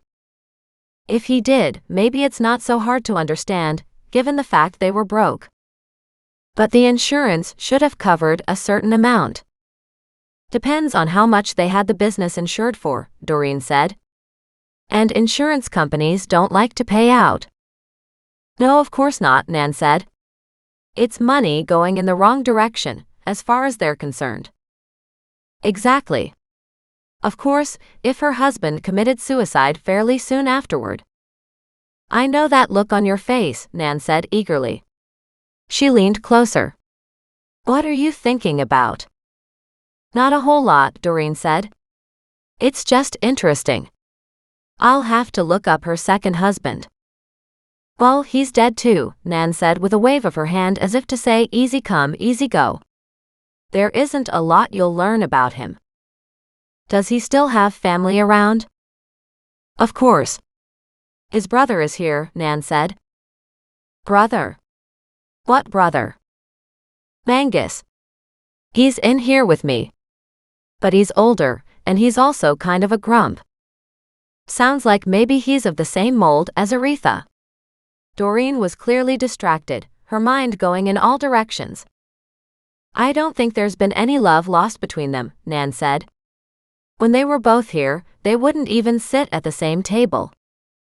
If I was still married and my husband died and I came to Rosemore, I'm not sure I'd want to hang out with my husband's old friends or family either. Okay, good point, Nan said. That could very well be it. Aretha doesn't do well with anybody. You know that, right? That's what you keep telling me, Doreen said with a smile. Just say that you believe me, Nan said. Okay. The conversation eased back a little bit at that point. So what about Mangus? Doreen asked. Is there any way I could talk to him? Probably, she said. You could come by on Monday. He's on my lawn bowling team. Are you enjoying the game? She asked curiously. Nan laughed and nodded. I am, and finding it fun, she said. I'm not saying I'm very good at it, but Mangus is quite good. Is he here now? Nope, he's not. He's gone away for the weekend. Interesting. How does one get away for a weekend when in Rosemore? Nan snorted. Honestly, he's probably gone into the hospital for a procedure. Anyway, he's not here and is supposed to be back Monday. Good, Doreen said. Maybe I can talk to him then. Nan nodded, then looked at her watch. It was about the third time she'd looked at it. Am I keeping you from something? My favorite show is coming on. Oh my, Doreen said. I don't want to put you out. It doesn't matter, Nan said. If I miss some, I'll just pick it up later. Maybe, but I'm totally okay to walk home now. If you're sure? Nan frowned at her. Absolutely, Doreen said. Besides, the tea's all gone. At that, Nan started to laugh. Good point. It is indeed. She stood. Would you like some walnut bread to take home? I'd love some, Doreen said warmly. As Nan walked back into the kitchen, Doreen wanted to mention the vegetables she'd been promised, but at the same time, maybe Nan had given them away to the others. Then Nan came back out and set her basket down. Pick the vegetables you want, please, she said. I'm honestly struggling to eat it all. I don't want to take too much, Doreen said, but eyed the huge tomatoes with a gleam in her eye. Nan chuckled and pulled out a plastic bag. Here. Let's get you some cucumbers and carrots. Green onions, of course. Oh, and some tomatoes. Very quickly she closed the bag, nearly emptying the entire basket, only leaving herself one tomato, a couple small baby carrots, and a little lettuce. Nan, are you sure? Doreen asked, looking down. You've only got a little left. Not only am I sure, Nan said, but here. She held out a tinfoil-wrapped packet. 6 slices of walnut bread. Feel free to share with the good detective, if you'd like to. He's cooking dinner tomorrow night, Doreen confessed. So I'm sure he'll love some. Nan literally rubbed her hands together with glee. Doreen frowned.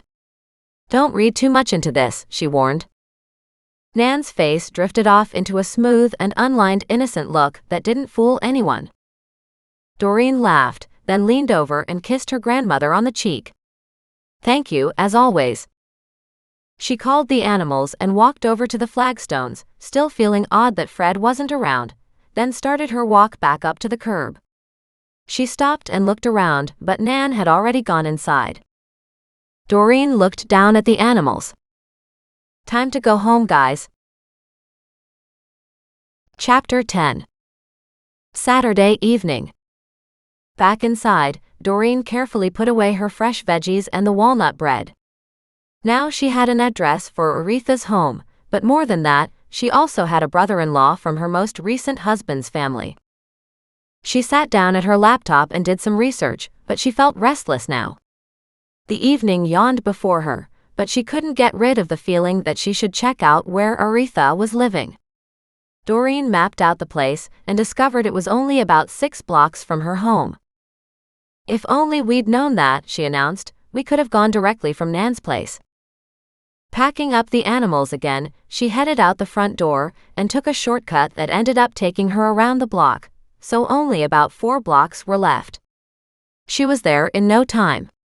Happy that she'd come this evening so she didn't have to fuss and worry about it later tonight, she stopped outside the beautiful mansion with the big locking gate. The place reminded her of the home belonging to Ed Burns.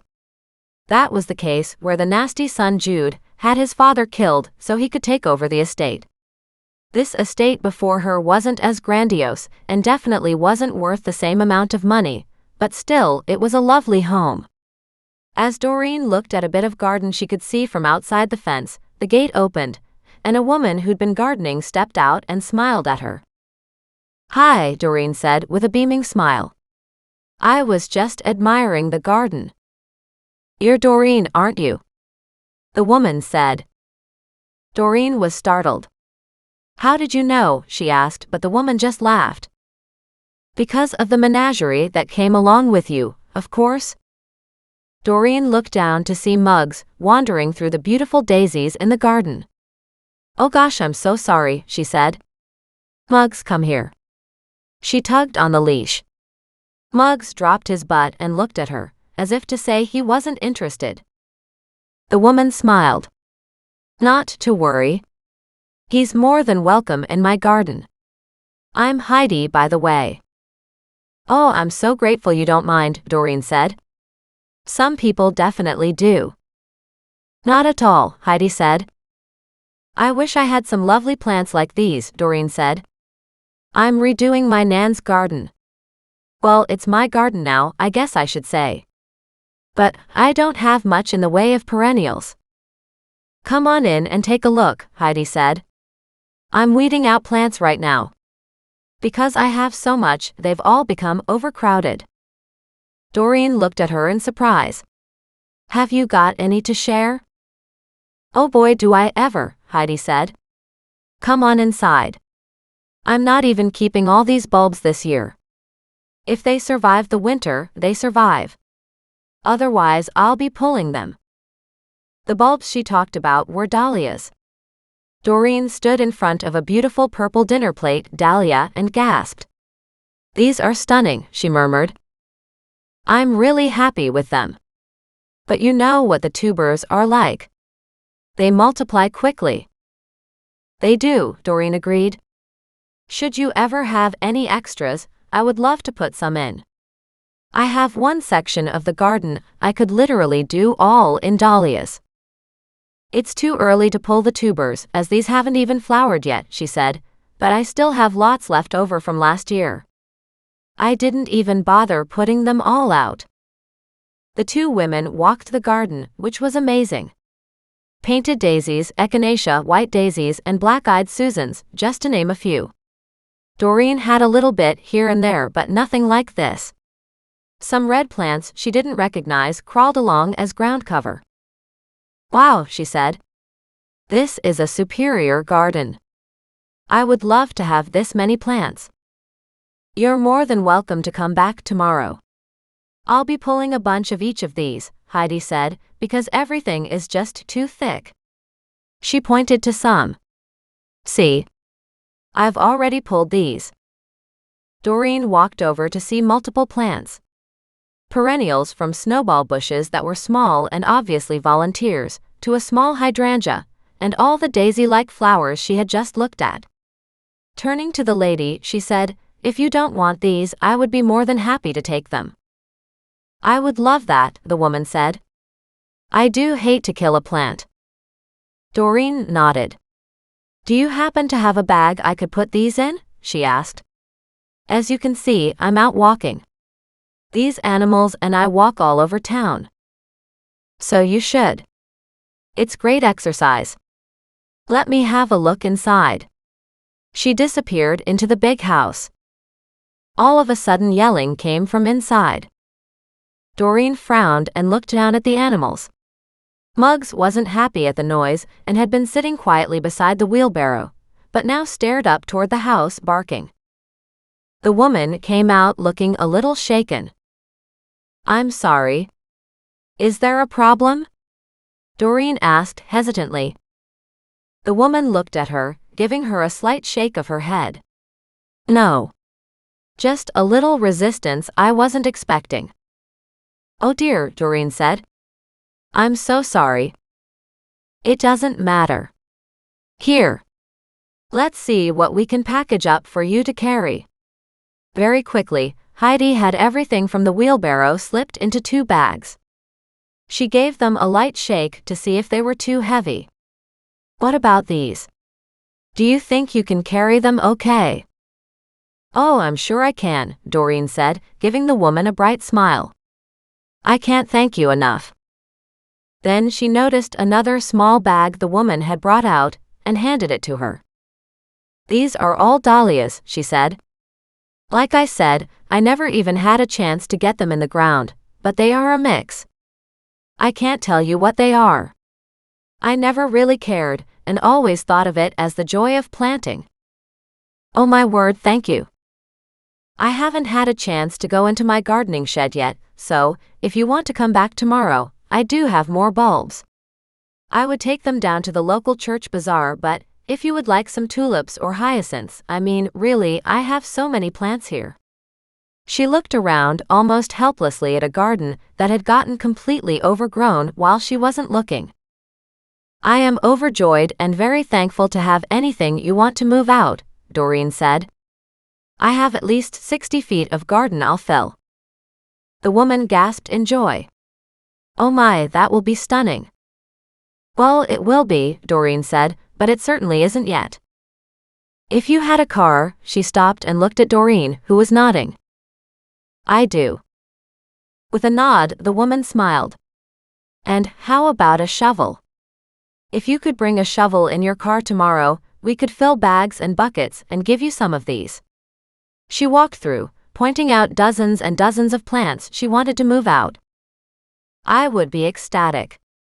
Doreen was filled with gratitude in her heart. This would make my garden so full and abundant from the very beginning. They'll have a little bit of trouble transplanting at this time of year, but if you cut them back, they'll grow next year. Absolutely, Doreen said, and with that, the 2 women arranged to meet the next morning.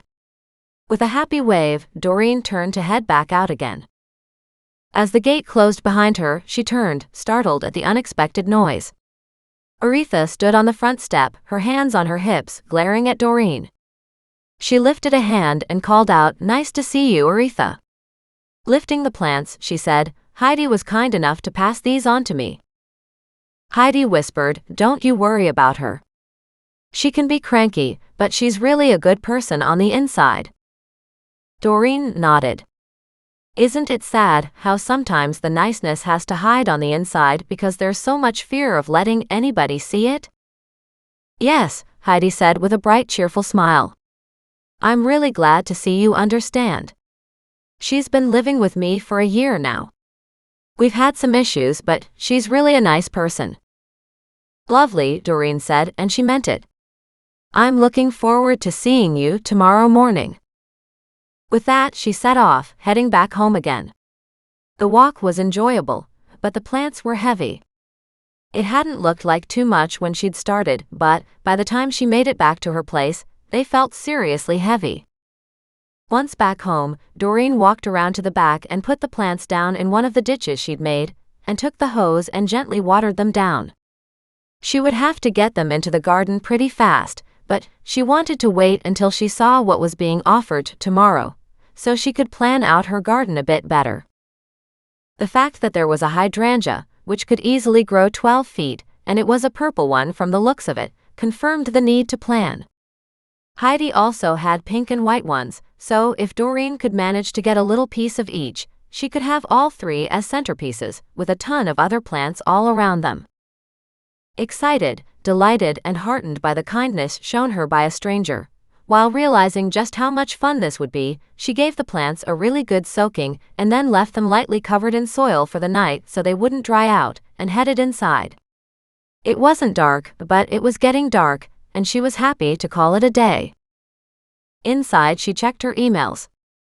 She clicked on one, seeing it was from Mac. He'd sent a file. or what appeared to be a screenshot of an old file. Excited, she realized it was a copy of the file from the robbery. As she sat down to read it, she found it incredibly sparse. There had been an evening break-in. The door locks had been broken, and a window had been smashed. The robbery, it seemed, had been interrupted partway through. They had managed to get a certain amount of jewelry, then had suddenly taken off. Nobody had been caught, so no one had been tried or even charged for the crime. Some of the jewels had been recovered at the scene. Some were on the ground, and some were dropped in a trail outside. It stopped where a vehicle had pulled up to the curb, and the robber had taken off. Was it just one robber or possibly two, given the amount of damage done and where it was located? No suspects were ever charged. Also in the file was a note saying some of the items were insured, and some were not. What she really needed now was a copy of the insurance policy. She emailed Mac back, asking if there was any way to get copies of the insurance files. Mac responded quickly. "No, not unless you contact the company." "That's what I thought. Thank you, Mac." She opened up the file in a new search tab and saw Hobart's insurance had been bought by Westliner and was still in business today. Together, Aretha and her husband had sold it. He was now deceased, but she was living off the proceeds of the sale, and Westliner had been taken over by a much bigger insurance company, although they had kept the name. She went to their website and found that, as suspected, it was a fancy modern insurance company. Already, they wanted her to come in to get various quotes. And maybe that was something she should do, even on her own house. Now that all the antiques were gone, perhaps she could get a cheaper policy, if Nan had even insured the antiques in the first place, which was a legitimate question. Of course, that would just give Doreen more nightmares, thinking about the fact that something major could have happened, and all those wonderful antiques might have been lost. Very quickly, she tired of the fussing and worrying, and realized it was close to bedtime, and she began preparing to get there. Going up for a hot shower, it wasn't long before she crashed in bed and soon was out. Chapter 11. Sunday morning. Dawn broke bright, clear and sunny. It would be another warm day. Doreen got up feeling sore from all the heavy digging the day before, then realized it was almost 9 o'clock. She had to be down at Hydas in an hour. Shocked, she dressed, raced downstairs, then put on her faithful coffee and popped some bread in the toaster. She wondered about taking the animals as she fed them. "Muggs, should I leave you here or should I take you along?" Since she was driving, she could take them all, but keeping track of them might prove to be a handful. She really wanted to get Goliath out in the car more, and a 6-block trip wouldn't be too bad for him. At least she hoped not. She headed outside, packing up a couple buckets she had and lots of bags. Garbage bags so they would hold the roots. She didn't know just how much she was bringing back, but hoped it was a lot. It wasn't like her garden didn't need more. In fact, it needed a lot more. She also needed to get that sod out from the side of the garden too, because if Mac was coming early, they could potentially start on the deck. And with that, she grinned. Toast eaten, pets fed, coffee, first cup down, second cup in a travel mug. She loaded everybody up and drove to her destination. As she arrived, the gates opened in front of her. She wasn't sure what to do, but Heidi was there motioning at her to come in. She drove in and parked off to the side, letting the animals out. "I'm sorry. I never thought to ask," Doreen said with a moment of regret, as the animals tumbled forward. "Is it okay that I brought them?" Heidi laughed as she crouched to give Muggs a big greeting. Not to be left out, Goliath sauntered toward her too. She gave both a good scratching. "I'm absolutely delighted you brought them," she said. "Aretha is allergic, so I can't have pets." "I'm sorry," Doreen said. "That's got to be really hard." "It is," she said, "because I do like my animals." "I don't know, Heidi. I think, for myself, Even if I found I was allergic to just one of them, I don't know that I could get rid of these guys. Doreen gently patted Thaddeus, who sat on her shoulder. Of course not, she said. That would be a travesty. Yep. That's kind of how I feel. Doreen shared a bright smile. So where are we starting? Doreen opened the hatch of her car. I brought some bags and buckets and my shovel. Perfect. I would start over in this bed. As Doreen walked with her, Heidi spoke of what she'd done that morning. I've already pulled a bunch of plants for you, but feel free not to take something if you don't want it. I can always toss it into the compost bin. Maybe, Doreen said. But like you, I really hate to not give each plant a chance at a good life. Oh my, Heidi said with a laugh. Then you'll be taking home a lot of plants today. They got started with the first bag. Heidi collected a half-dozen smaller plants, and then they got to the gladiolas, which she quickly and decisively split with a hard shovel and a boot, splicing off a great big group of brown, then yellow, then red glads. These are beautiful. Doreen admired them. And they will grow nicely. That they will, Heidi said. I have different colors on the other side, if you want more colors. Absolutely. Doreen quickly bagged those up and put them off to the side of her car. She popped the back seat down and stood the gladiolas up in the corner.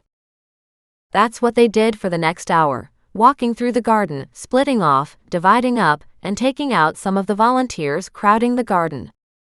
By the time they got one side of the garden done, Doreen's car was surprisingly full. It wasn't completely full yet, and she could certainly get a lot more in. But it was looking amazingly lush. And the garden behind them was now looking much better as well, with lots more space between the plants as they raked and moved the bark mulch back and forth to leave the garden looking perfect in every spot. They started on the second side. This is a lot of plants, Heidi said with a laugh.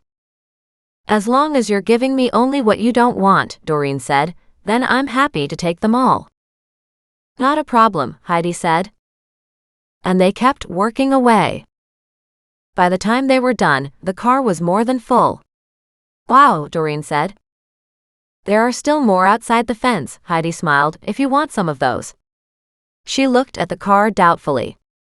I'm not sure you have any room though. I can get more in, Doreen told her. Then she muttered to herself, of course, who knows just how many it'll be. Outside the fence, they wandered along the beautiful phlox and another wandering plant, plus a whole pile of dianthus and carnations. Heidi cut and divided, even though the time of year wasn't necessarily perfect for pruning or transplanting. Doreen would take them home and give them all the love and care she possibly could. By next year they would have had 6 months of growing time depending on frost, and they would be doing so much better. By the time Doreen and Heidi had done the outside garden, her car was beyond stuffed. She sighed happily. Thank you, thank you, thank you. It would have taken me a long time to buy or otherwise acquire this many plants. It's not a problem, Heidi said. I'm just delighted I didn't have to kill all those wonderful plants. No, Doreen said. I will be more than happy to put all these in my garden. Turning, she looked up at the house. It's too bad Aretha doesn't like gardening. She doesn't like anything that gets her hands dirty, Heidi said. We're as different as chalk and cheese. How did she end up coming to live with you? Well, I'm not too proud to admit that I could use the money, and Aretha wasn't doing so well at Rosemore. She was looking for something more private. So she's like a boarder? Heidi nodded. Yes. This is my home and she stays here with me. It's nice to have the companionship, honestly, she said, and she's a decent cook too. So it's kind of nice. Between the two of us, we manage quite well together. I'm delighted to hear that, Doreen said with a smile. I'd hate to think of her being all alone and unhappy. Exactly, Heidi said. And she doesn't have as much money as she wants everybody to believe. In fact, I don't think she has very much at all. But as long as she's still paying me, I can keep the bills paid here. Is that why you're doing your own gardening? My ability to keep the team of gardeners around is long gone, Heidi said. Times have been tough and my husband is long gone too. I diversified and made a few difficult judgment decisions on the investments that may not have done me any good. The fact of the matter is, Aretha filled a necessary void for me. There's nothing wrong with that, Doreen said. You don't have a job either, do you? Heidi asked curiously as she looked at the animals. My understanding is that Nan gave you the house. She sure did, Doreen said with a laugh. I inherited the ancient plumbing, the roof that needs fixing, and the antique furniture crammed from floor to ceiling. Oh no. Heidi laughed. Isn't that the truth? We get these theoretical gold mines, but it's up to us to figure out how to get through it all, and how to turn the detritus into gold. Exactly, Doreen said. But honestly, despite the challenges, I'm having a great time dealing with it. Perfect, Heidi said. Anyway, if you ever want any more, just come on back and let me know. If you're ever dividing more, let me know. It sure looks great right now though. Heidi motioned around. Thank you again, Heidi. Doreen walked over to the car, calling out to the animals. Muggs came, and she had to rearrange things to fit him into the car because just so many plants were there now. But with Muggs on the floor, Goliath on the seat, and Thaddeus on her shoulder, she finally had everything in the car. At that, Heidi headed up to the front door. Doreen had gotten into the car and started it when Aretha was suddenly at her side. You stay away from here now, she said, leaning into the car. Doreen settled back and looked up at the old woman. Aretha, I'm sorry you're so unhappy, she said. Heidi is a lovely person. Make sure you're nice enough to her that you get to stay here when your money runs out. Instantly the woman stiffened and she hissed, I'm totally fine financially, and what do you know about it? I know a lot more than you think, Doreen said sadly. And I also know what it's like to have had money, and then to find yourself without it. If you ever want to talk, you know where I live. And with that, she drove away, leaving the older woman standing with her jaw open. As she headed back home, she smiled. Take that, universe. You don't have to lower yourself to being who everybody around you is, or thinks you are. As she drove in, she saw Mac's truck in the driveway and realized how late it was. Instead of pulling into the garage with the car so full, she just drove up beside him and parked. Mac wasn't in the truck. She let the animals out and started unloading the bags onto the driveway. Muggs hit the pavement and raced around back, woofing and woofing. She could hear Mac talking to him, and suddenly he was here beside her, looking at her in surprise. She smiled and explained what happened. And this was Aretha. No, it's where Aretha is staying. She's a boarder at Heidi's place. Oh, he said. Heidi is a lovely lady. I know, and look at all the plants she gave me. I'm absolutely thrilled. Mac looked at them in surprise and picked up the bags she had already unloaded. I'll take these and come back. She smiled up at him and in a teasing voice said, Perfect timing. Who knew I would need your muscles? Ha, he said. I figured you did it on purpose. No, she said. I forgot you were coming. Ouch, he winced. That bites. Oops, she said to his retreating back. That wasn't very diplomatic of her. She unloaded the rest, piling the bags all around her, and then, when she could, she closed the door. She grabbed a couple of the larger plants in the bags, just when he came back and snagged up all the rest. You're right. A lot is here, he said. There is. But by the time I get them in the garden, it won't look like much. The garden needs to be replenished so much. I got a quote for you on the guy who brings in the topsoil bags too, he said. One of my coworkers just had it done. It cost $110. I wonder how big the bag is, she murmured. I think a pickup load size, he said. Which we could do instead.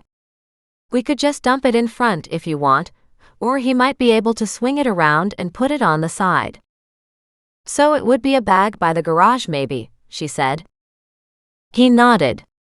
I kind of like that idea myself. Then you could unload it as it's needed. I know. But at the same time, it's $110. She wrinkled up her face at that. But you just got a whole pile of free plants, he pointed out. And they need to be looked after, so they'll really need that quality soil. I know, she said. And by the way, he dug his hand into his pocket, I didn't pay you for doing Mom's garden. He handed her the $40 she'd come to expect. She grinned at it. You know, if I saved this for 3 weeks? He nodded. It would pay for one bag. Or we could just do the truckload. But how do we get it off your truck? He gave her an evil smile. You shovel it. She stared at him aghast. Your truck doesn't just lift and dump? Seriously? He looked at her and chuckled. She glared at him. It would make sense, you know? Otherwise you have to fill it and then empty it. Not only fill and empty it, he appeared as if he wasn't looking forward to the work, you've got to wheel it all the way around to the back. You know what? That $110 isn't sounding too bad right now, she said a little more brightly. I figured you'd see it that way pretty quickly, he said. I wonder how long it would take. You could probably get it tomorrow. But I doubt you could get it today. Good point, she said. But that is something we could do tomorrow. Not we, he said. I've got to work. Remember? She raised her hands in surrender. It was just a figure of speech. So maybe next week I'll get one then. Aha, he said as if not believing her. She just glared at him. Honest. Now around in the backyard, she took one look at all the bags and plants.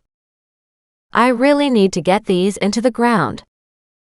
I highly suggest you water the bags to keep them alive, and maybe call in an order of topsoil first thing in the morning and get started.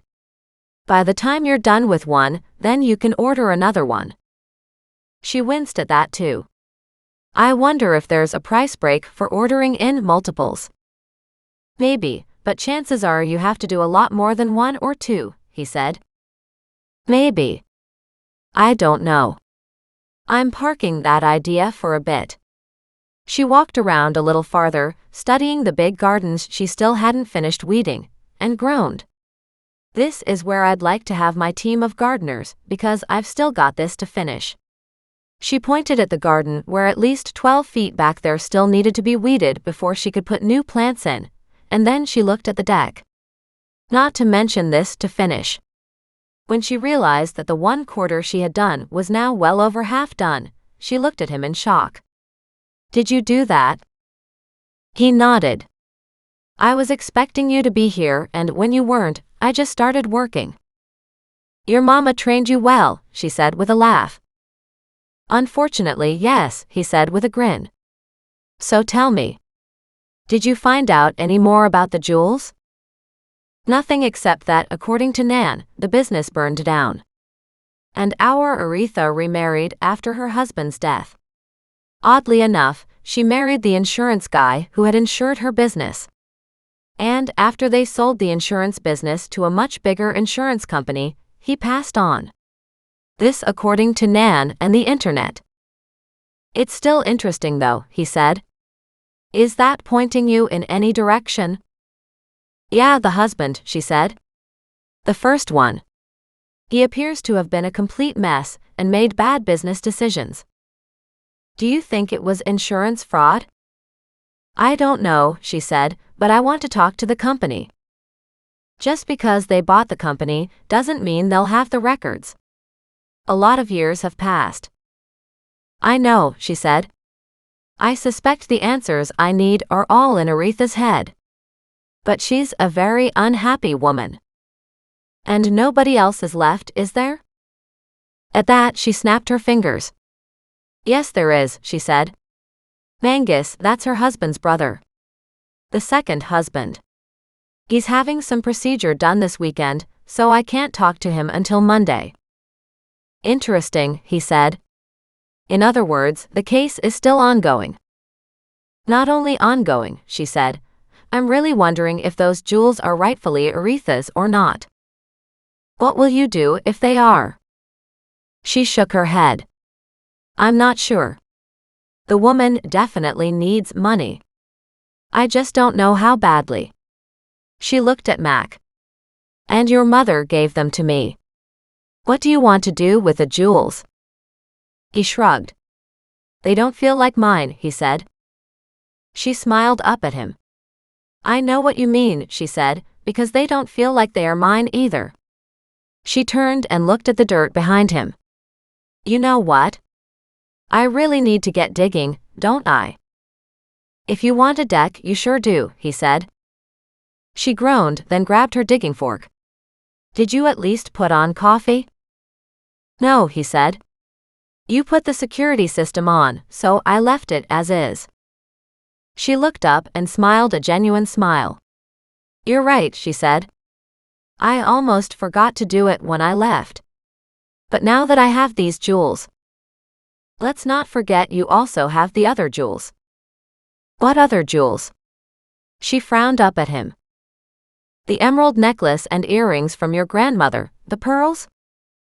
Her face softened. You're right, she said. I'm really hoping not to have to sell those, but I guess I should get them appraised. You should, he said. But maybe not from that same jeweler. No.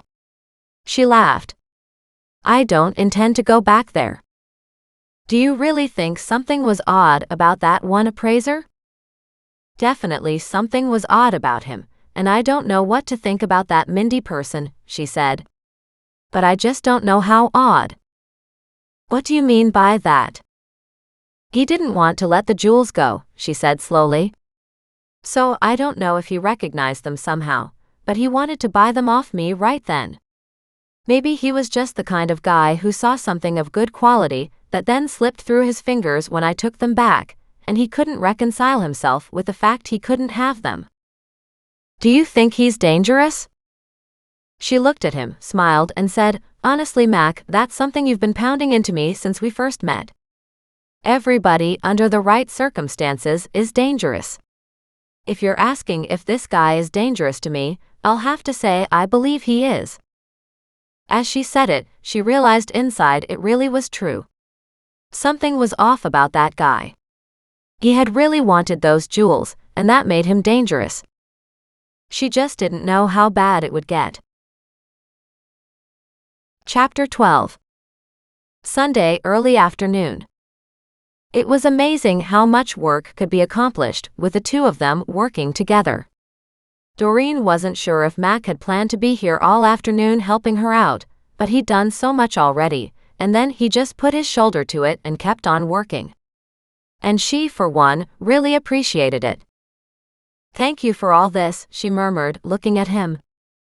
Not a problem. I wasn't planning on coming over quite so early, he muttered as he dug the shovel yet again. Considering we'll do dinner tonight. And I have an awful lot of gardening to do. Looking down at her watch, she groaned. It's well past lunchtime too. Yeah. I didn't get here until 12 o'clock, he said, and you were hours down with Heidi. More than I expected, she admitted. It was nice to have somebody of a like mind and a shared hobby to visit with. Have you managed to make any friends since you moved in? No, she said with a bite to her tone. It seems like the only women I ever meet get embroiled in one of the cases, and they don't have the same view of me by the end of it all. Mac laughed at that. Can't really blame them, he said. Look at Penny. You're putting her in jail for years. That is not my fault, Doreen said. That woman attacked me. And that's not all she did, Mac said. He brought over the wheelbarrow and filled it with another load of compost material. I'll take this out front. She nodded and bent again, tossing in a few more clumps. Do you think we'll get much farther on this? You're getting a little bit done every time. I do need to go shopping, but that won't take long. I'll come back later for dinner. While you're gone, she said, I'll eat some food. I only had toast for breakfast. He stopped, turned and glared at her. She glared right back. I did go shopping yesterday, she said. So I can make a sandwich. He rolled his eyes. Are you eating anything other than sandwiches? I made an omelet yesterday, she said. I even added mushrooms. A pleased smile played at the corner of his lips. How about you do some more pasta? I'd love to, she said. I was thinking maybe you could cook some while you're here. How about I watch while you cook some, he asked. She gave a decisive nod. That's probably better.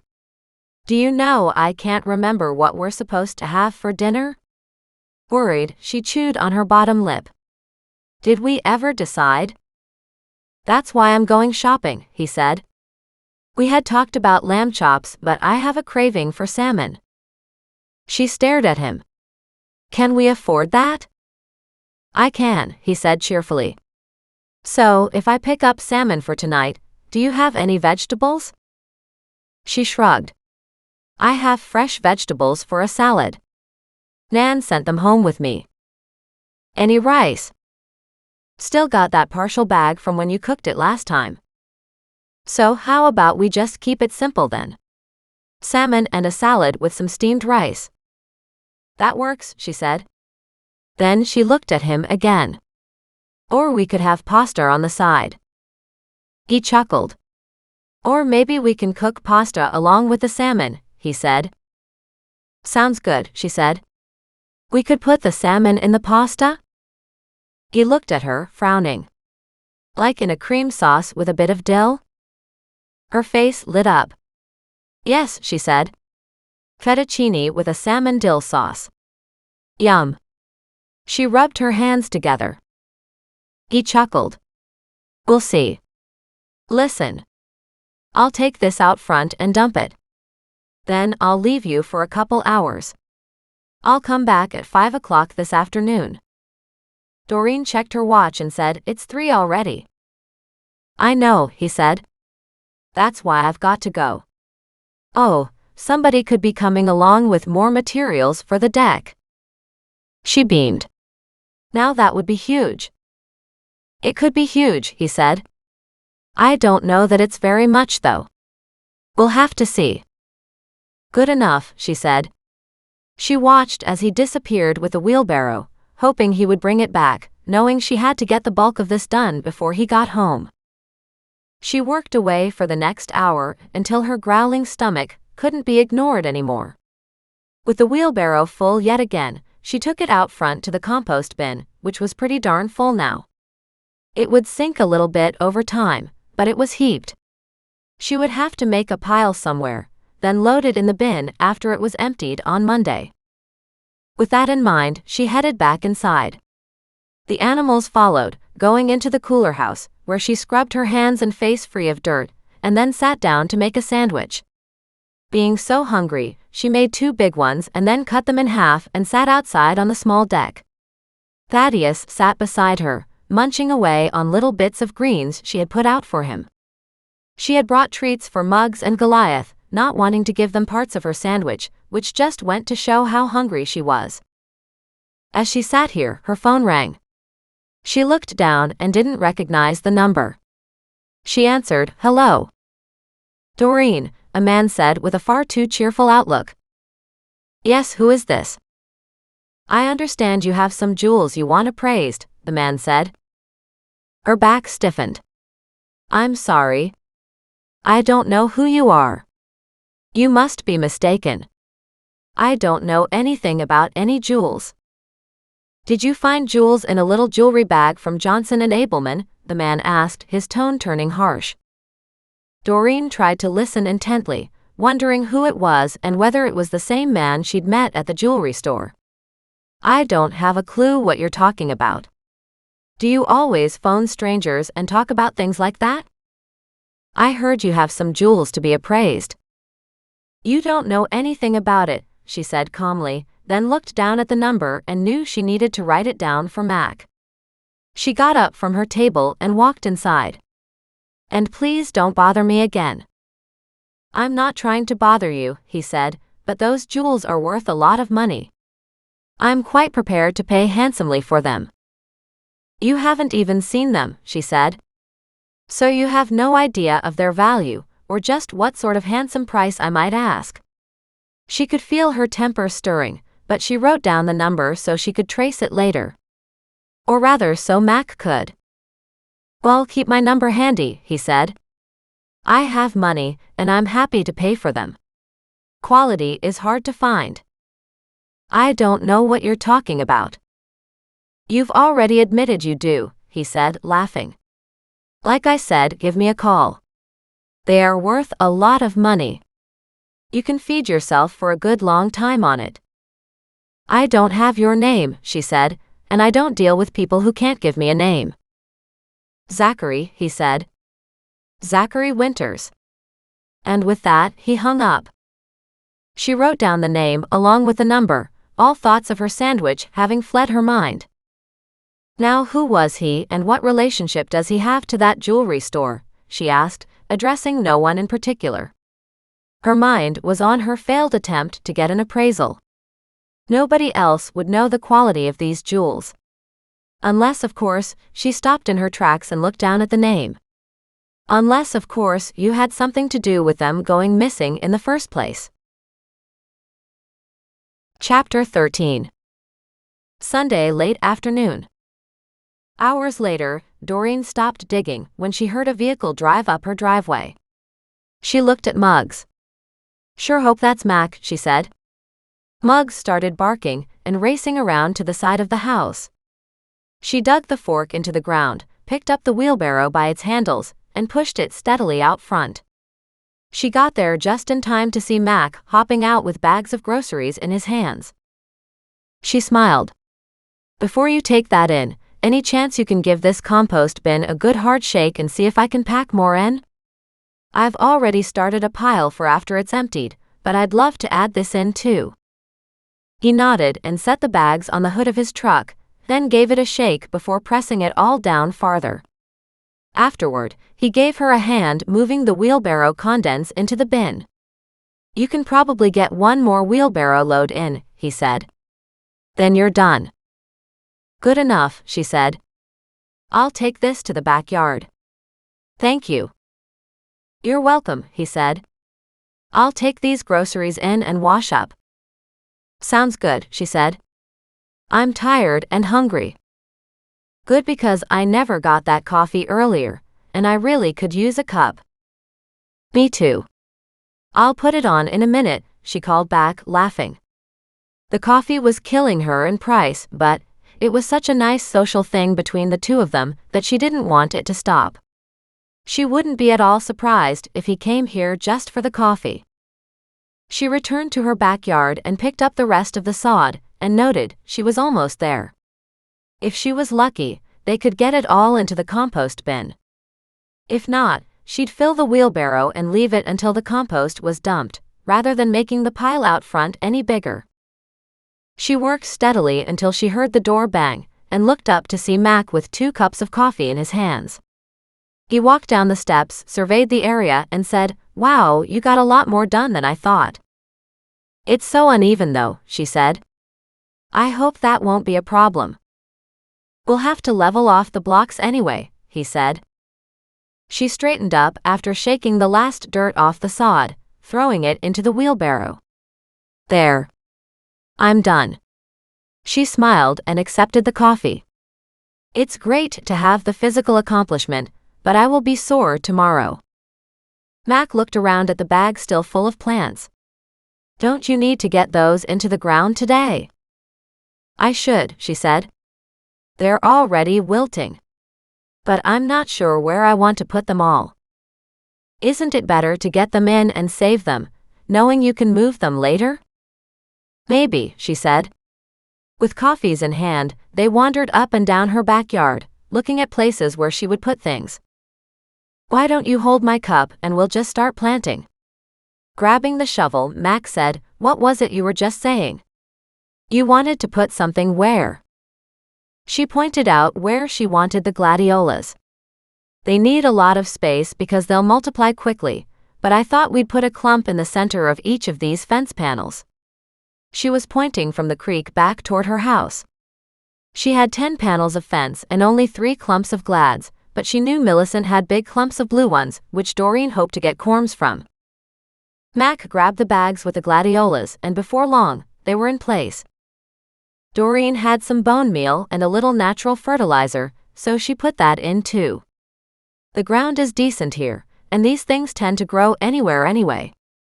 A few weeds were stuck in between them, so she carefully pulled them out. They got into a routine, and while Mac dug more holes, Doreen was busy planting. And just like that, the gladiolas were in. She laughed. "I guess when there's 2 of us, a lot of work can get done." "A lot of people like to think about things first," he said. "I tend to be the kind of person who dives in and gets it done. You can always move things around later, after you see how it goes and what you like where." "Good point," she said. In the meantime, this was a huge help, and they all should survive. They kept working until she straightened up and announced, "I think there's only 1 bag left." "Figure out where you want to put them," he said. "I'll get more coffee. Then we'll get them planted. After that, we'll see if we can get some soaker hoses going. Didn't you say Nan had a bunch?" "I've got some in use already, but yes, all of these need watering." Doreen watched as Mac picked up the 2 cups and headed back inside to finish the pot of coffee. She walked over to get the last bag, the collection of daisies in all colors. A big center bed would be lovely, she thought, as she walked through the garden. She noted the 5th and 6th fence panels really didn't have a whole lot, but the 5th was more visible to the middle of the yard because the 10th panel was up against the house and felt more like it was part of the house. She laid them all out so they each had a large space and put the painted daisies in front, as they would never grow as big or as lush as the others. Now, with everything laid out the way she wanted, she cleaned up all the bags, put them in the garbage, and accepted the cup of coffee from Mac when he came back out.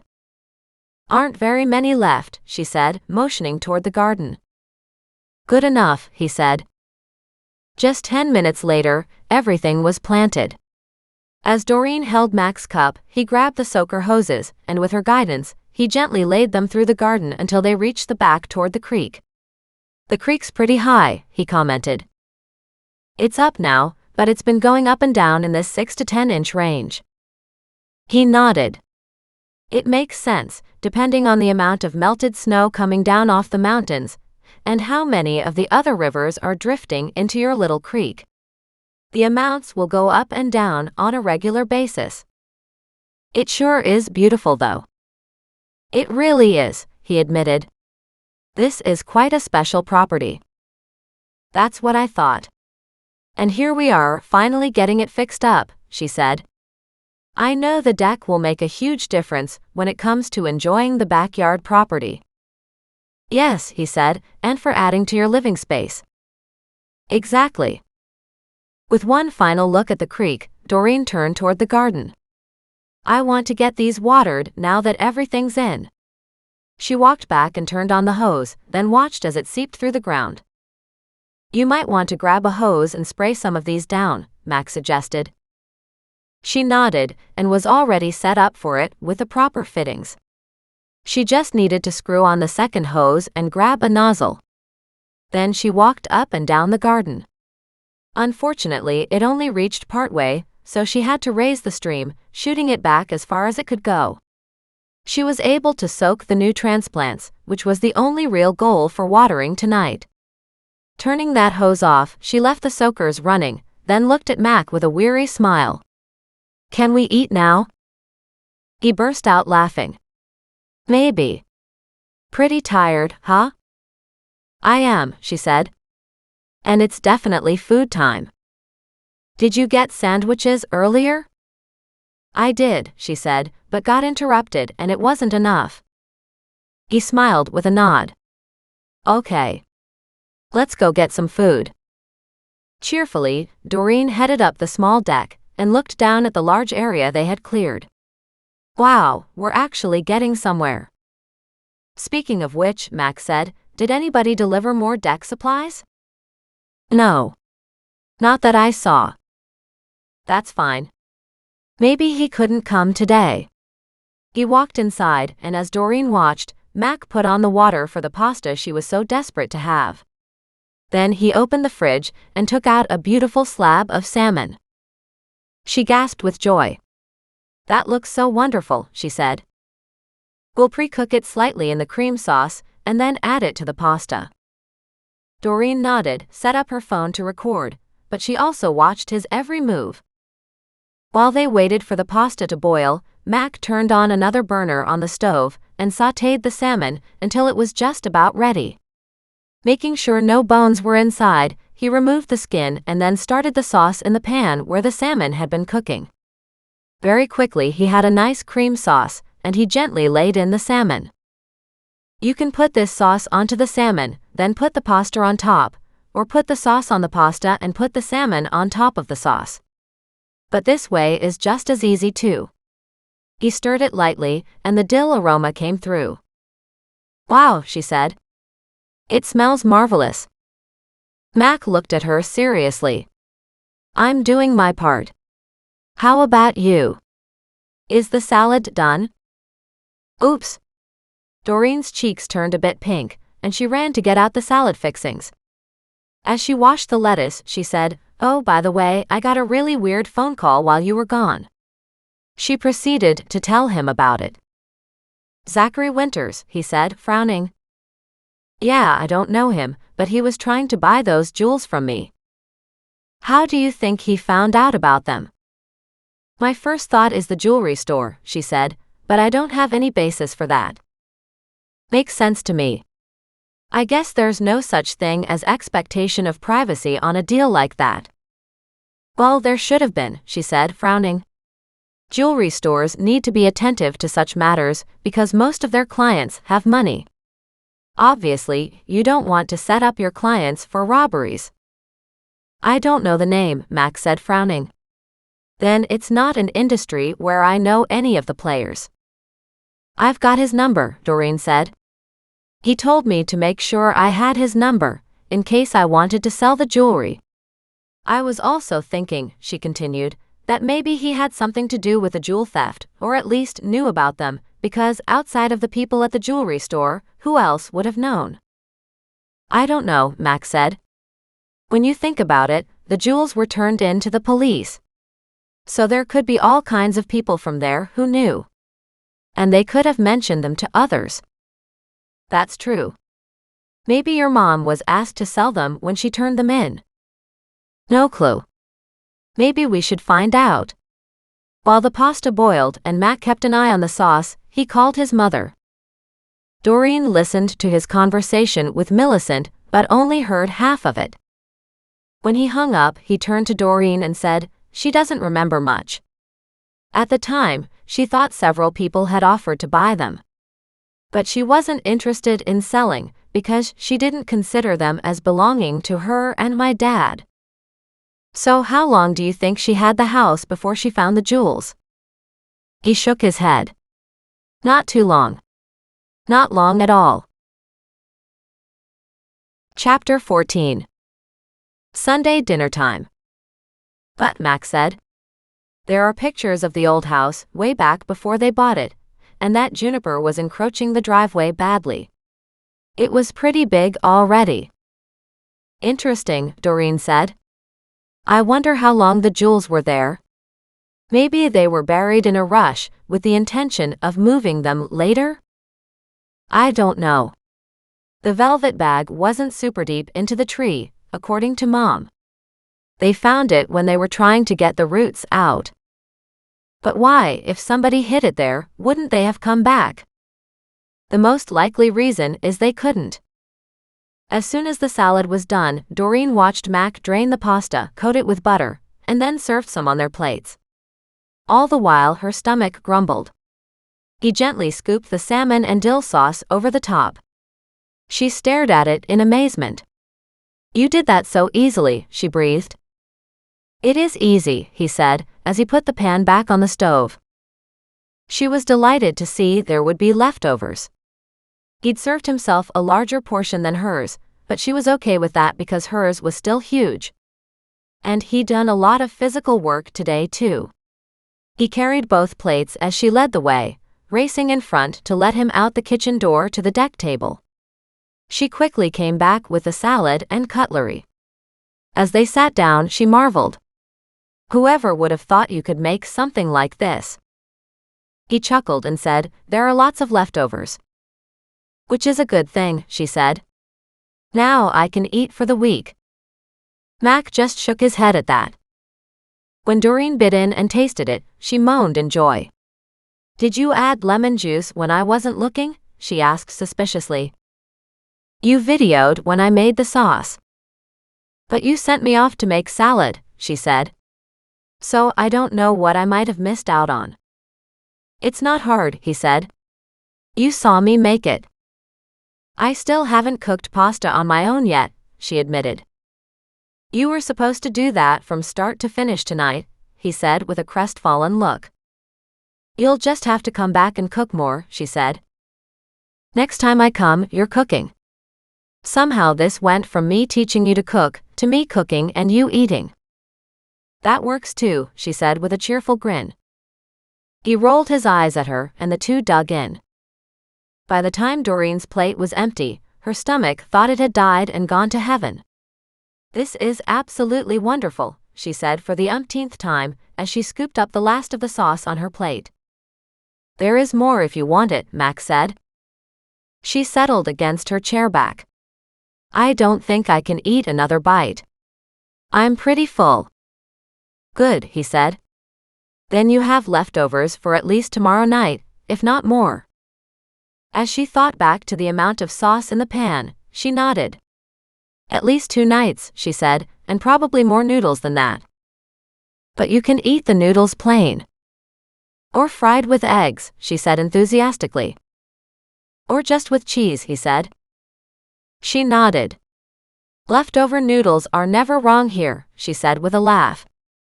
Just then, a banging at the front door reverberated throughout the house. Muggs barked. Mac looked at her, surprised. Doreen shrugged. "I'm not expecting anyone." "Ah," he said, "but I am. It could be the guy from work." Together they walked to the front door, and Doreen opened it. Standing there was a man she vaguely remembered seeing at crime scenes. The two men greeted each other. Mac's coworker looked at him. "I wasn't expecting to see you here." "I've been working in the garden all afternoon," Mac said with a groan. "Canton, Doreen." "Doreen Canton." The guy laughed.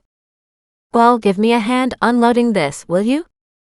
The three headed to his truck full of a pile of boards and what looked like steel posts. Doreen wasn't sure what those would be used for, but Mac was pretty happy to see it all. She helped carry the other stuff, which were weird little shapes with big screws on them, as well as other kinds of hardware, including boxes of screws. This was the deck hardware Mac had been talking about. She carried as much of it back as she could. Not wanting to leave the boxes of hardware outside, she put them in the kitchen on the table. By the time the guy left, she had her list of supplies out, trying to figure out what they had just been given. Together, standing at the kitchen table with the back door wide open, the two marked off everything they had collected today and reassessed the list. Mac looked at it, nodded, and said, "You're down to only needing about $400 or $500 now." "Seriously?" He nodded. "There's a good chance, yes. Next week's a long weekend for me with my schedule. You may want to consider getting a start on it then." Doreen looked at the grass and saw she had moved. "And here I thought we already had started." Mac chuckled. "It's too big of a job to start leveling off the foundation blocks now. Considering it's late Sunday evening and all. But maybe Friday we can start getting those in." "You'll need some help though, won't you?" she asked. He shrugged. If there isn't any help, there isn't any help. That just means it'll take a bit longer. She nodded. It would be nice to have help. I don't know if I can help carry much of this heavier stuff. Don't worry about it, he said. I might see if anybody is available. I doubt if too many people will want to come help me, she said in a dry tone. I'm pretty sure I've used up all my goodwill at the police force. Nope, not at all, he said. They might not like all the extra work, but they like closing cases and bringing whatever closure we can to the families. So that's not an issue. Doreen smiled. That would be great, she said. And who knows? Maybe this week I'll solve another case. Mac rolled his eyes at her and groaned. How about this week you just stay out of trouble? I'm never in trouble, she protested. And don't contact this Zachary guy, he said. I want to see who he is first. As soon as you leave tonight, she said cheerfully, I'll research him myself. Send me whatever you find. Obviously, the jewels are worth a lot of money, maybe even more than you expected. Maybe. But a part of me feels like the mystery surrounding them is the bigger part of this. I don't think any deaths were associated with the crimes back then, he said. And white-collar crimes on a case so cold as this? It will be really hard to find enough evidence to bring charges. Unless somebody confesses, she said. True enough. Mac tilted his head. And for whatever reason, people tend to open their mouths and tell you all kinds of stuff. Too bad I couldn't get Aretha to talk to me. Doreen brightened. But tomorrow is a new day, and I'll go talk to Mangus. Keep me informed, he said, then walked his cup to the sink. I'm gonna head home. Looking at the mess, he frowned. But I should help you with these dishes first. She shook her head. Go on home. You did enough work today. When he glanced at her suspiciously, she gave him a bland smile. What are you up to? Nothing. Inside, she was itching to figure out who Zachary Winters was. Besides, there are hardly any dishes to wash. Doreen carried their plates in from outside, while Mac hesitated. Go on, she said gently. I'm more than grateful that you cooked, not to mention all the outside work. Fine, he said. Have a good night. Yes, I will. She walked with him to the front door. As he stepped out, she said, What about your 2 old lady deaths?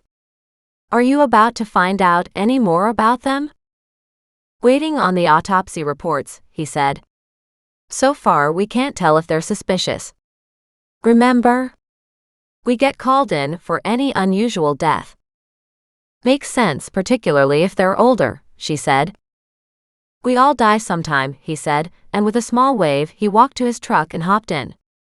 With all the animals at her feet, Doreen watched as he drove down the cul-de-sac and took off.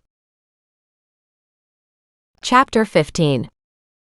Monday morning. Monday morning, Doreen hopped out of bed and had her shower, happy to ignore the aches and pains from the heavy gardening yesterday, as she realized how much closer they were to getting the deck started. And with the added contributions yesterday, she was seriously thrilled. As she headed downstairs thinking about breakfast, her mind immediately went to her dinner leftovers. She winced. I certainly can't have dinner right now, she muttered to herself. She put on her coffee, opened her fridge, and saw the pasta. Determinedly, she shut the fridge, put several pieces of bread in the toaster, and had peanut butter and jam with a chunk of cheese on the side. If nothing else, she would have this for breakfast and save the pasta for lunch. As soon as it was 9 o'clock, she dialed Nan. Good morning, dear. How are you? Nan said in her gentle voice, a reminder of all Doreen had missed during those years when she had been so unhappily married. She smiled. I'm good. I had a good night's sleep. I was wondering if it would be a good time to come and talk to Mangus. Most likely, Nan said. We'll be leaving for lawn bowling practice in an hour, so he'll be eating, and then getting ready. Could you contact him? Doreen asked cautiously. Just to see if he'd even be willing to talk to me? I can do that. Let me call you back. Nan hung up. By then the coffee had dripped. Doreen had had 1 cup when Nan called back. He's just about to sit outside for tea in the garden and wants to know if you'll join him. Doreen glanced down at her coffee. Yes, of course I will. Good, Nan said. Come to my place and we'll both head out. Perfect, Doreen said with a laugh. She hopped to her feet, added a dash of cold water to the little bit of space in her coffee cup, then guzzled down the coffee. The last thing she wanted was a caffeine headache. She had no intention of examining why she continued to drink something guaranteed to give her a headache, if she didn't have enough. Juggling the refilled cup and a bottle of water in one hand and the toast in her other hand, she walked to the creek, still eating. The animals were happy to be out and about, with Goliath racing ahead and then stopping until they passed him, then racing ahead again. Muggs just seemed to trot along quite happily. Thaddeus even kept up a rambling conversation the whole time. Basically, he had been telling her how he was there for at least 2 minutes solid. When he finally ran out of steam, she reached up, gently caressed his forehead, the back of his head, and whispered to him, "Thaddeus is gorgeous." He burst into his lovely little trill, calling out, repeating it over and over. Doreen was still laughing as she stepped around the corner and headed toward Rosemore Manor. Nan was waiting, watching Thaddeus in astonishment as he continued to trill, "Thaddeus is gorgeous," all the way toward Nan. She reached out a hand and he hopped on, then made his way up to her shoulder. There he crooned against her cheek and rubbed his head gently back and forth. Nan looked at Doreen in surprise. Doreen laughed. "I don't know when he started that. I heard it the first time yesterday. And now, of course, he loves to say it. And of course, he does it so well." Nan laughed. She gently hugged the little guy as she reached to pet Muggs and Goliath. "I hope you're hungry. Mangus has apparently chosen to have breakfast out there too." Doreen's stomach growled, even though she'd already eaten. Smiling at the sound, Nan said, "Good? Let's go have a feast." Doreen groaned. "What if I've already eaten?" "You'll eat again then," she said. "I'm sure it won't be a problem." Chuckling, Nan led the way. Out in the back garden, they stopped to make sure all the animals were following, and Doreen suddenly worried that she hadn't asked Nan about bringing them. She stepped behind Nan as they went around the building to the back, where a series of gardens and large tables with umbrellas were set up. Doreen gasped. "Nan, what a beautiful backyard." "It is indeed," Nan said. "We often sit out here for tea and treats." She led the way past a small patio to where trees shaded the far corner. An older man sat there, his hand on his cane as he surveyed the table of goodies. Doreen was astonished. "There's food here for 6, if not more." "I told him that you're hungry," Nan said in a whisper. "And remember, we don't have to pay extra for it here." Doreen nodded. She watched as Nan called out to Mangus. He lifted his head, then looked at her and smiled. "There you two are. Pardon if I don't stand." Doreen rushed over, reaching out to shake his hand. "Please don't get up. How kind of you to invite me for tea." He motioned to the chair beside him. "It's always nice to have 2 lovely ladies join me for a meal," he said. "Of course, it might not be the healthiest of meals, but it's definitely my first choice when it comes to food nowadays." Doreen looked at the selection of donuts and cinnamon buns with some nut breads and croissants. "Looks wonderful," she admitted. "I'm sure the Rosemore dietitians won't agree with us though." He chuckled. "At my age, I don't care what I eat anymore. Most things have shut down already anyway.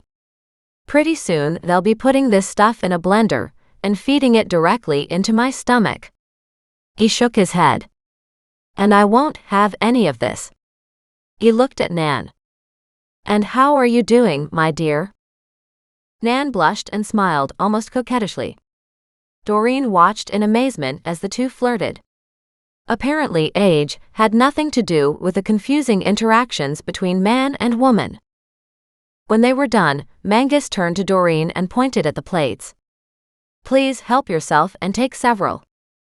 Doreen smiled. He was waiting for her to serve herself before he got something. She picked up a croissant and put it on her plate, and then a cinnamon bun. A girl after my own heart, Mangus said, as he took a cinnamon bun and croissant as well.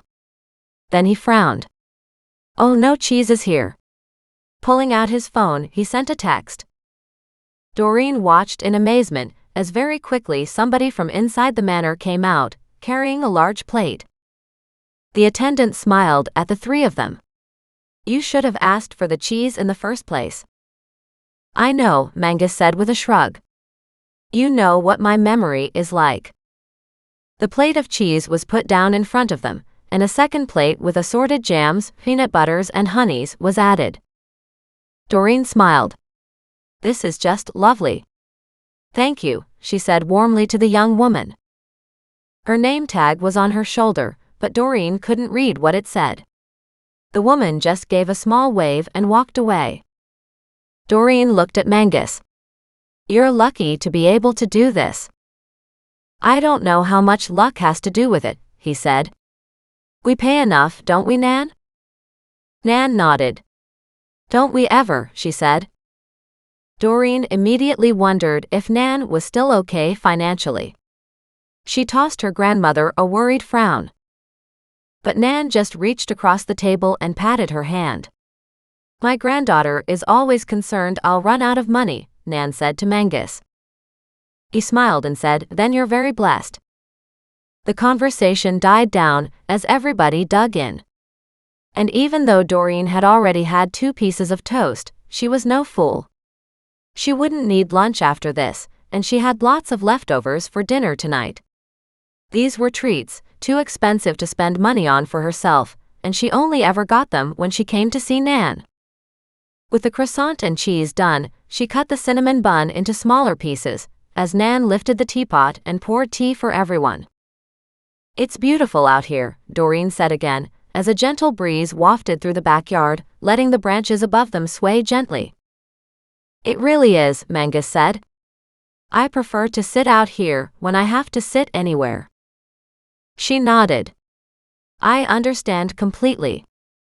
Mangus finished the cinnamon bun on his plate and reached for a donut and what looked like a slice of banana bread. Doreen smiled as he had no problem with taking 2 more of the treats. He motioned at her plate. Eat up. Eat up. She still had a bit of cinnamon bun left on her plate, but reached for a piece of banana bread, setting it on her plate also. With a note of satisfaction, Mangus nodded and sat back. Now, why were you asking about Aretha? Well, I don't want to spread this around as I'm already getting suspicious phone calls, but I'm trying to find the owners of some jewels.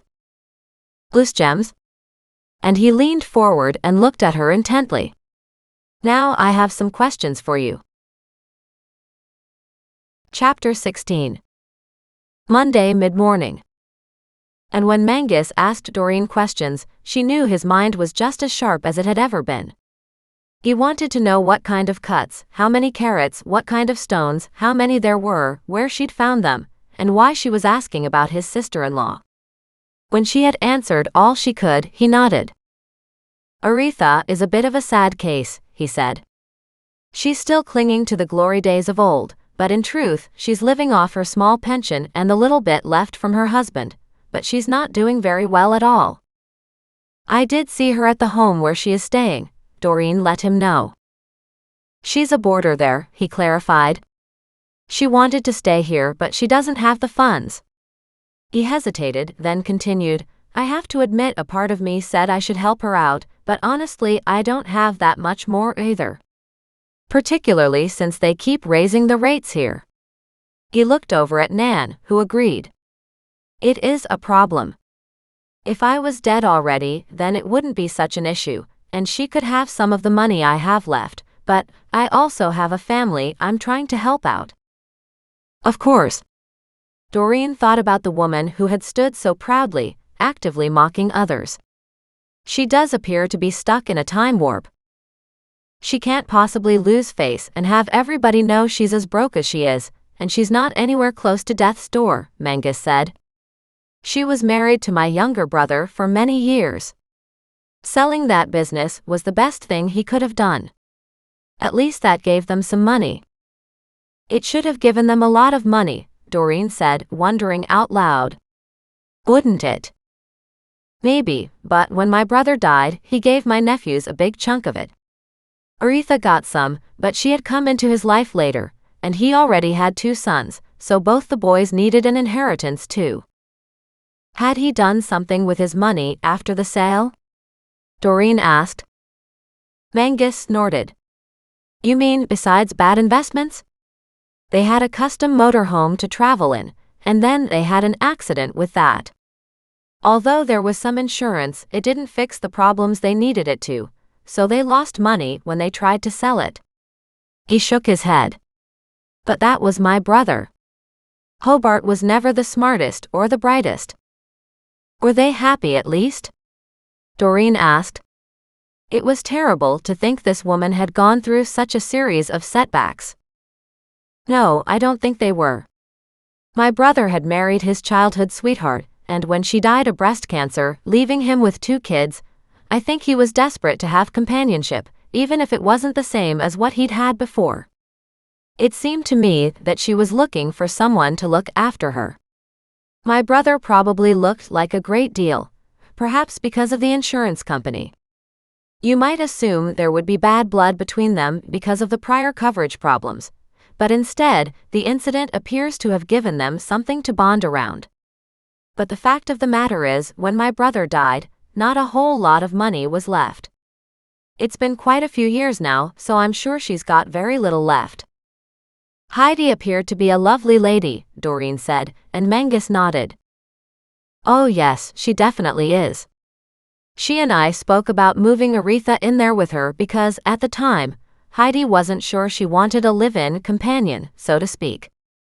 But she finally came around, realizing it was something she could do.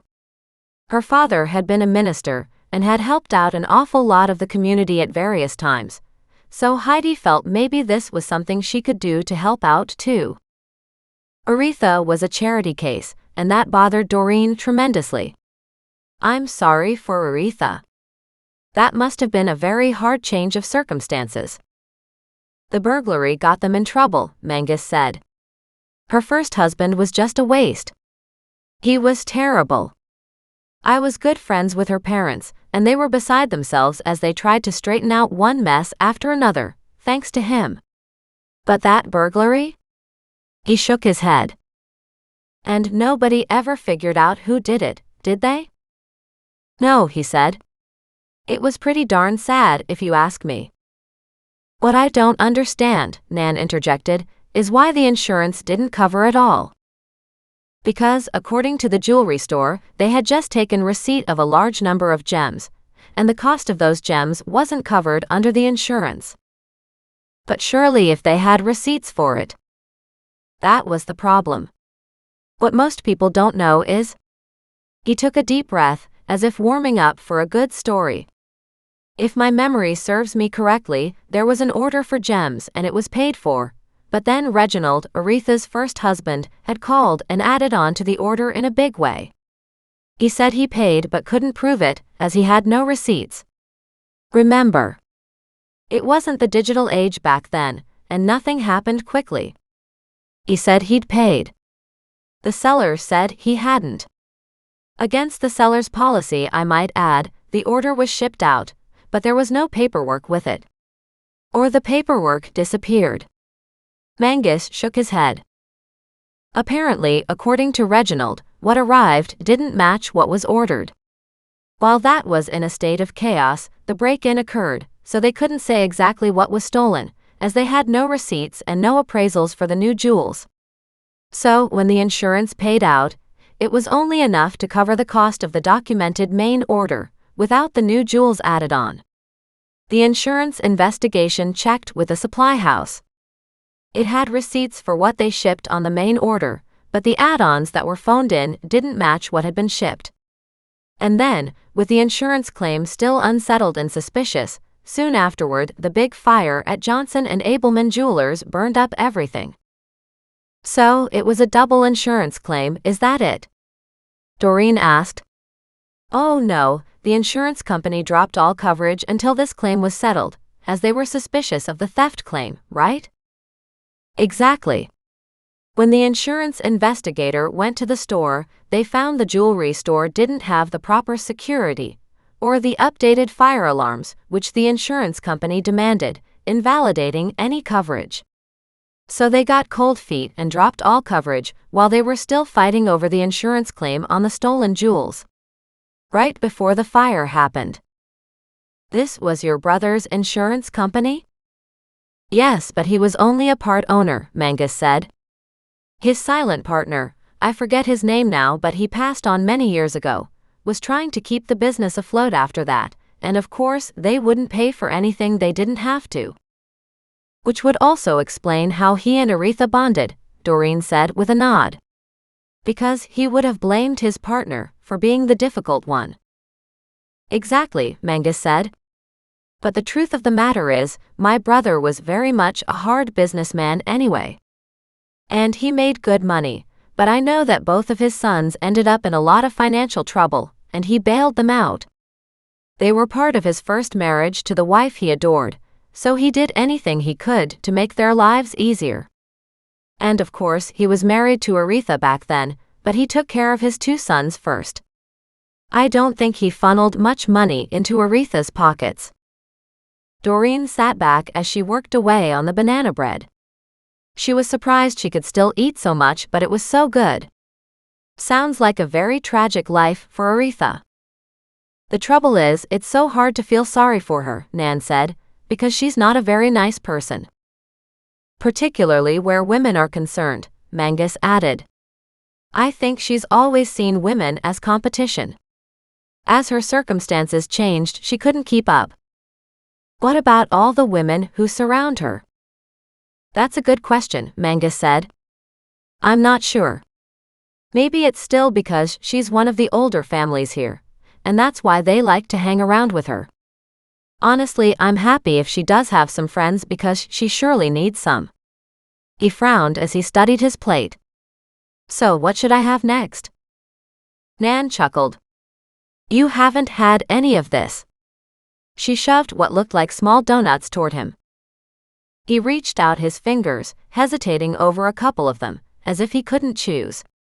Oh, what the heck, he said with a shrug, then picked up both. Doreen smiled. He caught the look on her face and grinned. Hey, when you get to my age, nothing else matters. And then he looked at Doreen, reached to the same plate, picked up two more and dumped them on her plate. You are a big strapping girl, he said. You can eat more too. Doreen stared in horror at the two sugary donuts, then chuckled. I'll be a big strapping girl if I keep eating like this. At that, he gave a loud guffaw of laughter. You're a long way away from hitting that stage, he said. In fact, you could use a few pounds. She just rolled her eyes at that. I had salmon with fettuccine in a creamy dill sauce last night. I'm hardly starving. Nan, her eyes suddenly alight with curiosity, leaned forward. Did Mac cook that for you? Yes, and while I saw what he did, or at least most of what he did, I'm still not sure I could ever replicate it. Who knew our detective would be such a good cook? Mangus said. Not me, Doreen replied, but I'm definitely reaping the benefits. She looked back at Mangus. Did you ever have any theories about what happened with that break-in? Sure did, he said. I was pretty darn certain Reginald had orchestrated it. Doreen sat back. What an interesting theory, she said. Why would you think that? I suppose it comes from what I've heard from Aretha and her parents over the years. Her husband didn't have a lick of business sense, but he was also a bit of a buffoon. He wouldn't listen to advice from anyone. Every project he tried to manage blew up into a disaster. He just couldn't seem to get into the rhythm of what business meant. He had all these big schemes, one of which was to sell everything and then go buy all the lottery tickets he could, saying, "No way, I can't win." "Ouch," Nan said. "Sure, they're rigged, but that just means it's even more rigged as you buy more. Plus back then, lottery was a newish game in town. Nothing secure there." Mangus nodded. "We all know that, but he was always looking for a get-rich-quick scheme." "But he was a partner in a big jewelry company that would come down to him and his wife anyway," Doreen argued. "Why would he be in such a rush to become wealthy?" "Because he didn't really want to work for a living," Mangus said. "Not like we did in the old days." He glanced at Nan, who was busy nodding in agreement, as she ate some pastry Doreen honestly didn't remember seeing on the plates. Doreen studied the plates to see if there were any more, then realized how ridiculous she was being, because her plate still had a little piece of cinnamon bun, banana bread, and 2 sugary donuts on it. Still, she was up for the challenge. "But if Reginald had done this," she said, "surely he would have been caught." "Well, then there was the fire, which pretty much finished the business, and Aretha's parents died," Mangus said. "So, even though they inherited, they didn't inherit anything of any great value." "But the insurance would have paid out," she said. "Not on the jewels, as they didn't have any proof of the stock value. Only a rider to say the amount they kept on hand on an average day. Not for this extra shipment. And once the building burned, without any insurance coverage whatsoever, they didn't have anything left." "Is that when Reginald died?" "A few years after that. He had changed. I used to go down there every once in a while, get my watch fixed, get my wife the odd piece of jewelry. After the fire, there was just no other place in town with the same quality. I remember seeing him at a pub, drowning his sorrows. He was rambling on about how his wife wouldn't let him off the hook, and that she blamed him for everything." "Everything?" He nodded. "The theft, the fire, the bankruptcy. Everything." "Wow," Doreen said. And then she thought about Aretha, the cold woman who had suffered so much. She might very well have blamed him, and if she ever found any proof, then of course, that would make it that much harder. "Always," he said. "Did the parents commit suicide? Maybe despondent over the loss of their income, their business?" "Don't think so," he said. "As far as I understood, it was a car accident." "Interesting," she said. "But the Abelmans did inherit at that point, right?" "Sure, but like I said, they didn't inherit much." "Right," Doreen said. "After all that trouble, everything would have been a big complicated mess." "Unless, of course," Nan said, "and I'm just wondering here, but maybe the Johnsons were going after their son-in-law for destroying their business. Then maybe he burned it down in retaliation. And that would only happen if they had any reason to suspect him," Doreen said. She kept trying to twist all the parts into their rightful places, but so far she didn't have enough. "What I wouldn't give to see some of the insurance forms from back then." "I've still got a lot of the boxes from my brother's company," Mangus said. "You're welcome to look through them." Doreen stared at him. "Why would you have the boxes?" "Because my brother saved everything from the business because he wanted his sons to step in. But neither of them had the interest or the aptitude, and at least my brother was smart enough to understand that." "So why did you end up with the boxes when it was sold? Why didn't it all go with the business?" "This is a lot of historical stuff. He'd already had it all scanned, so digital copies exist in the cloud storage somewhere," he said, emphasizing the internet way of doing business, as if it were something completely foreign. "I told him not to get rid of the paper files just in case and that I could store them, so he had a backup." "But he's been gone quite a few years now, hasn't he?" "Yep," he said. "The thing is, I've put everything into storage. I have one of those big storage units, and one of these days when I'm gone, my poor family will have to empty it out. He shook his finger at her. But if you want, you can get those boxes and see if you can figure anything out. I'd love to see if I could, Doreen said. Any idea how many boxes we're talking about? He gave her a fat smile. A dozen or so. She groaned. Oh no. Oh yes, he said, laughing. Besides, it's not like you have anything else to do. Well, I was trying to finish my gardening so I could get a deck built, but I'm still struggling to get the supplies. Oh good, he said. Tell me more. And just like that, the entire conversation switched to her deck edition. I think I've got it down to about $400 now, Doreen said. But it doesn't seem like enough material for that much or a drop in my estimate. So I'm not too sure yet. It will probably be at least twice that. I wouldn't be at all surprised, Mangus said. Once you start a project like that, the costs just keep rising. Budgets get thrown out the window, and you're lucky if you even finish the dratted thing. Chapter 17. Monday noon. By the time the brunch was over, Doreen still didn't have concrete information, but now she had a dozen boxes to collect. Mangus had offered to have them pulled from the storage unit and sent to her home, and she'd been grateful to hear that. She asked him what she should do when she'd finished with them. Shred them all and put them in the recycling bin. She nodded in agreement. She didn't know when she would be getting the boxes, but it wouldn't be a good day for her when she had to go through a dozen or more of them, filled with potentially useless paperwork. On the other hand, she wasn't sure how to figure out what was going on otherwise. She did like the theory that Reginald had been to blame for all the problems, but at the same time, that was also a simplistic answer.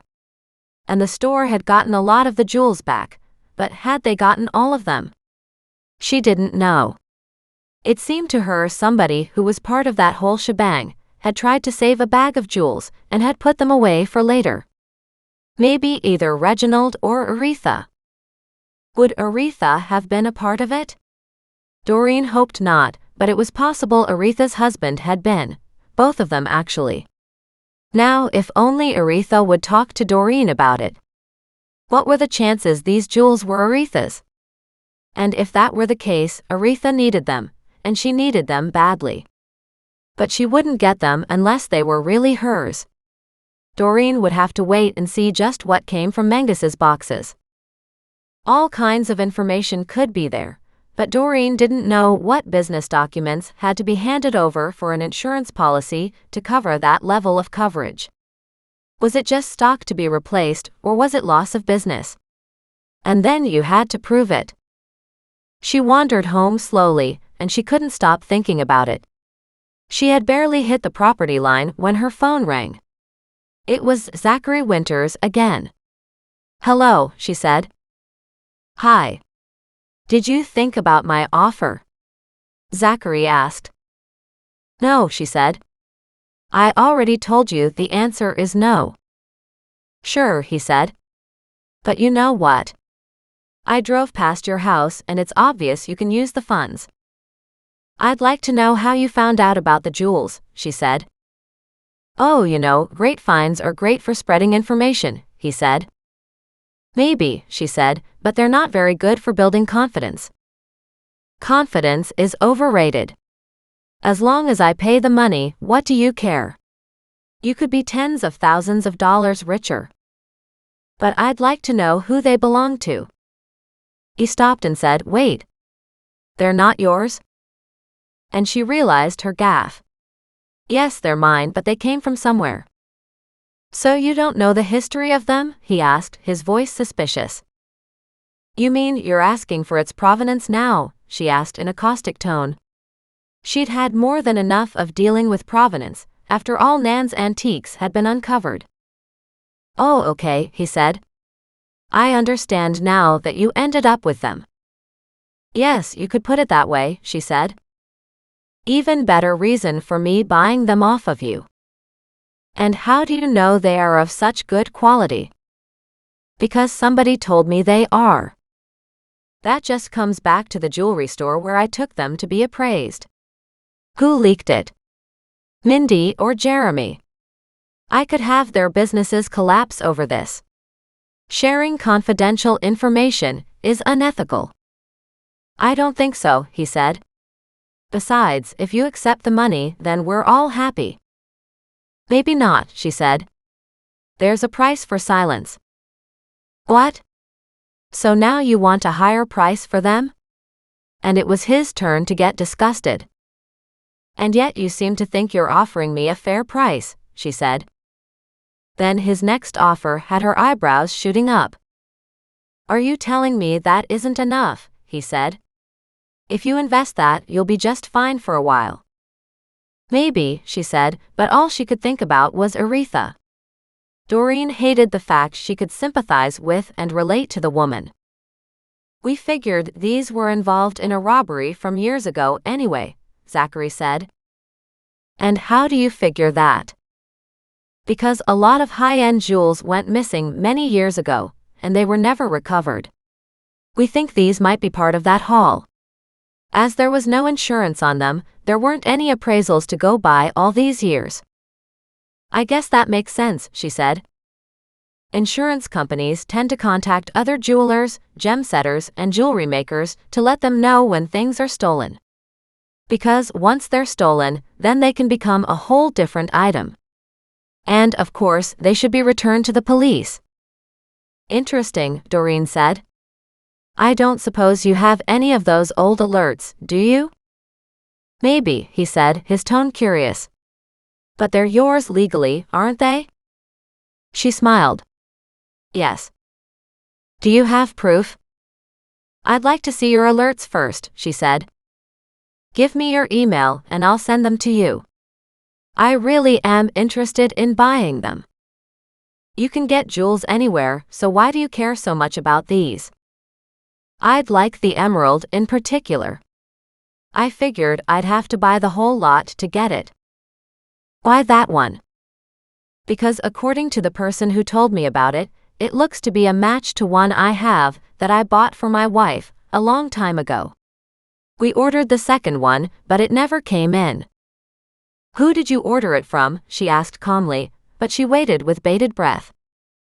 Johnson and Abelman, he said. That must have been a long time ago. Yep, he said. We've been married a lot of years, and I've always wanted to get it for her.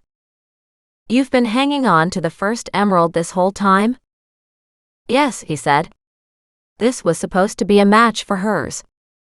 Does she care now? She cares, he said. She cares a lot. Send me the alerts and let me take a look. Sure, he said. Remember, if it's one of those, then by rights the police have to be informed. Don't worry about the police, she said. It's already been cleared. Interesting, he murmured. Like I said, I still want it. I hear you, she said, and I want those alerts. I just sent them to you. Call me. Then he hung up. Chapter 18. Monday, early afternoon. As soon as Doreen walked into her house, she sat down before her laptop. Overly full, and definitely not needing anything else to spike her energy, like coffee, she brought up her email. Sure enough, she had a new message. As she opened the file, she found a scanned copy of a page from a long time ago. Somebody must have kept them.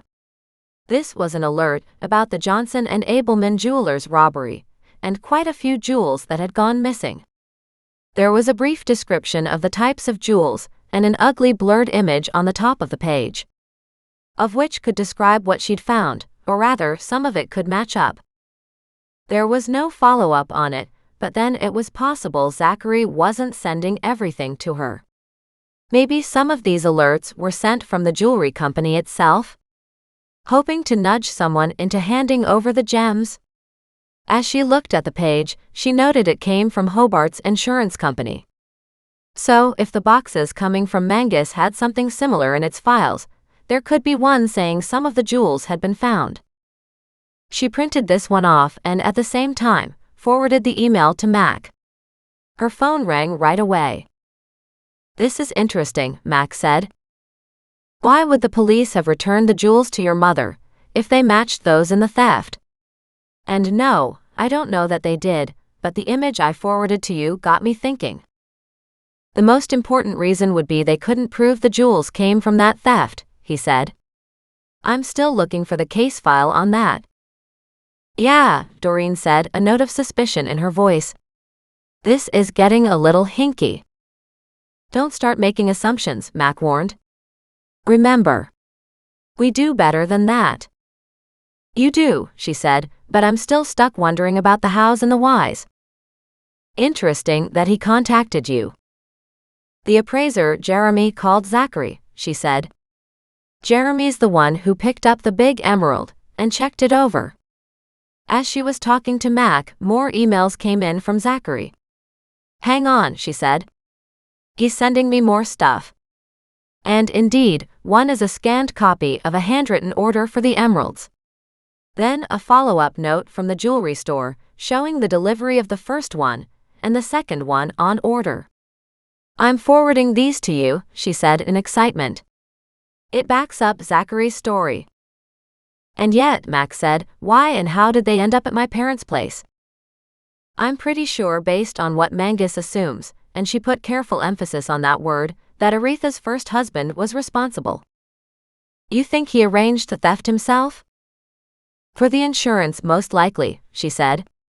"And then, with the fire, I don't know how much was reclaimed. I am getting some boxes from the insurance company though, from Mangus." Mac sucked in his breath. "Unbelievable," he said. "Maybe." Just then her doorbell rang and Muggs took off barking. Doreen groaned. "Now I've got somebody at the door." She kept talking to Mac as she opened the door to see a pickup out front. She looked at the young man while Muggs danced at her feet. "Hi, I'm Mangus's grandson Grantham," he said, "and apparently these boxes are for you." With that, he propped open the screen door and unloaded all the boxes into her living room. "Thank God there are only 12 boxes," Doreen announced to Mac, as the kid gave her a wave and took off. Mac started to laugh. "Remember," he said, "if you find anything." She promptly hung up on him, glaring at the phone. "Not cool, Mac," she muttered. Muggs was busy sniffing around the boxes, and even Goliath had hopped on top of one. Thaddeus, never to be outdone, hopped onto one of the boxes and pecked around, his head twisted, as if reading the lettering on the box. Doreen pocketed her phone and looked at the boxes stacked up in no particular order, noting each one was dated. Dates going back 40 years. She whistled. "Maybe it'll be easier than I thought," she said, and she pulled out the oldest of the boxes and noted it was taped. Stepping into the kitchen, she grabbed a sharp knife, then went back and sliced open the top. Inside were not files as she'd expected, but loose papers stacked on top of each other, including note cards and smaller cards that looked like they came from a little Rolodex. The boxes were big, much bigger than she was used to. She emptied one box, keeping the papers in sequence and hoping some order was within the chaos.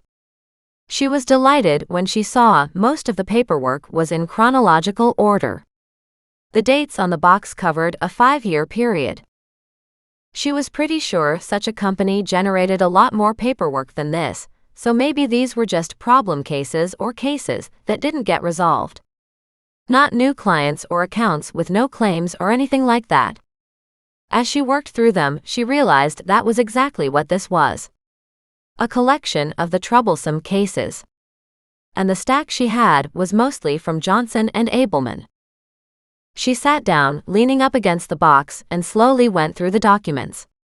The initial coverage, then the theft, for which there was a police report.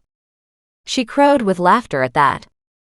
She pulled it out and got up, keeping the paperwork carefully in the same position, and scanned it, sending it to Mac. Then she replaced it, but this time with a sticky note sticking off the top. Then she went through the rest. What followed was basically the logistics behind what she'd already heard. The break-in at the business, and a theft that hadn't been fully insured. A handwritten note contained comments suggesting some dissension and infighting between the owners, and more stock had been ordered than was necessary. One comment even indicated suspicions that the burglary was part of the problem and potentially was a setup. Doreen found some missives back and forth, letters from the Johnson family trying to get coverage for all the stock that had been purchased and had gone missing. But, because they didn't have proof for a lot of it, even though they'd done their best to get copies of receipts, the insurance company wasn't prepared to cover the exorbitant amount. They had covered what had been in stock and, per their normal rider, a percentage of the business itself.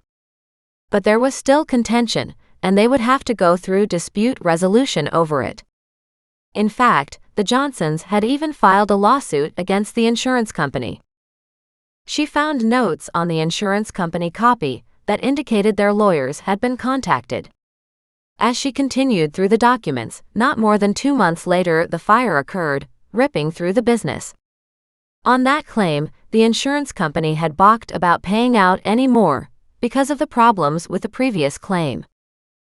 Doreen picked up that note, then scanned it and sent it to Mac. Then she added a sticky note to flag this page as important, put it back in order, and carried on. It was fascinating reading. In the end, the insurance company didn't have to pay out for the fire, and they hadn't paid out the full amount for all the jewelry either. She wasn't sure that they had any kind of notation as to what went on in terms of the jewelry business itself going under, but it went bankrupt about the same time, and not all the creditors could be paid. Some of the jewels were recovered, and most of those were sold, including all the inventory that was salvageable, in order to help cover the debts, but the final result was they were broke. As she got to the end of the box, she found it went on to other cases. A single note said the lawsuit was dropped.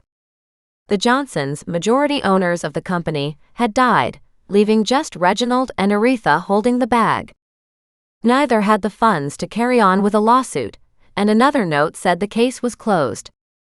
Doreen put an elastic band around all the paperwork that pertained to the Johnson and Abelman case, thankful she didn't have to go through the rest of the boxes. She did go through the rest of this box just in case, but nothing else was connected to the Johnson and Abelman Jewelers Company. Picking up what she had found on the jewelry company, she took out each of the pages with the sticky notes attached, making duplicate copies of these sheets, reinserting them into the chronological stack, then double-checked for staples or paper clips in the rest of the paperwork, and ran the entire file through her scanner. When she was done, she reclipped it all together and put it back in the box. Then she closed it up. With that safely in digital form and her notes in hand, she thought it all over, deciding she needed to talk to Aretha. And that wouldn't be fun. She groaned, knowing she might as well get it over with. "Okay, Muggs. How about a walk?" Muggs barked and raced over to the kitchen, where Doreen apparently had left his leash. He dragged it back excitedly, flicking it around, until the end of the leash smacked Goliath, who then chased after Muggs, trying to attack him. Muggs yelped and dashed behind Doreen, trying to keep her between him and Goliath, who was still rightfully pissed. Joining the crowd, Thaddeus landed in the center and cried out, "Thaddeus is gorgeous." Doreen stared at her ridiculous menagerie and laughed. "Come on. A walk is just what we need. Hopefully it will change the attitude around here." She gathered them around her, and after securing the front and back doors, walked to Heidi's. Doreen saw no sign of Heidi in the gardens, and the gates were locked. Doreen found a button to push though, and shortly after she did, Aretha's voice answered from inside. "Aretha, it's Doreen." "What do you want?" the woman asked, sounding exasperated. "I'd like to talk to you about the jewelry business and the insurance problems at Johnson and Abelman." There was shocked silence on the other end. "Why would you want to do that?" she asked. "Because I think it's important," Doreen said, speaking gently. "I think I know a lot about what happened, but I'd like to hear the truth from you." "Does anybody even know what the truth is?" Aretha asked, her voice sounding tired and old. But she hit the buzzer and released the lock on the gate, so Doreen could come in. As Doreen headed up to the house, she studied the gardens and smiled because they did look so much better. At the front door, Aretha stood waiting. "Why are you putting your nose into my business?" Aretha snapped. For all her regal stance, her clothes were from a decade ago, and her features showed strain and stress. "Are you feeling okay?" Doreen asked gently. Aretha gave an irritated shrug. "Of course I am. What do you care anyway?"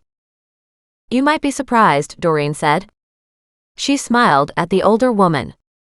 "What can you tell me about what happened with the burglary?" "Nothing to say," she said, her tone clipped. "We came in one day to find the windows were smashed, and a lot of the jewelry was gone." "Did you recover any of it?" "Some of it was recovered, yes. Dropped and scattered all over. And that was all sold to pay the bills." "But not all of it was recovered?" "No. Not all of it." She hesitated but then firmed her lips, pressed them tightly together, and wouldn't say any more. "Did you ever figure out who did it?" Again came a haughty stare, and her nose cranked up another inch higher. Doreen recognized the signs. She'd seen them in many of her associates in her previous life. "No," Aretha said. "There were a lot of theories, and my parents certainly had a lot of their own at the time, but they were just trying to cause trouble." "Did they blame your husband?" Stunned, a surprised expression covered Aretha's face. Like a deer frozen in the headlights, she whispered, "How did you know?" "Because he is the logical choice," Doreen said. Aretha shook her head. "How is that logical?" she asked. "My parents helped him into the business. They showed him everything. It was just me in the family, so my husband knew we would inherit everything. But maybe he didn't want to wait until you inherited." Doreen said. "Did you want more than he could afford? Was he feeling pressure to give you more?" Aretha shook her head, bewilderment in her gaze. "No," she said. "We were fine." "Did he want things? Did he want a fancy sports car or a bigger house? Could he have felt like the standard of living wasn't meeting his expectations?" "He was a bit of a gambler," Aretha said, "and he always thought big. He wanted to have a cabin on the lake and a bigger house in town." She shrugged. "I just ignored him, figuring he was a bit of a dreamer." "And what would it take for a dreamer to cross the line to theft?" Doreen wondered. "We were having some marital problems. But divorce was still a stigma I didn't want back then." "Your parents would have been okay with it though, right?" This time Aretha's gaze was haunted, but she nodded. "It's only as you look back over the years that you realize the mistakes you made," she whispered. "My parents, they didn't like him. They opened their arms to embrace him because they figured, if they didn't, they would lose me. And after everything they did for my husband, it still seemed like it wasn't enough." "And then you mentioned divorce, correct?" "We had a big fight. I wanted to move out, to go back home to my parents. I told him I wanted a divorce." "And the break-in? Was it that night or another night?" "That night," she said. "I did go back to my parents' house. I left at 10 o'clock, although I told the police I was home. I provided an alibi for my husband, but I really don't know if he was home or not." "Bingo. It's too bad you did that," Doreen said, "because some of this could have been resolved so much earlier." "I don't know about that," she said, "but I felt I owed my husband that much." "And yet, didn't you wonder if he may have had something to do with it?" The older woman hesitated. Doreen nodded, encouraging her. "Of course you wondered. But once the insurance didn't pay out, you guys were in financial trouble, weren't you?" Aretha nodded. "My parents were devastated. Everything they'd worked so hard for, and now they wouldn't even have enough money for their own retirement. And then the fire?" "Why are you dredging up all this?" Aretha said, visibly shaken. Don't you see it's painful? I'm trying to get it all straightened out, Doreen said. It is important. Please trust me that far. Aretha shrugged. Maybe, she said. The fire was the end of it. The insurance company wouldn't pay and were already calling us insurance frauds. It was a mess. They'd canceled the insurance on the business, but my parents didn't tell me. Aretha sagged against the waist-high railing on the front porch. That was too much for my parents. And they died soon after? Yes, I believe so. The older woman reached up and pressed her fingers to her temples, as if the memories were painful.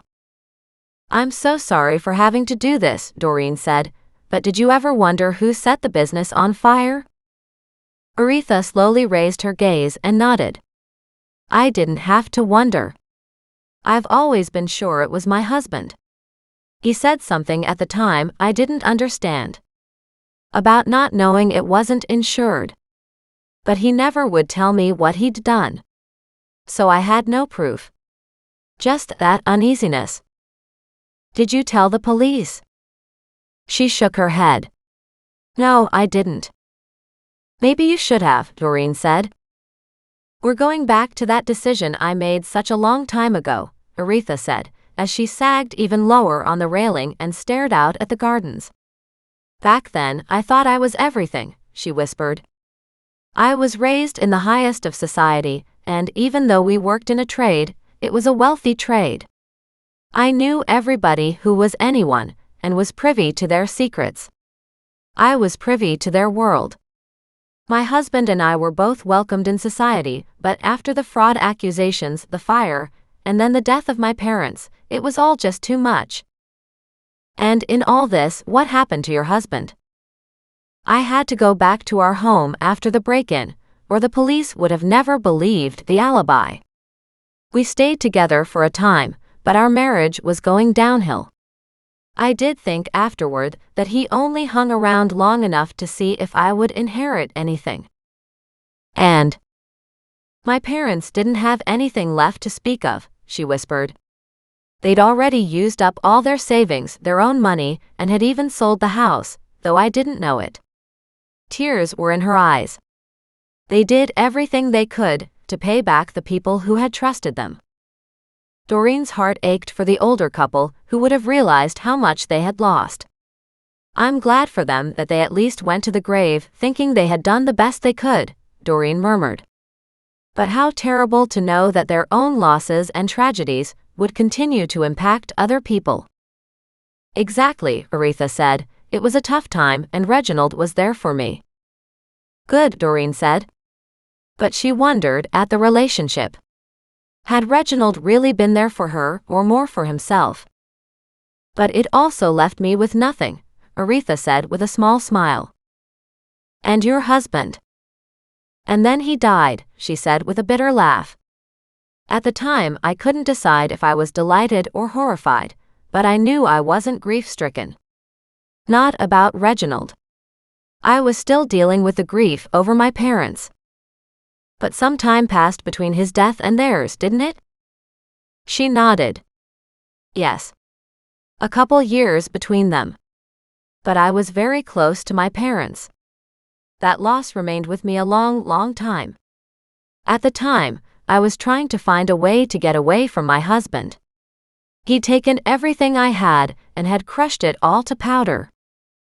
Did you ever suspect maybe he had stolen some of the gems for later? I asked him if he had because I couldn't let the idea go, she said. He just looked so hurt that I ended up feeling guilty. She shook her head. I found out later he had stolen quite a few of the gems, and had hidden many of them in places I would never find. She shrugged. He left me a strange letter before he died, saying gems were still hidden in the city, but he couldn't find them anymore. The landmarks he'd written down to remind himself were no longer there, so he didn't even have a way to get them himself. Why would he have left you that letter? Because he'd kept some of the jewels and slowly sold them over time, after we were separated, she said bitterly. He had essentially lived off my family for all those years, and when he finally ran out and knew he would be done for, all he wanted was that last bag of jewels, but he couldn't find it. Do you know how many gems were in the last bag? She shook her head. No, I don't remember. Only that this last group had an emerald he didn't dare sell, because it had been specially ordered by a friend of mine for his wife. She shook her head. It was so hard to hold my head up in society. Was it helpful when your husband died? I don't know about helpful, but it allowed me to close a chapter. A long and sordid chapter I was desperate to be done with. And even if some jewels do show up, Doreen said, there's no way to prove whose they are, is there? No, probably not. The whole thing was a mess with many clerical errors, which is why the insurance wouldn't pay on that group of stones, as they couldn't be proven to have been part of the shipment or that they were in our possession. The only way would be if the emerald happened to be with them. Why is that? It was a very specific emerald that was custom ordered. Records exist for that. But not that it was ever received. Do you know who ordered the emerald? The older woman smiled and nodded. Yes, I do, she said. It was an old friend, like I said. His name is Zachary. Zachary Winters. Bingo. Chapter 19. Monday afternoon. Doreen left soon afterward. She hadn't told Aretha about the jewels Millicent had found. Still, too many unanswered questions were here. Not the least of which was the question of whether any crimes had been committed that mattered today. If those jewels were from the store, did they belong to Aretha? Did they belong to the insurance company? Or did they belong to Millicent because she had turned them in to the police and then had them returned again? Doreen just didn't understand enough about how that worked. She would have to talk to Mac. But she realized for the first time that she and her animals had found no dead bodies related to this case. Wouldn't that be nice for a change? She skipped along the road with the animals, quite cheerful at the thought of making so much progress. As she walked toward her driveway, she saw a strange vehicle, which looked like a Lexus parked in front of Richard's place. She frowned at that, but as she got closer, a man stepped out, and she recognized Jeremy, the appraiser from the jewelry store. With her hands on her hips, she glared at him. Aren't you a lousy piece of work? He flushed. This friend of mine has been looking for that emerald for a long time, he said. Interesting, she said, and I get that. But you should not be leaking information. Confidentiality is everything in the jewelry business. It is, he said, and Zachary told me that he's contacted you several times. Doreen nodded. That's correct. And? He hesitated and said, if you ever want to sell it. You didn't even tell me what it's worth, she said. Not that I can trust anything you say now. And, by the time I'm done letting everybody know what you did. Wait, he said, holding up his hand. It was only in this extenuating circumstance. Why is that? Doreen sneered. It was 40 years ago. Zachary and I knew each other back then. He was my best friend's father. How do I know you didn't steal them to begin with? Look. I didn't know him when all this happened, but he told me that he'd been hunting for the emerald a long time. He contacted the company it was ordered from and learned it had been shipped to Kelowna. So he knew it was here in town and just hoped it would show up one day. So why is it so important even after all these years? She asked. It's just an emerald. He smiled. Just an emerald to you, maybe. But you have to understand his wife was everything to him. Past tense? Will be soon, he said. She's got cancer, and he's afraid she won't live too much longer. So what difference does the emerald make then? She asked curiously. It's been eating away at the two of them all this time. If nothing else, they want closure. And if he can, she said with a nod, He wants to buy it and finally give it to her. Is that it? Well, the treatments are ongoing and he's hoping she'll pull through, and they'll have another 20 years. Either way, he would like to finish something he had promised her way back when. Does she have the other one? He nodded. He had it set in an earring, and it's waiting for this one. And you think that's the one I had you take a look at? I'm positive, he said. I've identified and appraised the other one several times. I know they're a matched set. Interesting, she said. I'll think about it. He hesitated. She glared at him. Don't pressure me. They'll pay a good price. I heard you, she said, and I said I'll think about it. Already more lives have been damaged than we ever realized from this. Meaning? Meaning when the store had the break-in, then the fire, and then going belly up, it impacted not just the Johnsons directly, but everybody else too. Meaning, the people who had ordered the jewelry had hopes and dreams of their own. And a lot of the creditors took a hit. It sounds like the Johnson family took the biggest hit, Doreen said. They lost everything. I know. And for that, I'm sorry. I think everybody's forgotten about Aretha. He nodded. That's possible. She did remarry, so everybody assumed she was okay. The problem is, the theft is so old that not many people care anymore. I don't think anybody can assume that, Doreen said quietly. Inside her head, Doreen was screaming, I care. I care.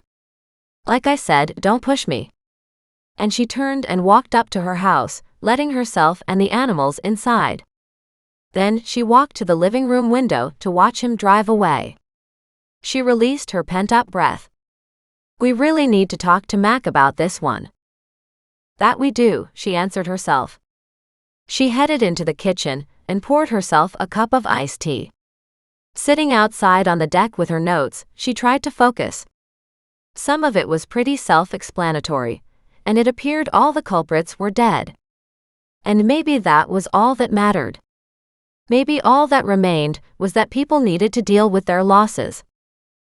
Then she thought about the Johnsons, wondering if they had committed suicide with their car accident.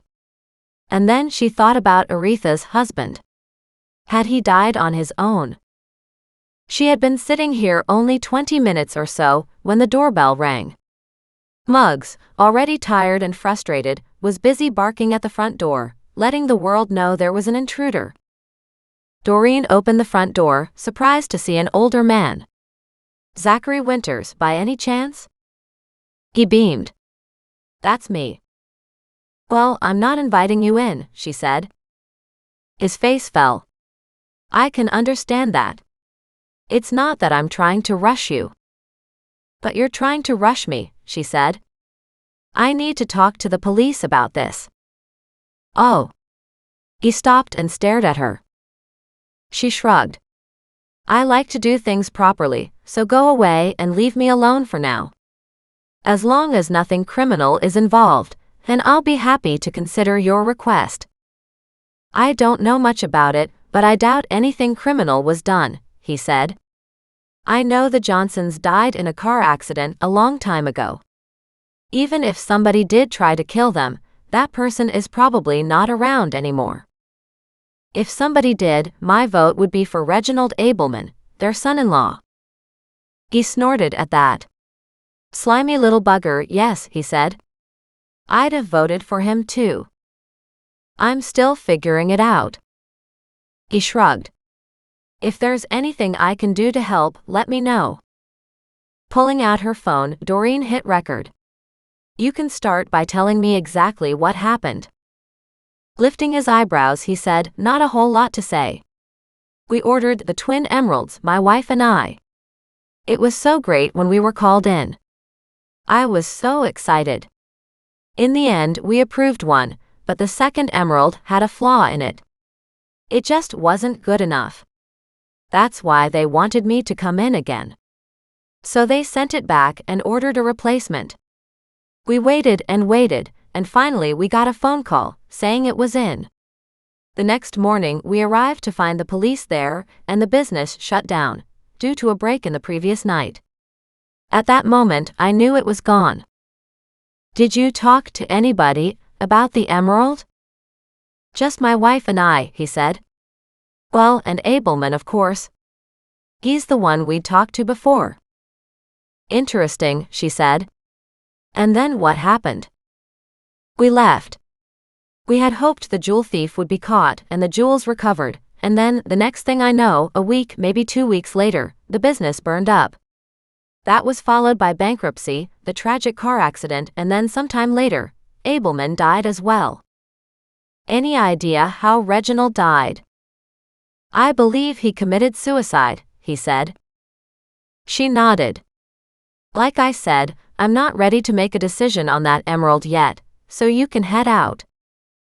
He replied with a bark of laughter. If it wasn't for that emerald separating you and me, he said, I think I'd like you just fine. Chapter 20. Monday late afternoon. Doreen closed the door after speaking with Zachary Winters, but stood to the side of the big window in her living room so she could watch him leave.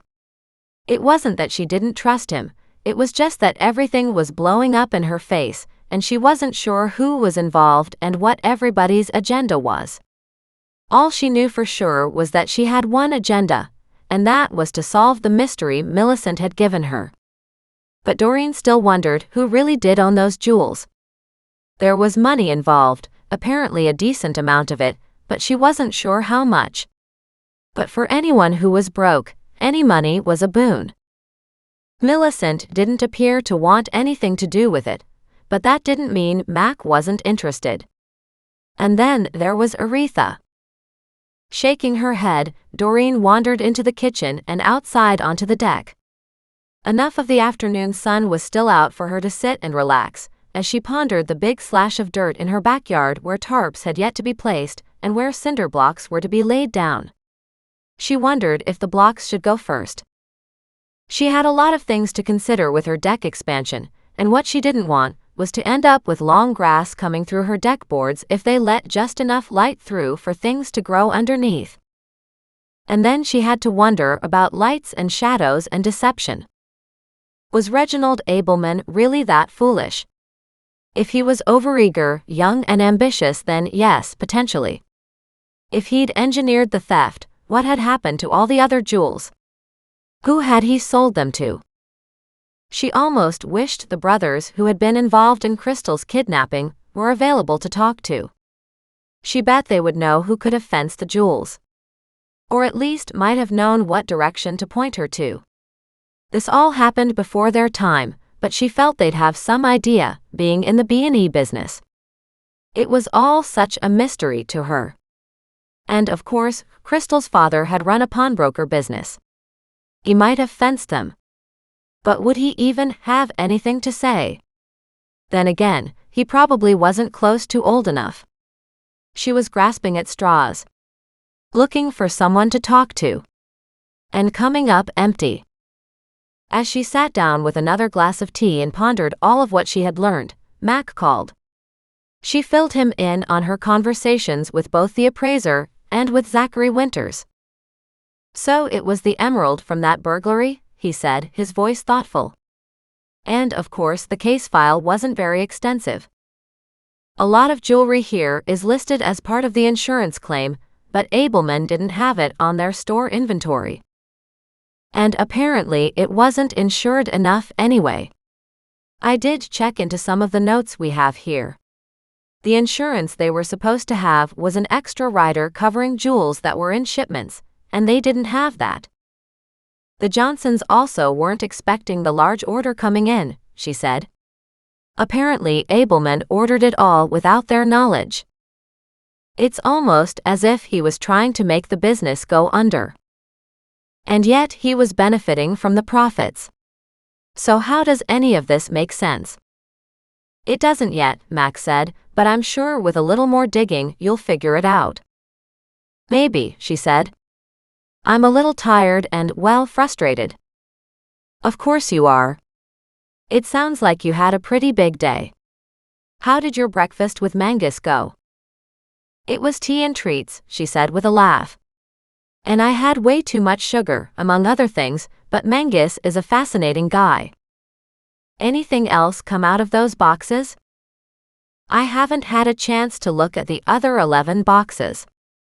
I scanned and emailed you a bunch of stuff earlier. But now?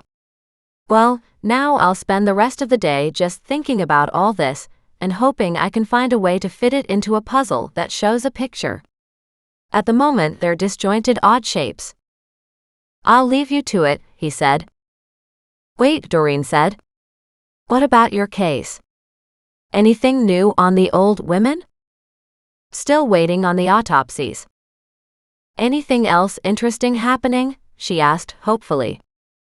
For you, no, Max said, his tone allowing no argument. For me, lots, so I better get back to it. On that note, he hung up. She snorted down at her phone. Of course for you, she said. You just don't realize how lucky you are that I'm not in the same office. Imagine if we worked together. She gave a short laugh. At that moment, Muggs plunked himself down on her feet. She reached down to scratch him. Not too sure what's going on, buddy, she muttered. He gave a light woof and rolled onto his back, as if to say the only thing that mattered was that his belly got scratched. She gave him several moments of attention, then realized Goliath was wandering through the garden, stopping to sniff all the plants she'd gotten from Heidi. And that was a good reminder. They probably needed more water. As soon as she stood, Muggs jumped onto his feet, and the two of them walked to the garden. Thaddeus somehow had ended up on the pile of rocks she'd cleaned out when she had been weeding. His perch was precarious at best, but he was watching Goliath steadily. She stepped up closer to the plants, checking how they were holding up. Then she got the hose and gave them more water. In the heat, transplants always suffered. It was much better to transplant in the spring or the fall, on a cool cloudy day, but beggars couldn't be choosy.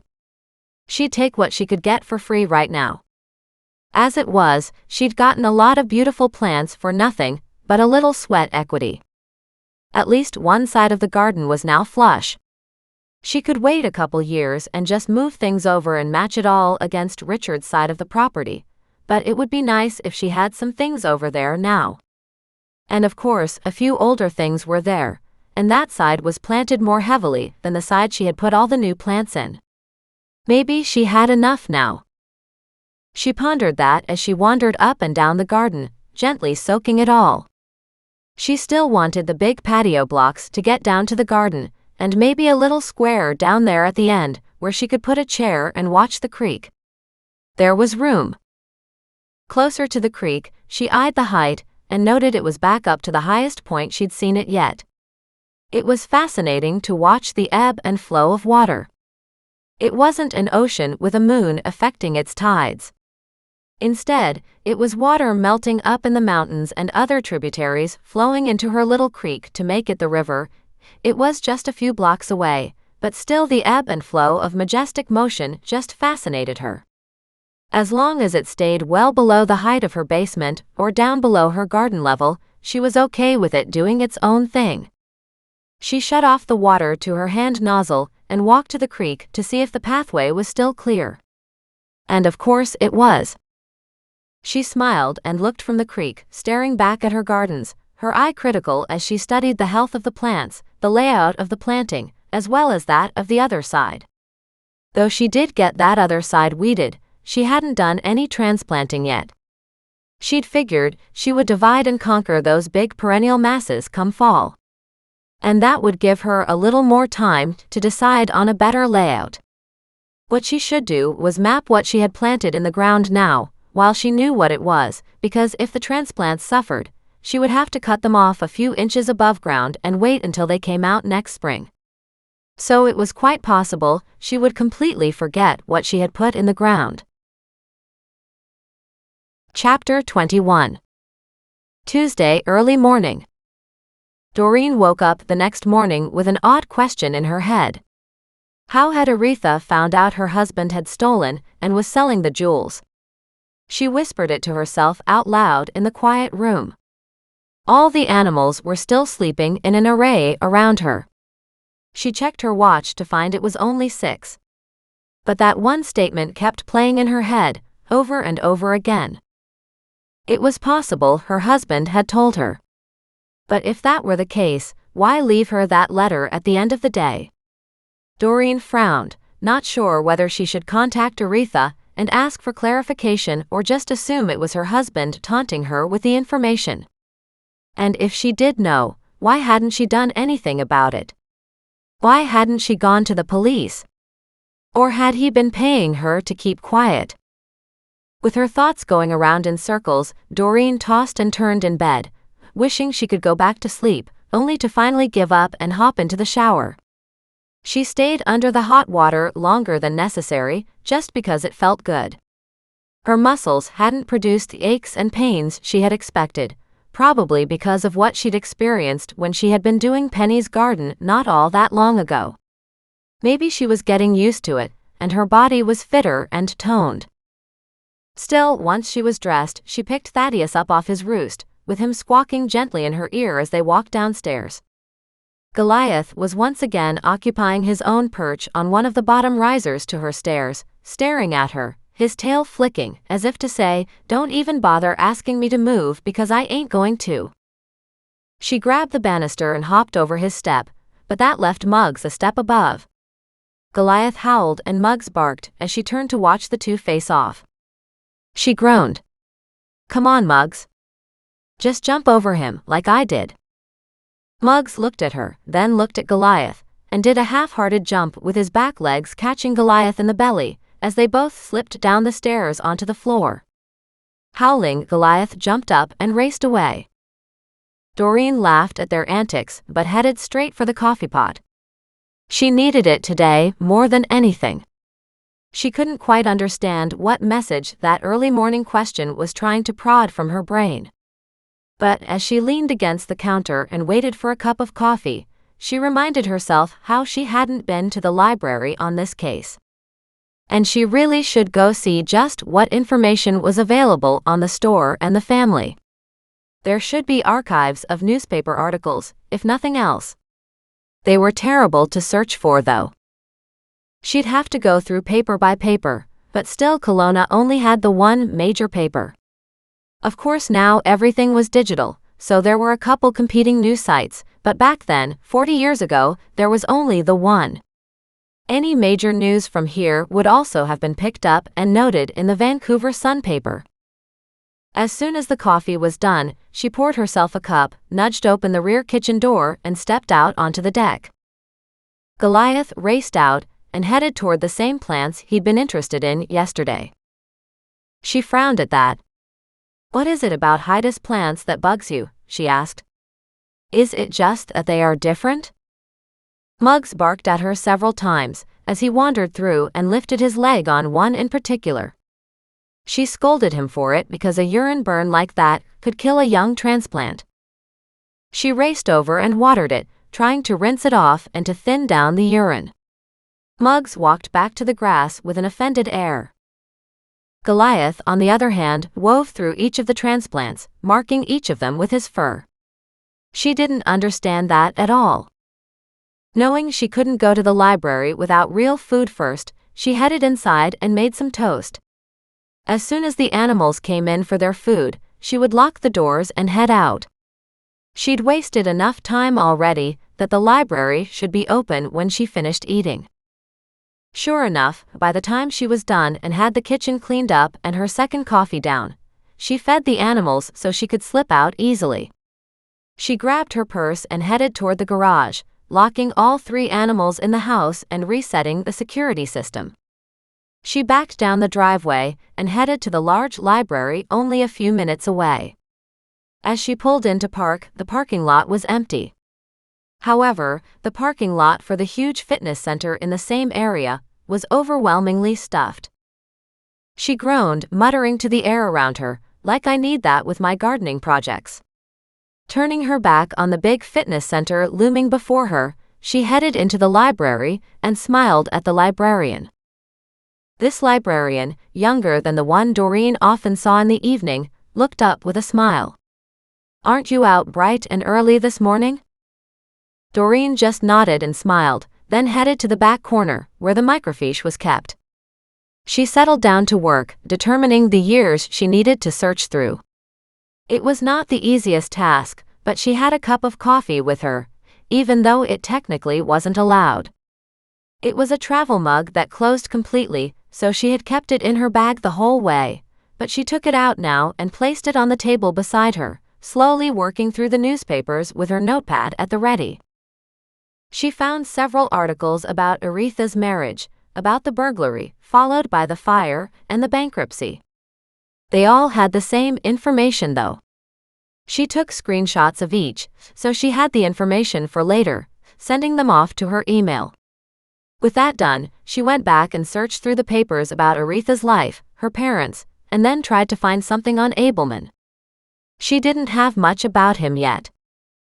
Apparently, he was relatively new to Kelowna, and his parents were from the Lower Mainland. In one of the articles, though, she caught note of a sister. But the article was written so ambiguously, she wasn't sure if it was his sister or somebody else's. It came up several times, but still Doreen couldn't make heads or tails of it. Sometimes people wrote without defining who the subjects were clearly enough. She took a picture of it, so she could mull it over later. Nowhere else had she ever heard mention of a sister. And sure enough, none of the other articles said anything. She found nothing about the divorce, but there was a note about the car accident. It was just a simple black and white statement about the loss of an iconic local family. Both parents had perished in the crash. As Doreen kept reading on several years later, she very nearly missed it, but she found a byline in the obituary about Reginald Abelman. It didn't say suicide specifically though. She frowned at that, took another photo, and kept going. She would have to confirm with Mac if it was a suicide. And she didn't know that Mac even had that information available. But who knew? In her heart she felt terribly sorry for Aretha's circumstances, but she also understood Nan's position about how Aretha, being a mean and difficult person, likely deserved everything she got. Because of her own life, Doreen could understand how hard a shift it would have been, going from being a wealthy and prominent and well-respected woman to suddenly being a nobody, now surrounded by scandal and drama. Speaking of which, Doreen scrolled through, looking for mention of the insurance company. She found a few mentions of Hobart's insurance company, but nothing major. Nothing about a court case either. She wasn't at all surprised, since that was hardly newsworthy, and if the insurance company hadn't wanted anybody to pick it up, it probably would have been pretty easy to squelch a story. They obviously wouldn't pay a claim or a lawsuit if they didn't have to, and those million little footnotes on insurance policies would get them out of having to pay for all kinds of things. She did find a marriage notice for Aretha again, just a simple little notification. She took a photo of it though because it gave Doreen dates and times, and she marked it all down on her notepad. She scrolled aimlessly for another 40-odd minutes, then realized she just wasn't picking up anything new. And once she ran out of microfiche, it would go to digital anyway. She took another big sip of her coffee, packed her notepad away into her big purse, then lifted the cap off her coffee and drank the last of it, since it was cool now. Stowing the cup in her purse, she got up and decided she probably ought to pick up a couple books. At least something to justify her time here. As she wandered up and down the aisles, she thought she heard somebody whispering. She peered through the books to the other side to see two women with their heads together, both gray-haired ladies, talking. As Doreen got closer, it was like they sensed somebody was here and they broke apart. Doreen came around the corner with a bright smile. "Oh look, I'm not alone after all," Doreen said happily. This place seemed like a graveyard this morning. Both women just looked at her. She smiled, shrugged nonchalantly and said, "Sorry. I didn't mean to disturb you," and she went past them, looking down more aisles of books. They happened to be in the biography section. Something she had never really gotten into. She couldn't understand why she should read books about other people's lives. It would just make her feel worse about her own. It always seemed like other people were doing things, living life, whereas she was just existing.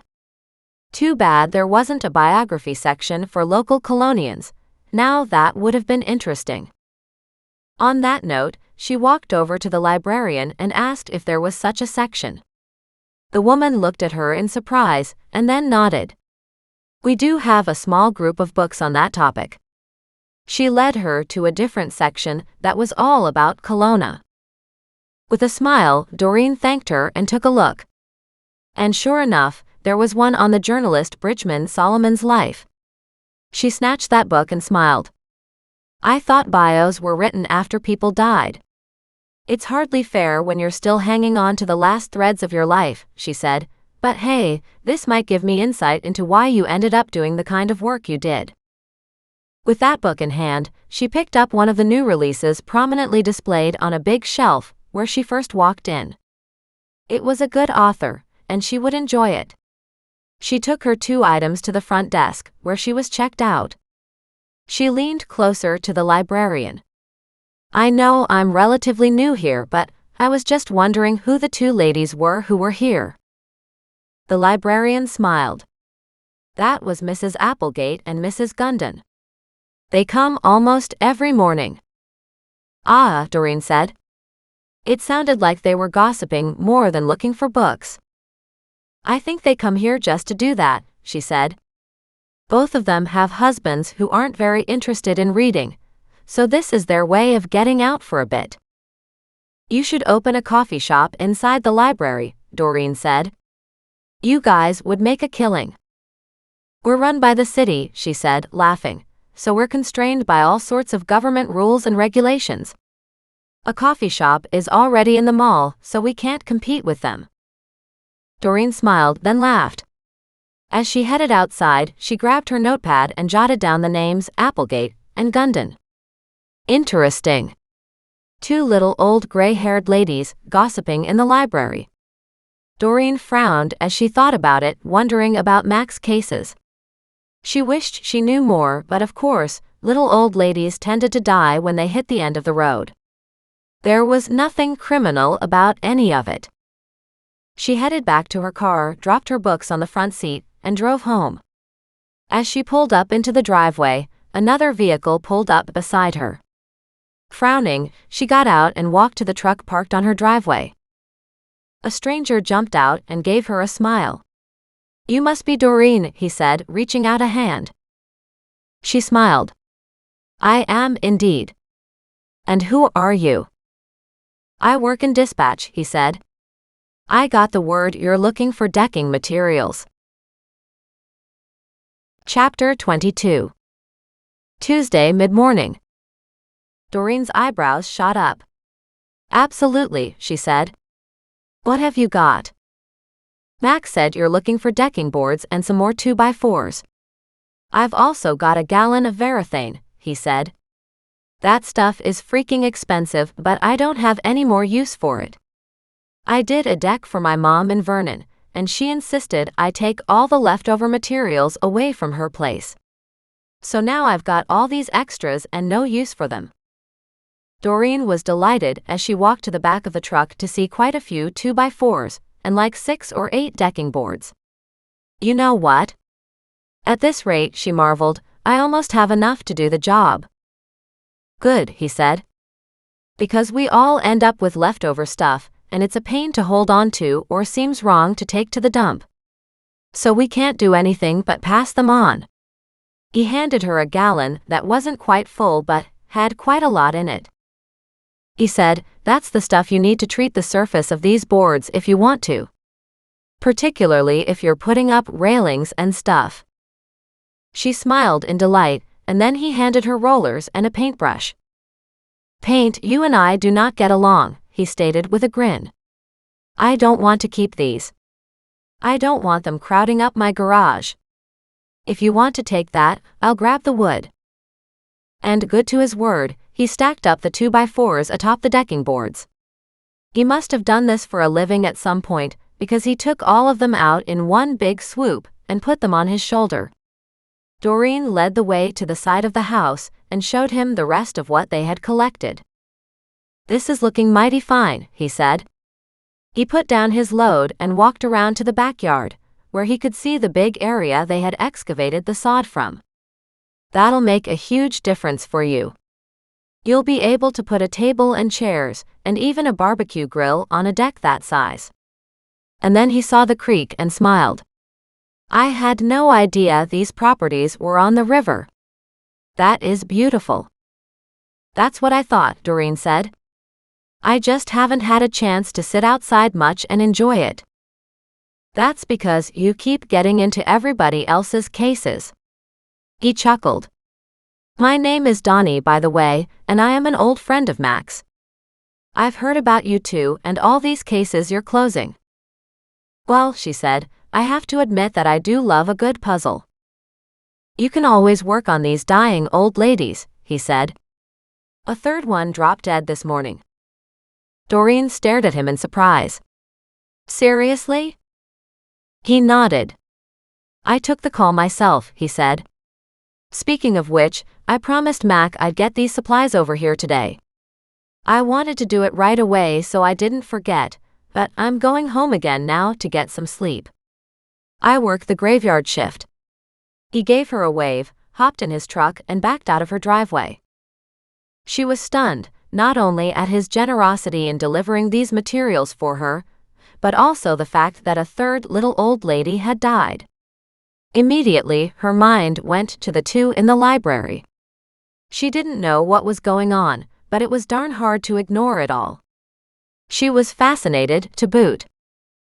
She walked inside the house, letting the animals outside.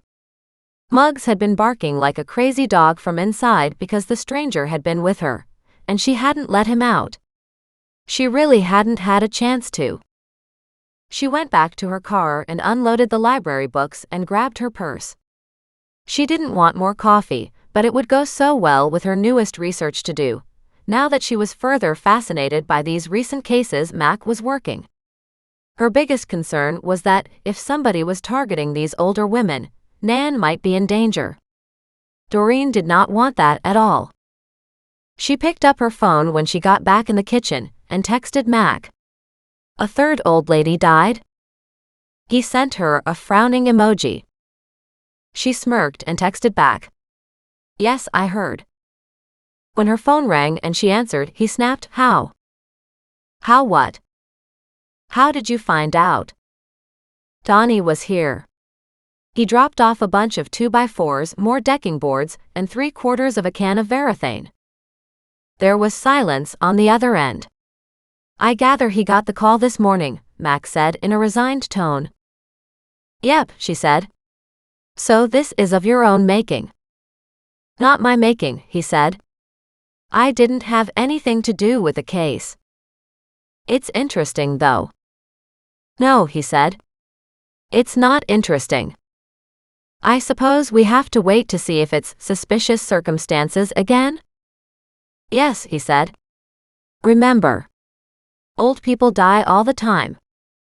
"Yes, but that's 3 gray-haired old ladies all in a row," she said. "Not all that odd," he said. "It could be 3 gray-haired men next time." "Maybe." She frowned. "Do you think something's going on?"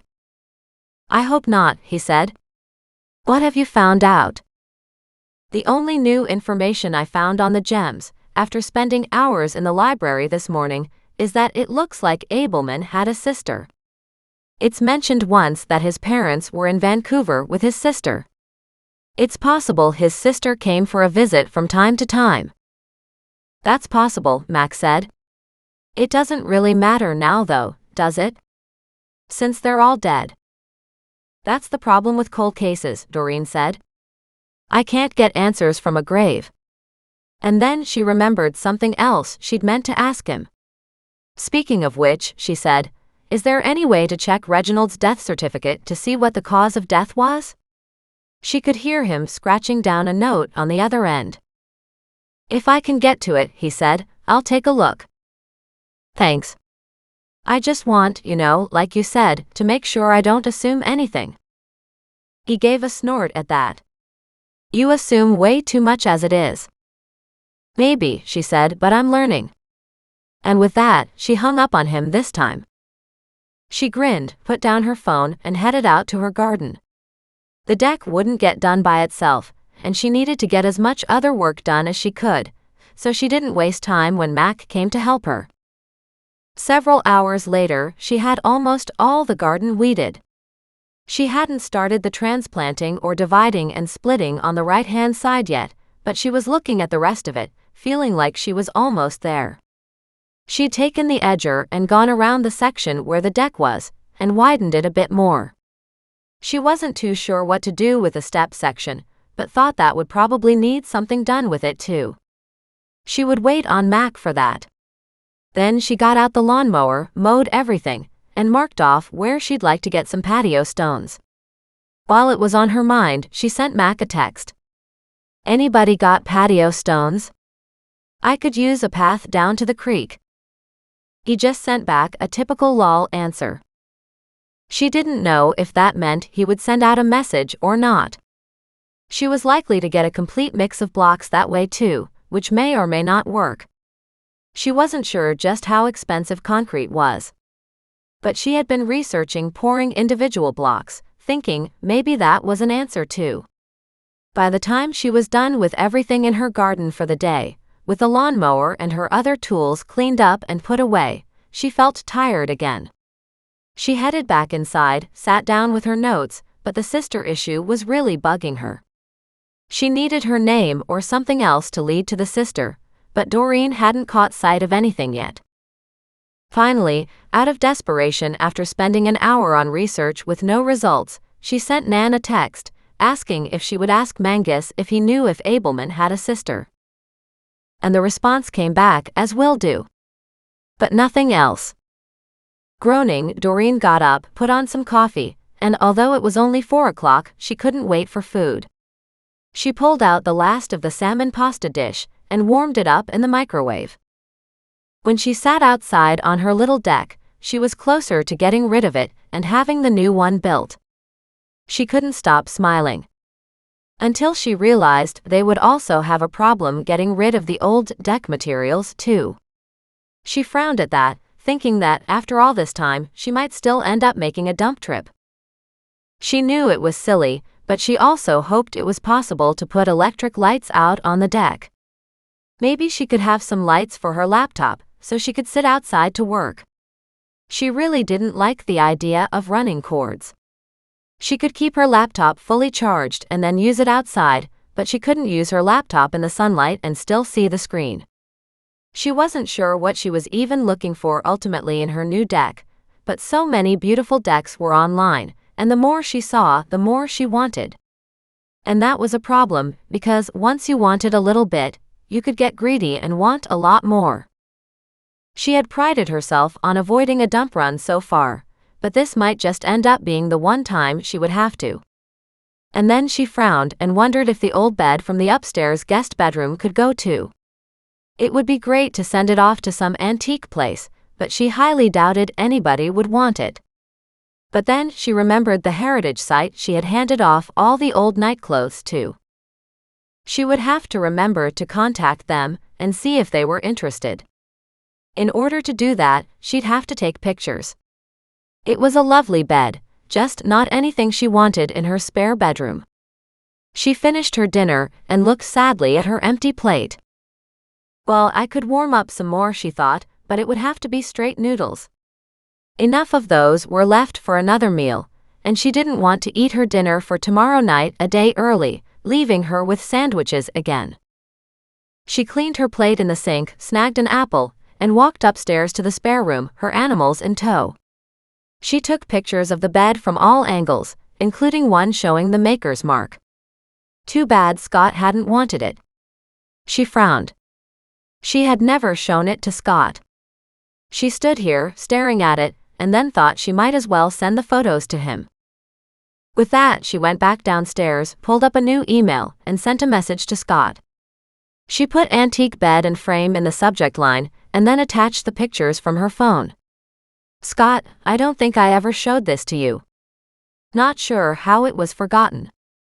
I assumed it had no value, so feel free to tell me that it doesn't, and I'll be happy to move it to the dump.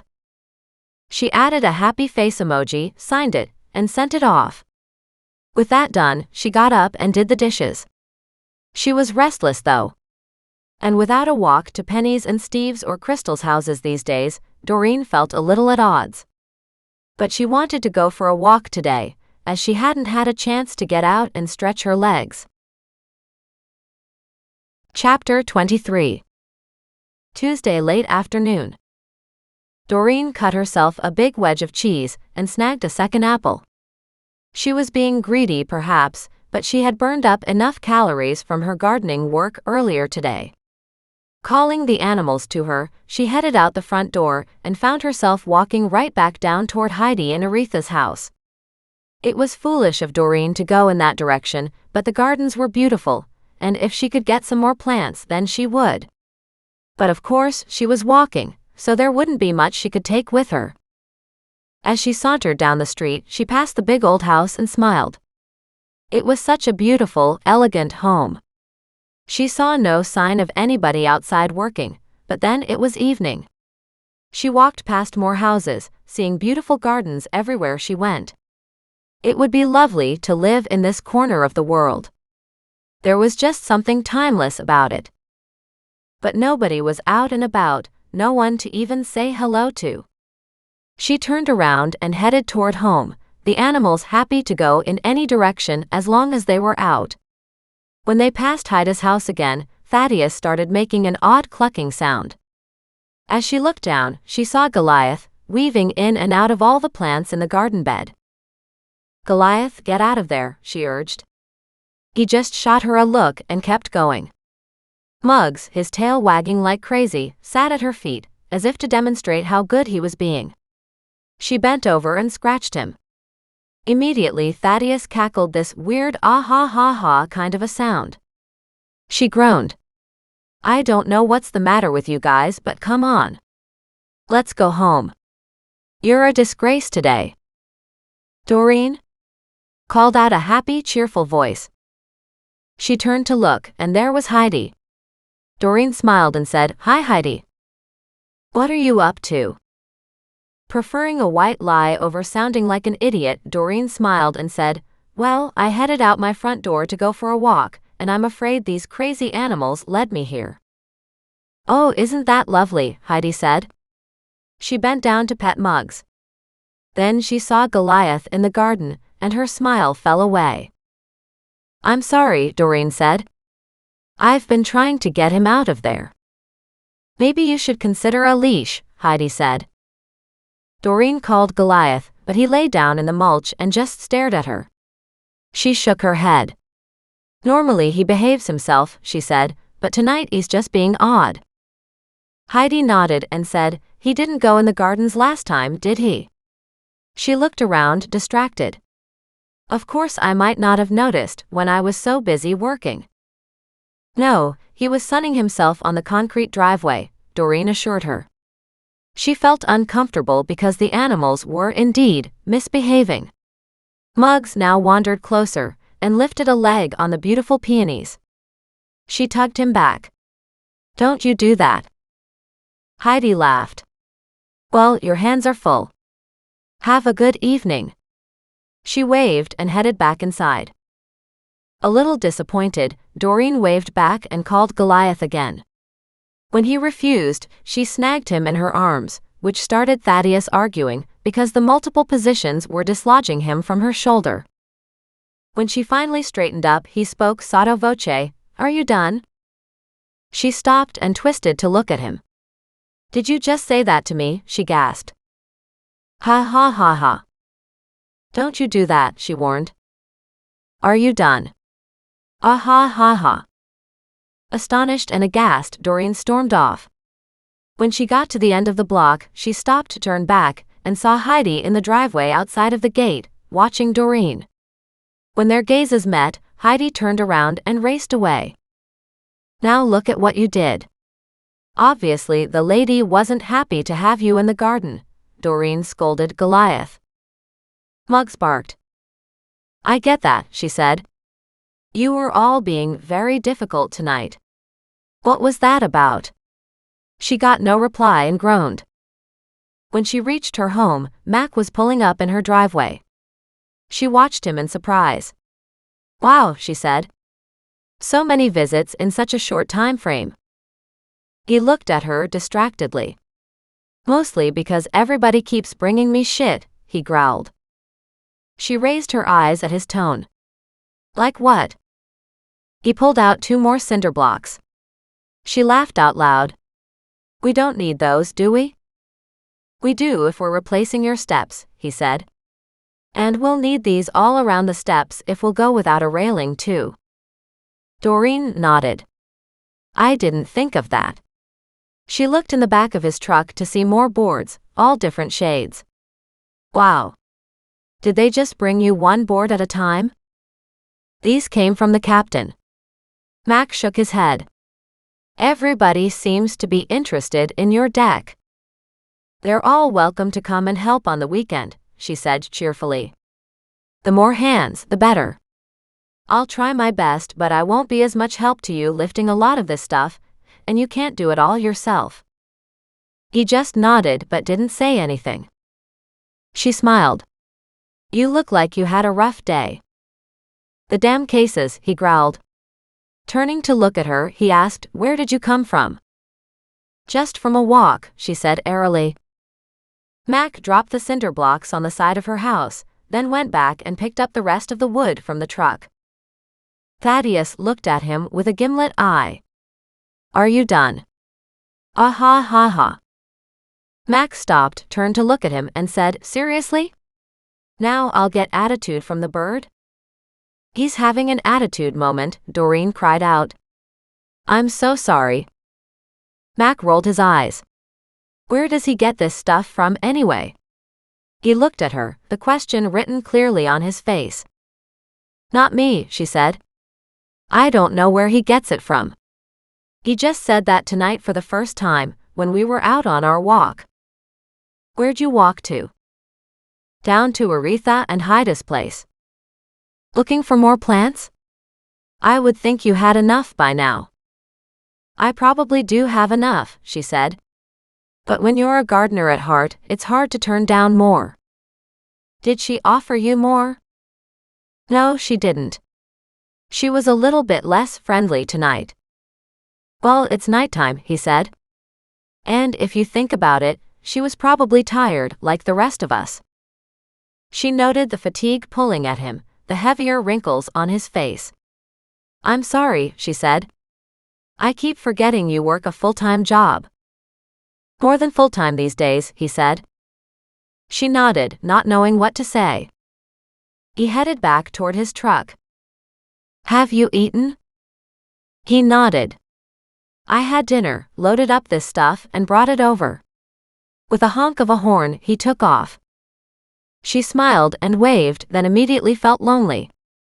Even worn out, he was such a vibrant life force, such a larger-than-life person, it was hard to ignore him. As he drove away, she realized he hadn't answered her texts, any of the myriad questions that needed answering. Still another day had gone by with no answers, not even from Nan, and Doreen was getting frustrated. She was used to success, but this was starting to feel like a great big failure. Chapter 24. Wednesday morning. Doreen woke up Wednesday morning with a heavy heart. Something was just wrong with the information she had. She was missing something but didn't know what. As she got up and put on coffee, Nan texted her. Mangus said he knew of a sister but doesn't know her name. Good enough. Any idea who would? No. Another dead end. She hadn't had a chance to ask Aretha, and wasn't sure she wanted to face Heidi and Aretha in their home either. Aretha was the one who would know, but how was Doreen to reach her? Just because Aretha had a sister-in-law didn't mean it had anything to do with this case. Doreen groaned though, because none of this gave her any foresight into what she needed to do. She was getting frustrated and ugly about it. The days had just gone by, all blending into one another. And that was frustrating her more than anything. Deciding that getting an answer faster would be the best, she texted Mac and asked if he'd found out anything. About Jeremy. Zachary Winters. Reginald's cause of death. The 3 recent deaths of the old ladies. No. She winced at that. A no from Mac somehow came with a thunderous oppressive silence versus Nan's chirpy bird-like no. They both meant the same thing, it was just so much easier to hear it from Nan. Doreen moved outside but found herself restless and out of sorts. She had checked the library and done everything she could. There didn't appear to be anything obvious online, although she had started searching for Reginald Abelman's name, looking for any sign there might be family. On a whim, she picked up the phone book and checked there. She found one. Frowning, she picked up her phone and dialed the number. As an afterthought, she checked her watch and hoped it wasn't too early to call. She didn't want to get people upset. But it was running on 9. When an older female answered, Doreen smiled to perk up her voice and dove right in with a direct approach. Hello, my name is Doreen. I'm wondering if you are any relation to Reginald Abelman. There was a pause on the other end. Who's asking? She started again. I'm Doreen, she said. I live in Kelowna, and I was speaking with Aretha and was wondering if you were a Reginald Abelman's sister, who was her first husband. No, she said. I'm not, but I find it so odd that you would ask. Why is that odd? Doreen asked. Because if I was his sister, you're assuming I wouldn't have married, she said, her voice snippy. And I'm certainly not an old spinster. Doreen's brows drew together. She had stepped on a landmine and didn't have a clue what had happened. Oh, she said. I meant no insult. I was trying to locate his sister, and there was always a chance she had been widowed or divorced, and may have reverted to her maiden name. Or she could have remarried. She knew she was grasping at straws. The woman on the other end gave a snort. Then she could have any name, she said, her voice not quite as snappy but still enough so to make Doreen's teeth grind. Possibly yes, Doreen said. Really, I'm just trying to find any family members possible. Well, she said, I'm not related. With that, Doreen's shoulders sagged. Oh, she said. Do you happen to know of any other family members? Doreen could all but feel the laser gaze coming through the phone line. It's possible, the other woman said. I'll have to think about it. Then she promptly hung up. Doreen stared at her phone, wondering why that had gone so badly. Then she tried to figure out in what way this woman could know somebody who might be related. But then, if she had married a male with the Abelman last name, she wouldn't have been related, other than by marriage. At least she could be snippy and say, not related by blood. Doreen grabbed her notepad and wrote down the gist of the conversation, as well as the phone number. It was a fascinating thing to go into genealogy. She would love to do family trees, but it was so much easier to just do something on Ancestry.com, or another one of the DNA profile sites. She could see that being something people did automatically going forward. She'd have to check them all out herself. She didn't know how that worked. Also, Reginald's parents had lived in Vancouver. She wondered if she could find records of them. I'm going crazy, she said to Muggs. Muggs just sat back and woofed at her. That sounded a little too much like a yes, she said. Just then the phone rang and she looked at the number and groaned. I'm not talking to you, Zachary. But the phone rang and rang. She waited until the voicemail kicked in, then listened to his message. It was the same as before. He really wanted the emerald for his wife. It was the perfect match and nothing less was good enough. She appreciated the fact that he wanted it, but how could she sell something she didn't feel was hers to sell? The thought of getting $10,000 for an emerald was great, but that wasn't the point. The point was, she'd been asked to figure out who the jewels belonged to and to return them to their rightful owner. A part of her said they belonged to Aretha, but Doreen still wasn't sure about that. If Aretha had anything to do with any of the mishaps that had befallen her, then Doreen wouldn't give that money over to her, or the jewels for that matter. Now Doreen was really out of sorts. Just as she got up to walk out to the garden and do something, her phone rang again. It was Zachary again. She hit talk and then end call, so she cut him off. She didn't want to deal with him right now. When it rang again, she went to do the same thing, but recognizing another number, she answered it. "I do know an Abelman," the snippy woman said.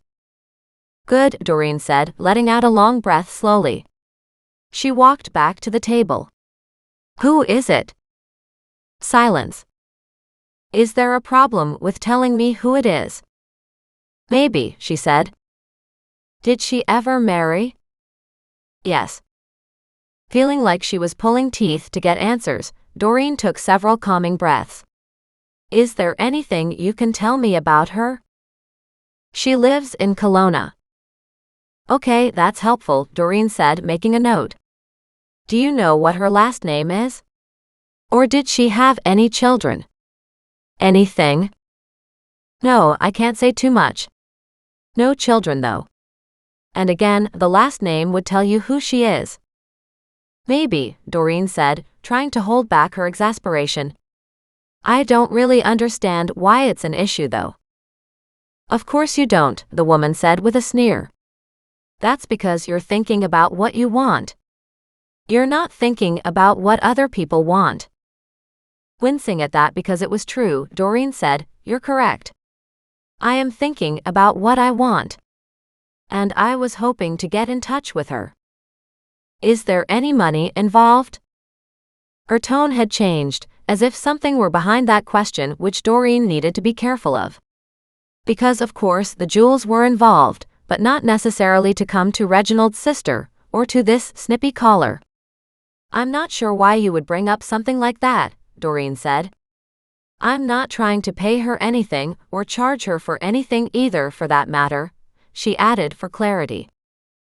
She heard almost a humming sound on the phone. "Does she need money?" Doreen asked. "Doesn't everybody?" the snippy woman said. "Are you related to her?" "No, but when she recognized my name, she mentioned she had come from the same family line." "The same family?" "Only in that Abelman is a very old Jewish name," the woman said proudly. "Ah," Doreen said in understanding. "And of course, it's always nice to find other people who are connected in the family tree." "Well, that's what I thought," she said. Then she added in a haughty tone, "Yet this woman isn't really connected. So she doesn't get the same treatment as family." Chapter 25. Wednesday mid-morning. Doreen nodded, but at the same time, she gave Muggs a big eye roll. "Well, if you could see your way to let me know what her last name is, or her first name, or where she lives, or her phone number, I would really appreciate it," she said. "I am not the police. I'm not a journalist. I'm not a creditor looking for money." "Good thing," she said, "because she doesn't have any to give away. I'll have to think about it." And once again, she hung up with a sharp click. "Wow," Doreen said to Muggs. "The crazies are out in full force today." Of course that wasn't fair, but it suited the way she felt. Why won't she just tell me who it is? But she hadn't. And that left Doreen wondering. She looked up the woman's address to see if that would tell her anything, but of course, why would it? And then she looked up the Abelman name she'd gotten from the phone book and checked through the news. Again, another old distinguished family who had been here forever apparently, and according to the bits and pieces she was reading, was one of the founding families involved in the communities for a good many years. They'd spawned 4 children, all daughters. All had married, and all had different names now. Which was why it was hard to find an Abelman name anywhere. But there was no relationship to Reginald, or to his sister. But this woman knew Reginald's sister. Doreen could just imagine a conversation where they'd meet up somewhere, and she'd introduced herself. What a shock to realize this person had the same family name you did. She couldn't imagine. Yet at the same time, why wouldn't the woman tell Doreen anything? Was this Abelman woman a criminal?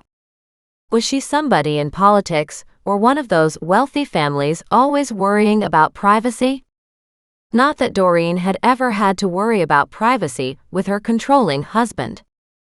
He'd always been very careful to keep everybody out of their lives, so it wasn't anything she had to worry about. As she sat here, the phone rang yet again. She answered it to hear Mac on the other end. "What are you doing?" he snarled. Surprised, she stared at the phone. "What on earth are you talking about?" she asked. "I'm not doing anything." "Oh," he said in surprise. There was a moment of silence. "What did you think I was doing?" she asked curiously. "Because that was a pretty snarly attitude you tossed my way." "I don't know. I just got a really bad feeling," he said. Her eyebrows shot up. "Are you a psychic now?" "It depends," he said, "if you're doing something stupid." She snorted. "That's not funny." "Neither is you getting into something you don't belong in."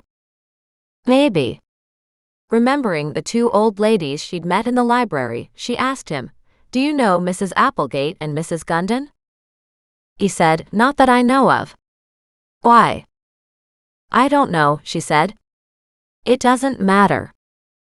"What were you doing?" "I tried to call you a moment ago," he said.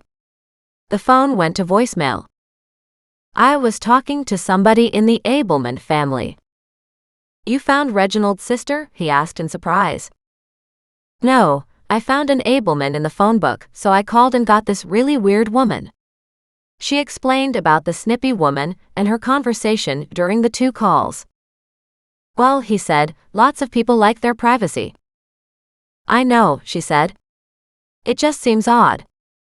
"You're looking for trouble where there isn't any." She snorted at that. "You're a fine one to talk, considering what you said to me instead of hello. You're the one looking for trouble." "In your case," he said with a hard sigh, "it's almost like there is no end to the trouble. But if you're not doing anything and you're sitting at home, staying out of trouble with the animals, then it's all good." And he hung up. She snorted at that. "Geez, Mac, you didn't have to start imitating me," she said to the empty room. But of course, she was the one who had hung up on him so often that now he felt he could hang up on her. She had to admit she didn't particularly like it, and decided it was time to do something about it. So she sent him a text. "Stop hanging up on me." When she didn't get an answer, she sent another. "Please." This time, she got a reply right away. "Don't like it, do you?" "No. I don't." Another quick reply from Mac. "Neither do I." She groaned. "Fine. I'll only hang up on you when I really mean it."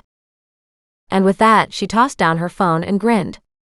She didn't know what she wanted to do now, but there had to be something. She was willing to eat up the rest of the pasta though. It was just that this sister mystery was burning away at Doreen, and she wanted that snippy woman to call her back. How else could she find out?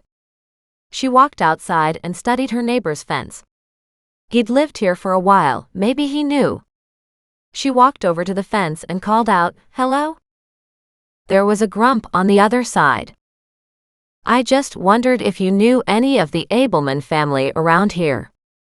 She heard something being placed against the fence, and then Richard's face popped up over the top to look down at her. "Wilma Abelman?" he asked. "I'm not sure," she said. "That's possible though. There's Mickey Abelman. And Wilma is one of her daughters. They had 4 daughters. Mickey is the wife." Any more details?" Abelman. Oh wait, it was Gorenstein, Wilma Gorenstein." I'm looking for the sister of Reginald Abelman, who had Johnson and Abelman Jewelers way back when. Richard stared at her, his eyebrows slowly rising. Are you looking into that old theft? He asked, looking delighted.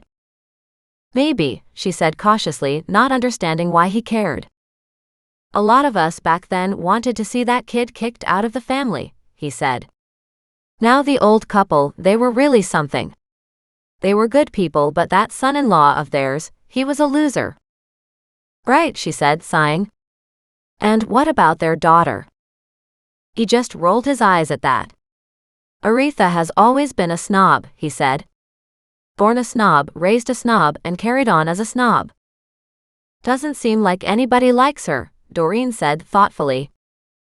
Nope. She doesn't like other people, and she makes it an obvious fact. So you immediately know where you stand with her. Except that you clearly don't stand on the same level. Doreen nodded, hating to hear that because, of course, she'd seen so many people who were just the same. Apparently not all the jewels were found, right? Doreen said. No. There were rumors about some of the jewels showing up, but the cops couldn't identify them. Right, because the paperwork was supposedly destroyed in the fire. Well, that and Reginald couldn't produce the paperwork they needed for the insurance either, Richard said. Like I said, that guy was a loser. It sure sounds like he was a mess, she said. Maybe he did end up committing suicide. If that's what you call it, he said.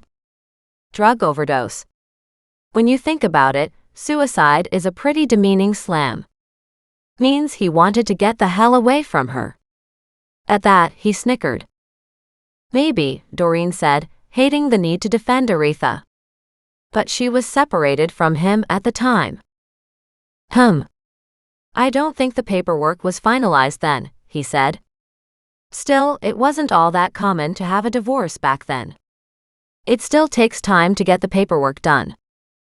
You think he might have committed suicide because of the divorce? She hadn't considered that.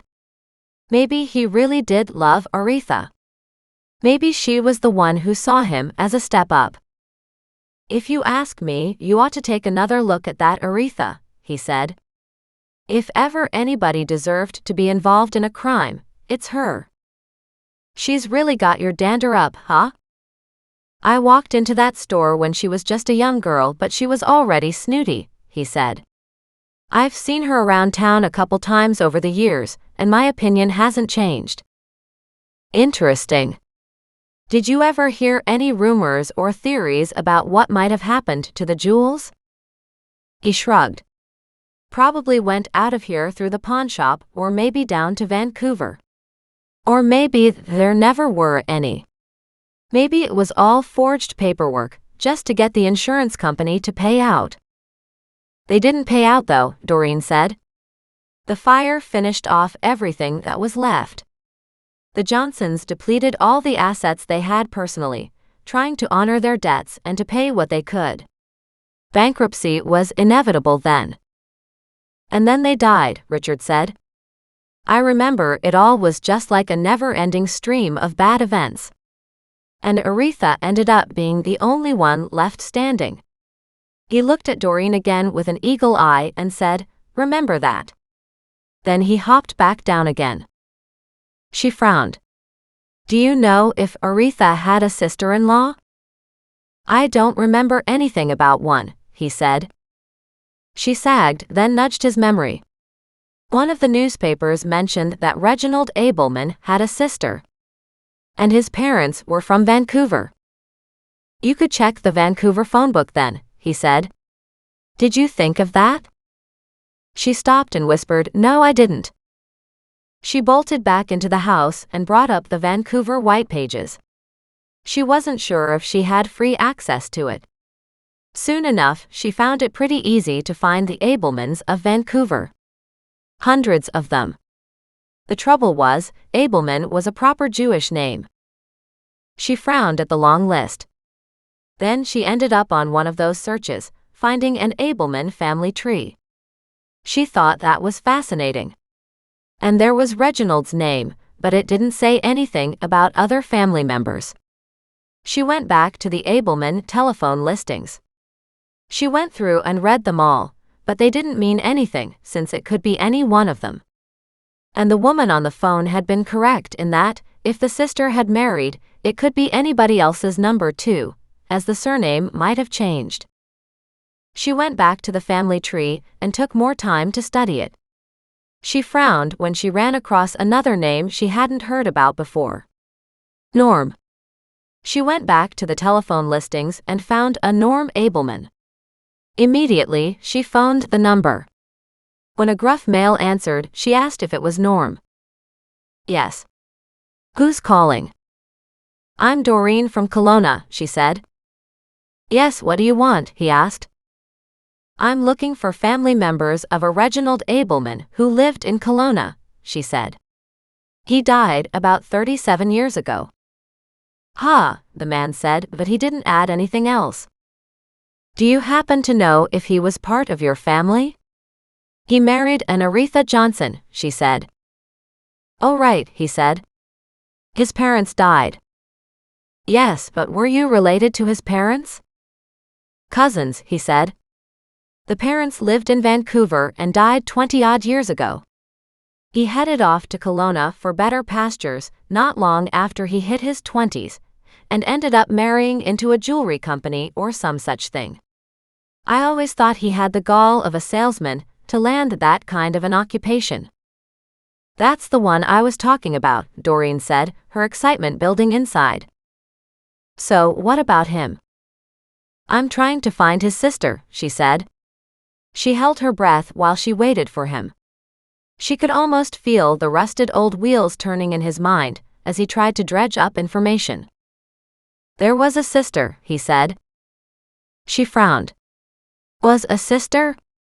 Does that mean she's dead? You know what? I'm struggling to remember, he said. But yes, she's dead. I'm sure of it. But her daughter is not. Okay, Doreen said. Do you know who her daughter is? Well, you should know that, he said. She lives in Kelowna. Wow, Doreen said. I was hoping she lived here, but I don't have her last name. Or her first, for that matter.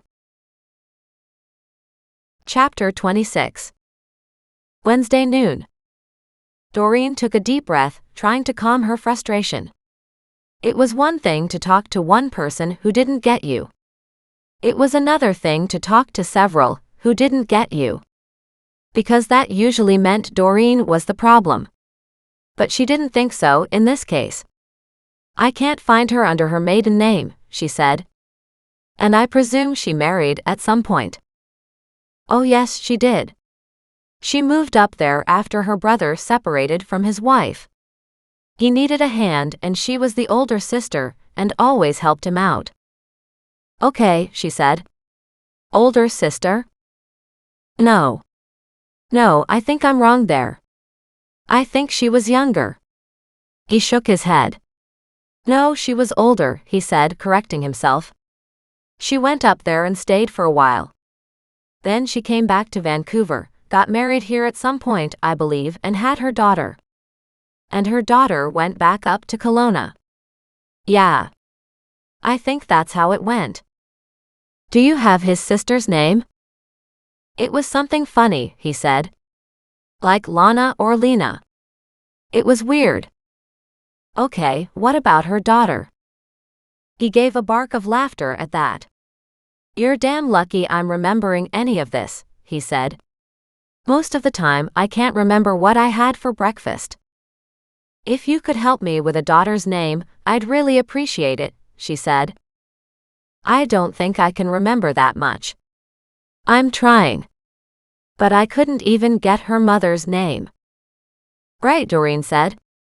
Is there anybody else in your family who would know? She asked, trying hard to keep the note of worry out of her voice. She was desperate to find this name because it was important, but she didn't know how to contact anybody who would know. Well, maybe my daughter, he said. She's the one working on the family tree. May I call her? I don't know about that, he said, his voice turning cagey. I'd better talk to her first. I'll call you back. And with that, he hung up. Doreen groaned. You can only call me back if you saved my phone number somehow, she said. And now she was frustrated again. The only way to deal with that was to go back outside and see if she could do something to get ready for the deck project. Or at least work in the garden. She had tons more to do there, never any question about that. Looking at the lawn, she wondered again what it would cost to get in a bunch of large stones, or at least some crushed rock or something for a pathway. It was a long stretch, at least 50 feet to the creek. That would probably cost her a bundle. So it wouldn't happen right now, but she still needed to get a couple inches cleared right up against the fences. It would extend the life of the fence boards. Something to stop the garden from catching moisture and holding on to it next to the wooden fence. She went to the end by the creek and started pulling the dirt away from the fence, cutting a clean border so she could keep the garden off the wood as she went. She soon sweated heavily. Going back inside, she grabbed some water and forgot she had turned down her phone volume. She frowned when she saw a missed call. Groaning to herself, she hit the message and listened. Nothing was there, so she dialed the number back. And sure enough, it was the old gentleman she'd talked to. She says you can call her, he said. Delighted, Doreen walked to her notepad, grabbed the pen and said, What is her number? He read off the number and said, Her name is Jennifer. When he abruptly hung up, Doreen laughed out loud. How come so many people out there can't be socially friendly for longer than 2 minutes? But it didn't matter now, because she had a name and another number to try. As soon as she dialed, a woman answered. Hi, my name is Doreen. Oh my gosh, the woman said. My father called me about you. I'm Jennifer. Hi, Jennifer. I was just trying to find the name of the family members of Reginald Abelman, who lived in Kelowna. Well, you know he married Aretha, Jennifer said, and they filed for divorce, but the paperwork wasn't finalized when he overdosed. Her voice dropped in a mock despairing note. The poor man, he must have been absolutely love-struck. I'm sure that was it, Doreen said. Not. She didn't believe that theory for a second. It's all so terrible, she said. Do you know what his sister's name was? I think I have it written down here somewhere, she said. Oh, there it is. Lena, she said. It's Lena. Good, Doreen said. Did she marry? She did, but then, her voice trailed off. You know, I have so many notes here. I keep trying to get organized, but I never quite make it. I can sympathize, Doreen said. I've just done a massive clean out of my place. Right. Still, I should have the information here somewhere. I guess the question is whether she's still married or not. It's her daughter I'm trying to find. The daughter. Yes, she had a daughter very young in life. I think she had her before she was married. There was a bit of a scandal about it, as I recall. Okay, Doreen said. So, do you know the name of the daughter? You know what? I'm still looking for those notes. Her voice was distracted, and Doreen could hear a ton of paperwork being shuffled. She groaned.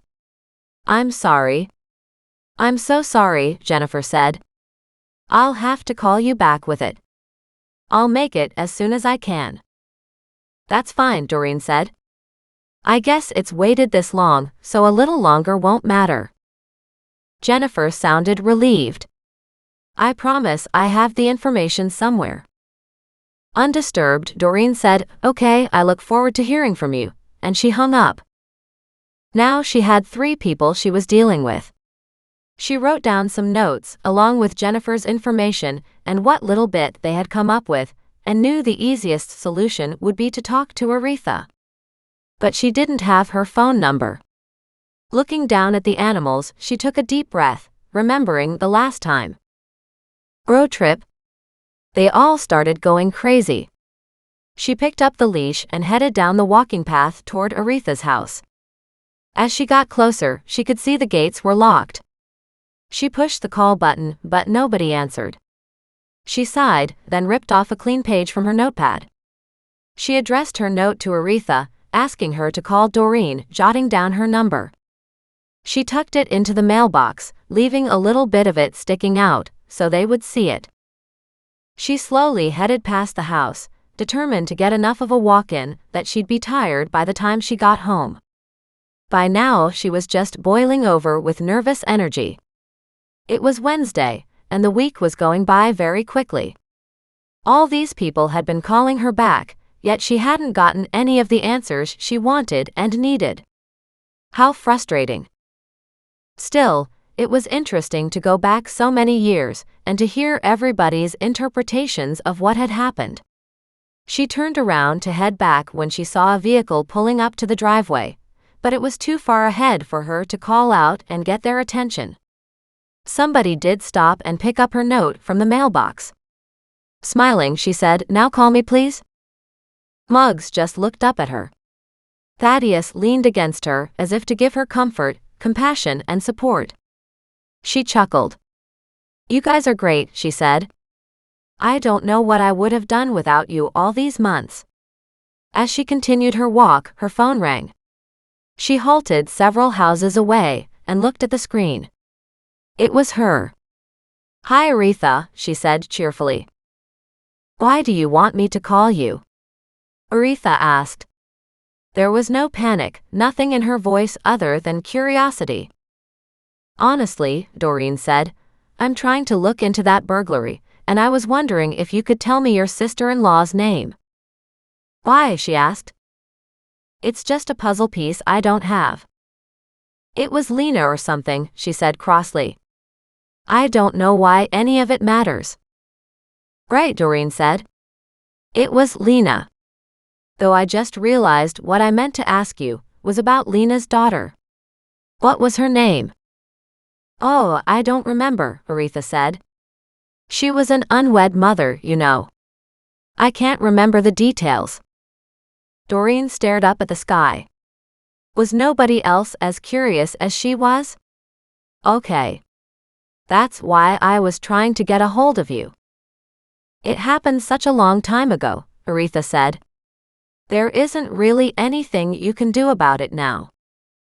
"No," Doreen said, but unable to resist, she added, "except for the fact that not all the jewels were recovered." "I know. I'm pretty sure my husband arranged for the theft, only that blew up too," she said. "He was trying to collect the insurance, I think, and then also keep a portion of the jewels. I spoke to my second husband about it several times, and that's what he assumed too.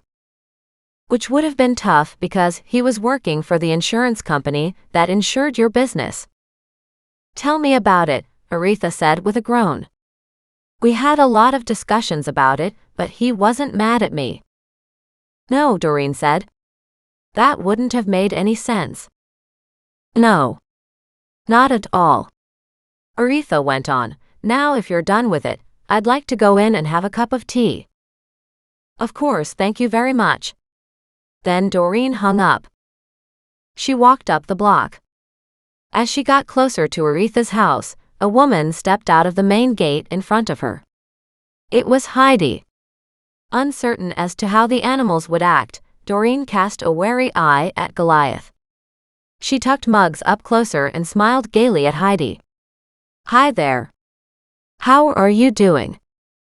"Well, I'd be doing a lot better if you'd leave Aretha alone," she said. Chapter 27. Wednesday mid-afternoon. "Oh," Doreen said. "Did she tell you that she just called me?" "Yes, and about what?" she said, shaking her head.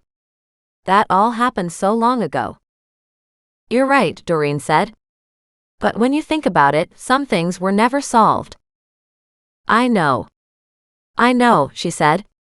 "Something about jewels still missing." "Exactly.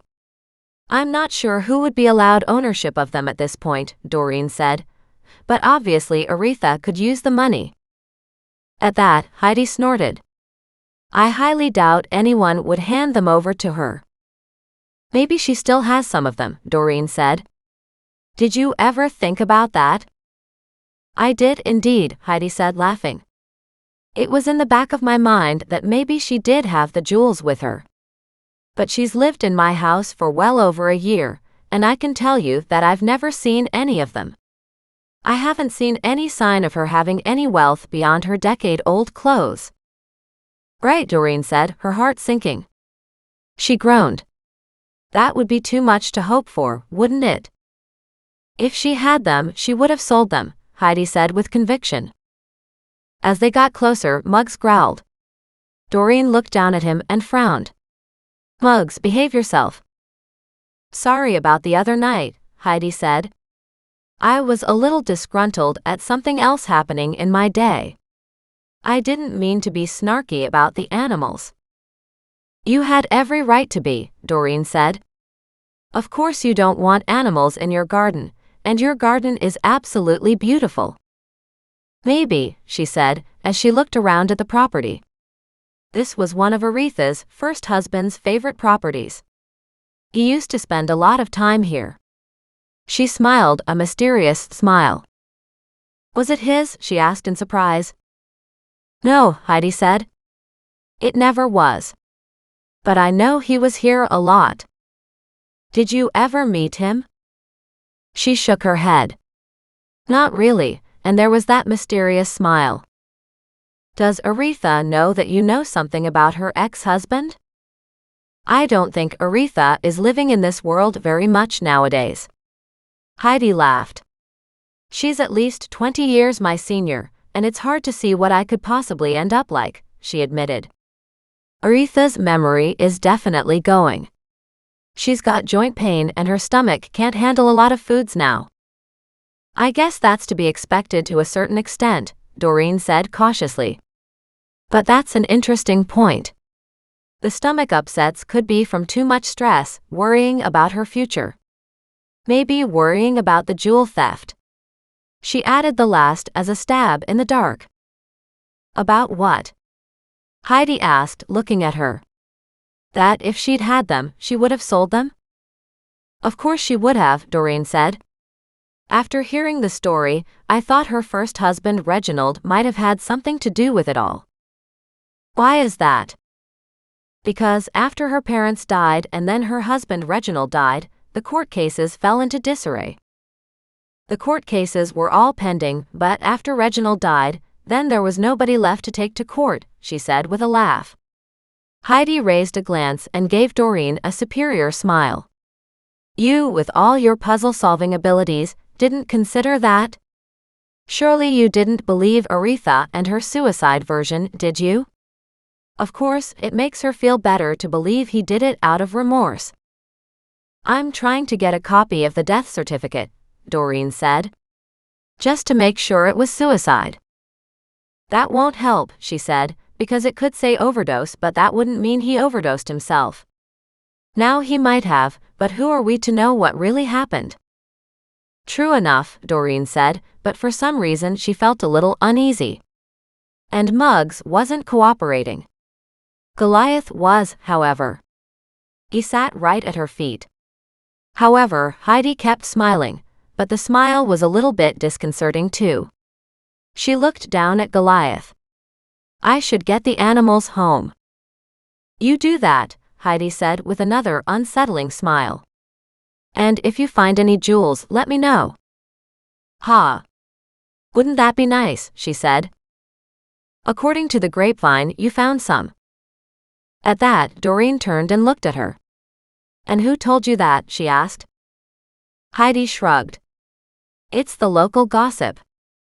Her gaze narrowed. Did you?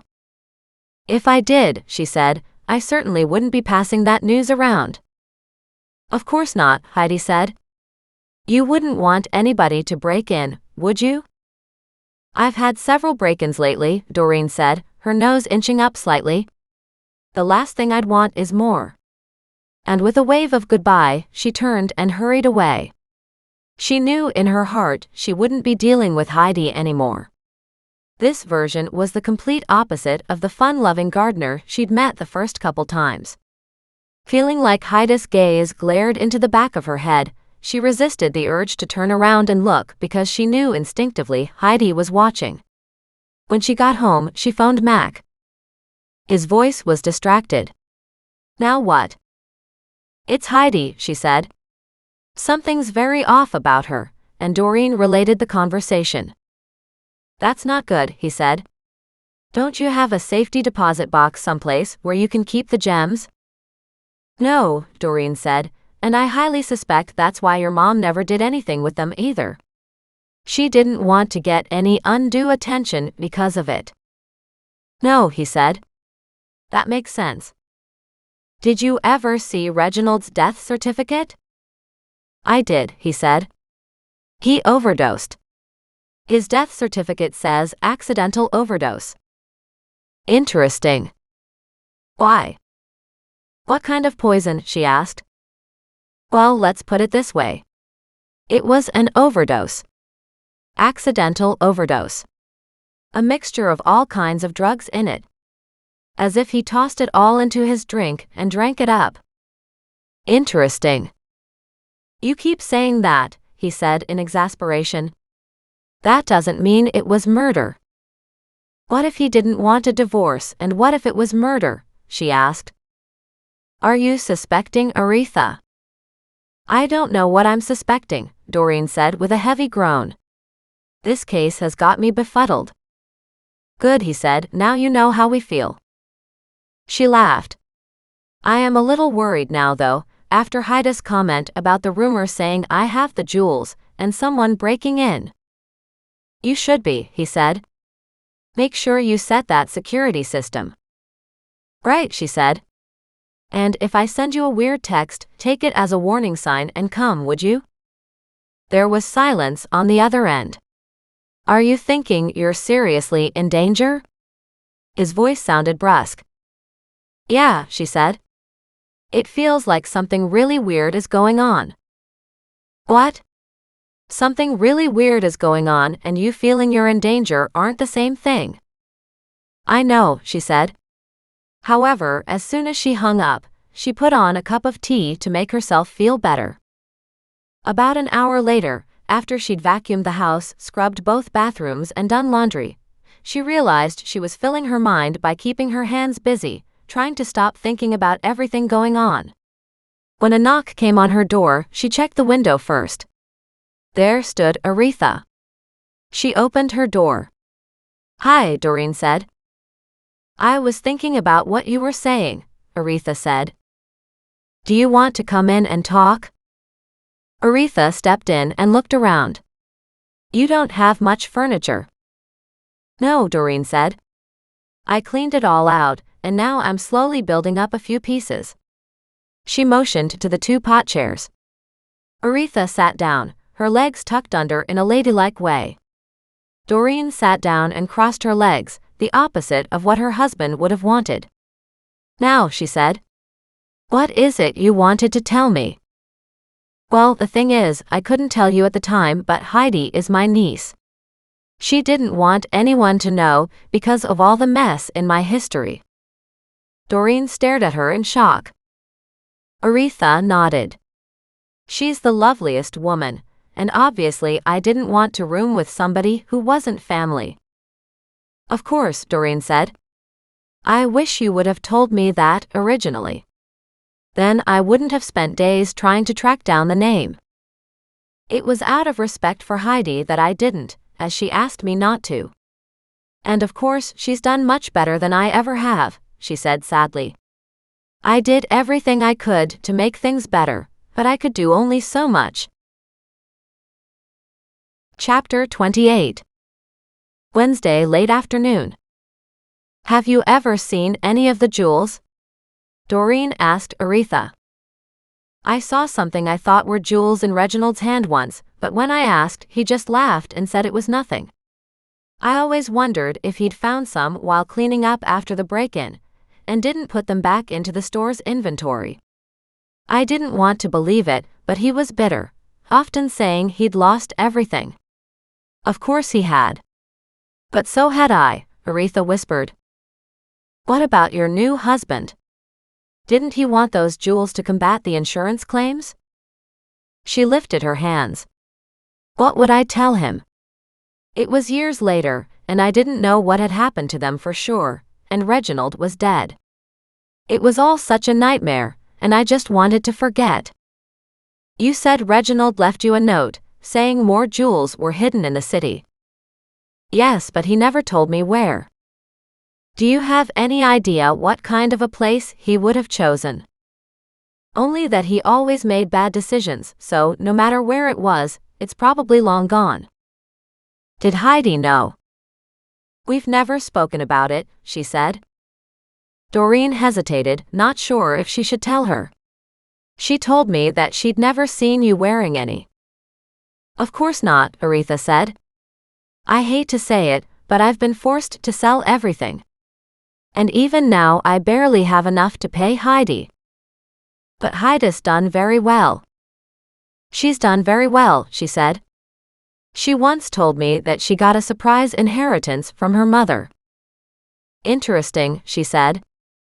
Aretha looked at her and frowned. In what way? Doreen smiled and shrugged. An awful lot of dead people are involved in this scenario. True, Aretha said. Sometimes I wish I was one of them. Growing old gracefully is one thing.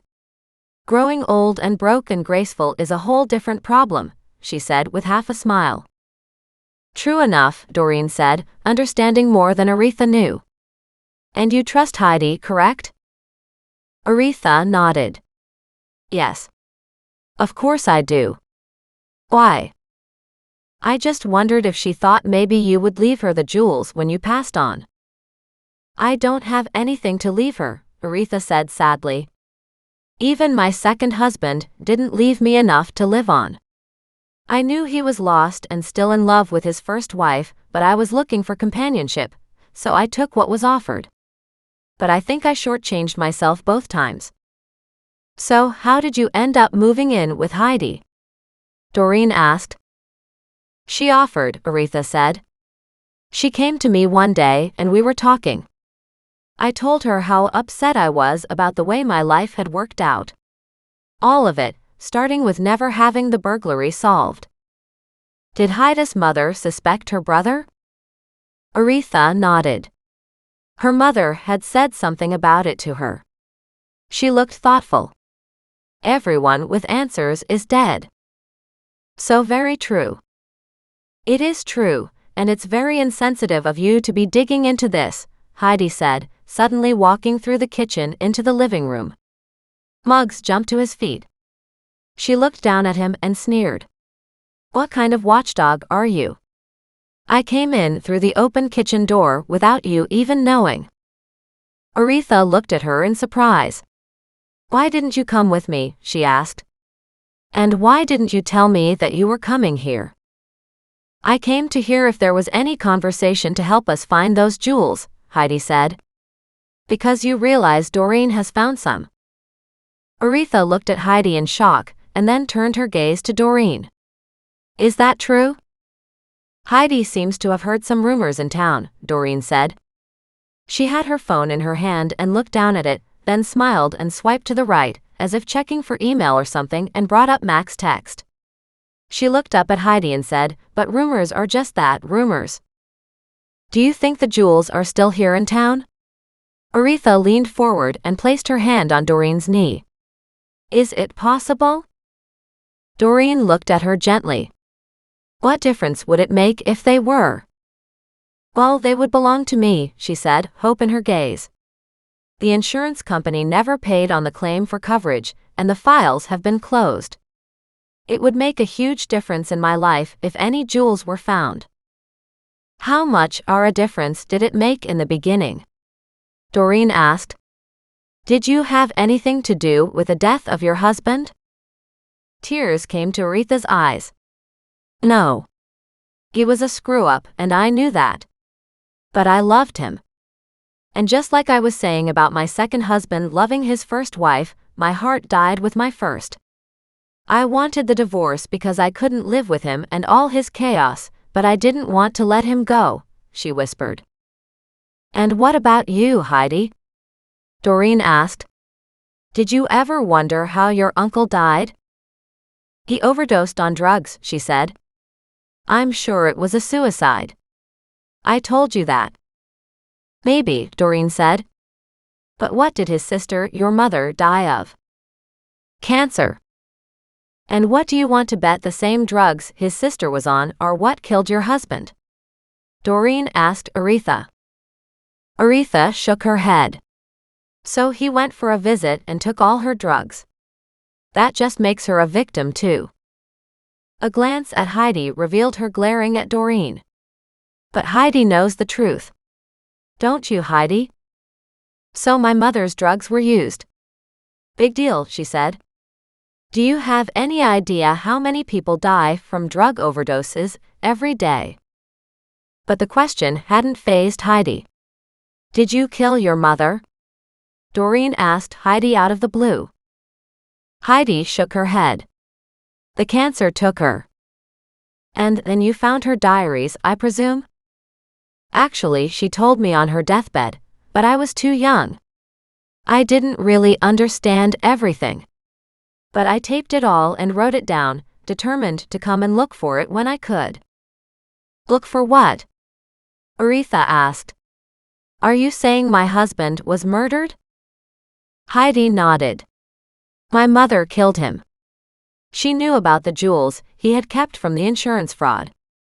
He stole the jewels and hoped to get the insurance payout too.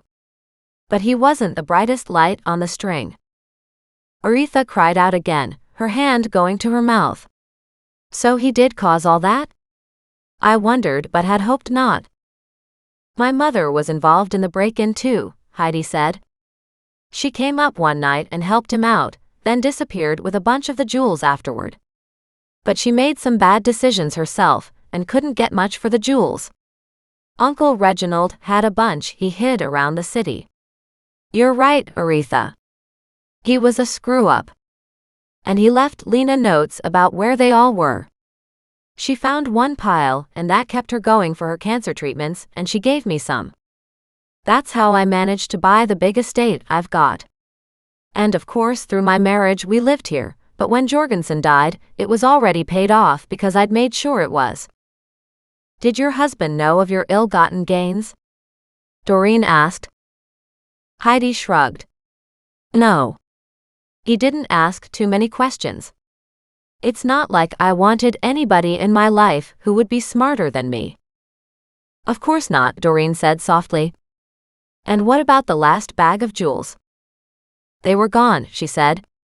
The bag with the big emerald was gone. That's the one we've been looking for. I figured when Aretha died, I'd go through all her stuff better and find it. But I haven't seen anything of it yet. You've been through my things? Aretha asked. Of course. Isn't that the reason you moved into the house too? Heidi asked cynically. To see if I had any of them? It crossed my mind that maybe you did, Aretha said, because you seem to have done so well for yourself. I did. I had quite a few of them, and you're right, I did do well for myself. But I didn't kill anybody, Heidi said. Although Doreen might be my first. What? If I don't hand over the jewels, you'll kill me? Of course, Heidi said. Because I'm running out of money, and I have no intention of being poor, like Aretha. You can always sell your house, Doreen said dryly. Not happening, she said. When you're accustomed to a certain lifestyle, you'll do anything to maintain it. I don't think so, Doreen said, standing up. I don't have any jewels, ladies, so you'll have to excuse me. I'm feeling tired. I think a nap may be in order. I don't think so, Heidi said, and within an instant she had a gun in her hand. Doreen looked at it and sighed. You know what? I'm really tired of getting knocked around, beaten up, and shot at, she said. Aretha stood and whispered, Heidi, what are you doing? What I should have done when I first heard about them, and that was a couple days ago. She motioned the gun at Doreen. Go get them. Doreen shook her head. I don't know what you're talking about. Heidi stepped closer into the living room, and it was all Doreen could do to keep the smile off her face as she watched Goliath slink under the pot chairs, going in behind Heidi. Doreen knew what would happen next, even if Heidi didn't. Thaddeus had been on the kitchen table, but he suddenly appeared on the round newel post of the staircase. Heidi looked at him in disgust. All these animals, she said. They're just nasty. Thaddeus started to sing, Thaddeus is gorgeous. Heidi looked at him. He's not for real, is he? Oh yeah, he is, Doreen said with a sigh. What are you doing with that gun? Either shoot me and then of course shoot Aretha as well, or put it away and forget about the jewels. That's not happening, Heidi said. She cocked the gun and pointed it at Doreen. So you'll kill your aunt too? She won't say anything, Heidi said. Otherwise, she'll end up in some government-run old-age home with nothing to redeem her lifestyle. Aretha's eyes widened, and she looked from one to the other. Doreen worried it just might be possible, and she didn't want to put it to the test. Just then, Thaddeus asked, Are you done? Heidi spun around and glared at him. Taking advantage of the distraction, Doreen stepped forward and tried to wrench the gun free. But Heidi turned it back on her and pressed it hard against her shoulder. Back off, Heidi said. Thaddeus hopped onto her shoulder and dug his claws in. The only problem with that was, it was the arm holding the gun. And Heidi's trigger finger would flex in response to a claw to that shoulder. Doreen managed to knock her arm to the side, just as Thaddeus dug in hard. Heidi shrieked and shot off the gun, a bullet slamming into the wall above the door. Doreen tried to grab her hand, but Heidi was strong and fit. Muggs jumped up in front of her, and Goliath had apparently chosen the back of Heidi for his target this time. He stretched up and caught her in the back of the knees with his claws. Heidi buckled and landed on her knees, then Muggs sent her flying backward yet again. With that accomplished, Doreen managed to pull the gun free and held it on Heidi. In the background, she could hear vehicles tearing up the cul-de-sac into the driveway. You guys are awesome, she said warmly to her furry and feathered family. And it sounds like the cavalry has arrived. The door opened and Mac stepped in. When he saw Doreen with a gun on Heidi, he groaned. Couldn't you have just gotten out of trouble instead of into trouble just this one time? Doreen smiled and said, How about next time? Then she handed him the gun. We have here a classic case of Heidi's mother having killed her brother, Reginald Abelman, and Heidi was only helping out Aretha to find the missing jewels herself. The jewels that my mother found? Mac asked for clarity. Doreen nodded. Absolutely. Those jewels. And we already have a buyer, if we can ever figure out who the heck is the rightful owner. She looked at Aretha, who sat there, her hand clasped over her mouth with tears in her eyes as she stared at her niece. I suspect it might be Aretha, Doreen muttered to Mac, but I'm not sure. He looked from one to the other, then shook his head. It's not your problem now, he said. She turned to see Chester and Arnold and grinned. Hi guys. What kind of trouble are you in now? Chester muttered. I just solved the burglary from a long time ago and a murder too, she said. But unfortunately nobody's left to prosecute. Why is that? Chester asked, narrowing his gaze. Because Heidi's mother killed her brother, which is currently an accidental overdose on your books, she said. And the two of them were involved in the burglary and the insurance fraud attempt by the jewelry store. And my uncle also burned the business to the ground, Heidi spat from her position on the ground. Interesting, Doreen said. Did they have anything to do with the death of Aretha's parents? My mother said she cut the brake lines, Heidi said, as the men pulled her to her feet. Aretha gasped, her hands dropping from her face to her heart. Wow, Chester said. All from so long ago. Yep, Doreen said. But just think, guys. No bodies this time. Just paperwork. At that, Chester groaned. Paperwork? More paperwork? More paperwork, she said with a big chuckle. But that's all right. You guys are up for it. If you say so, Arnold snapped. Any chance you could just stay out of trouble for once? Doreen made a dusting off motion with her hands and said, Absolutely. You take this lovely lady out of my life, and I'll be more than happy to. But do we have anything to charge her with? Aside from trying to shoot me just now. That bullet hole she put in my wall is proof. Also, I highly suggest you look into her husband's death, Doreen said. She's a little too happy he's gone. Heidi glared at her. You don't know anything about it. No, I don't, she said, but I'm sure the police will get to the bottom of it. Mac just smiled, and before Doreen knew it, Heidi was handcuffed and stood on her feet. She looked back at Doreen. You're just nothing but an interfering busybody. And you're selfish and greedy and conniving. You only moved here to find all those jewels, and you manipulated your aunt into your house just so you could keep an eye on her, in case more jewels were found. She needed a place to live. She still needs a place to live, Doreen said with a smile. You'll let her live there while you're in jail? I'm not going to jail for anything more than a misdemeanor. I'll be out in no time, Heidi said.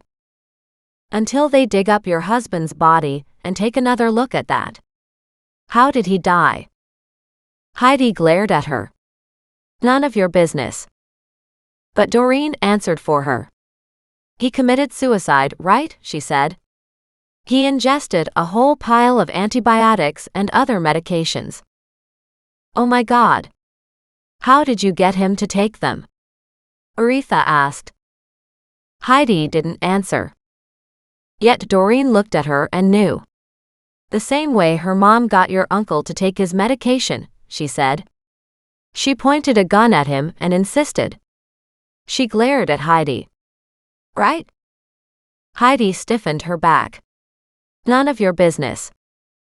But everybody nodded. Exactly, Chester said. Wow. You could have just shot him. It would have been easier. Not necessarily. It would have left a lot more forensic evidence, Heidi snapped. So, Doreen said, now that you'll be in prison for murdering your husband, does Aretha get to stay at the house? Heidi's shoulders sagged. I'll think about it. Doreen turned to Aretha, who stared at her niece with a hopeful expression. You might as well put her out of her misery now. She needs a place to live. She's already there, isn't she? Heidi said.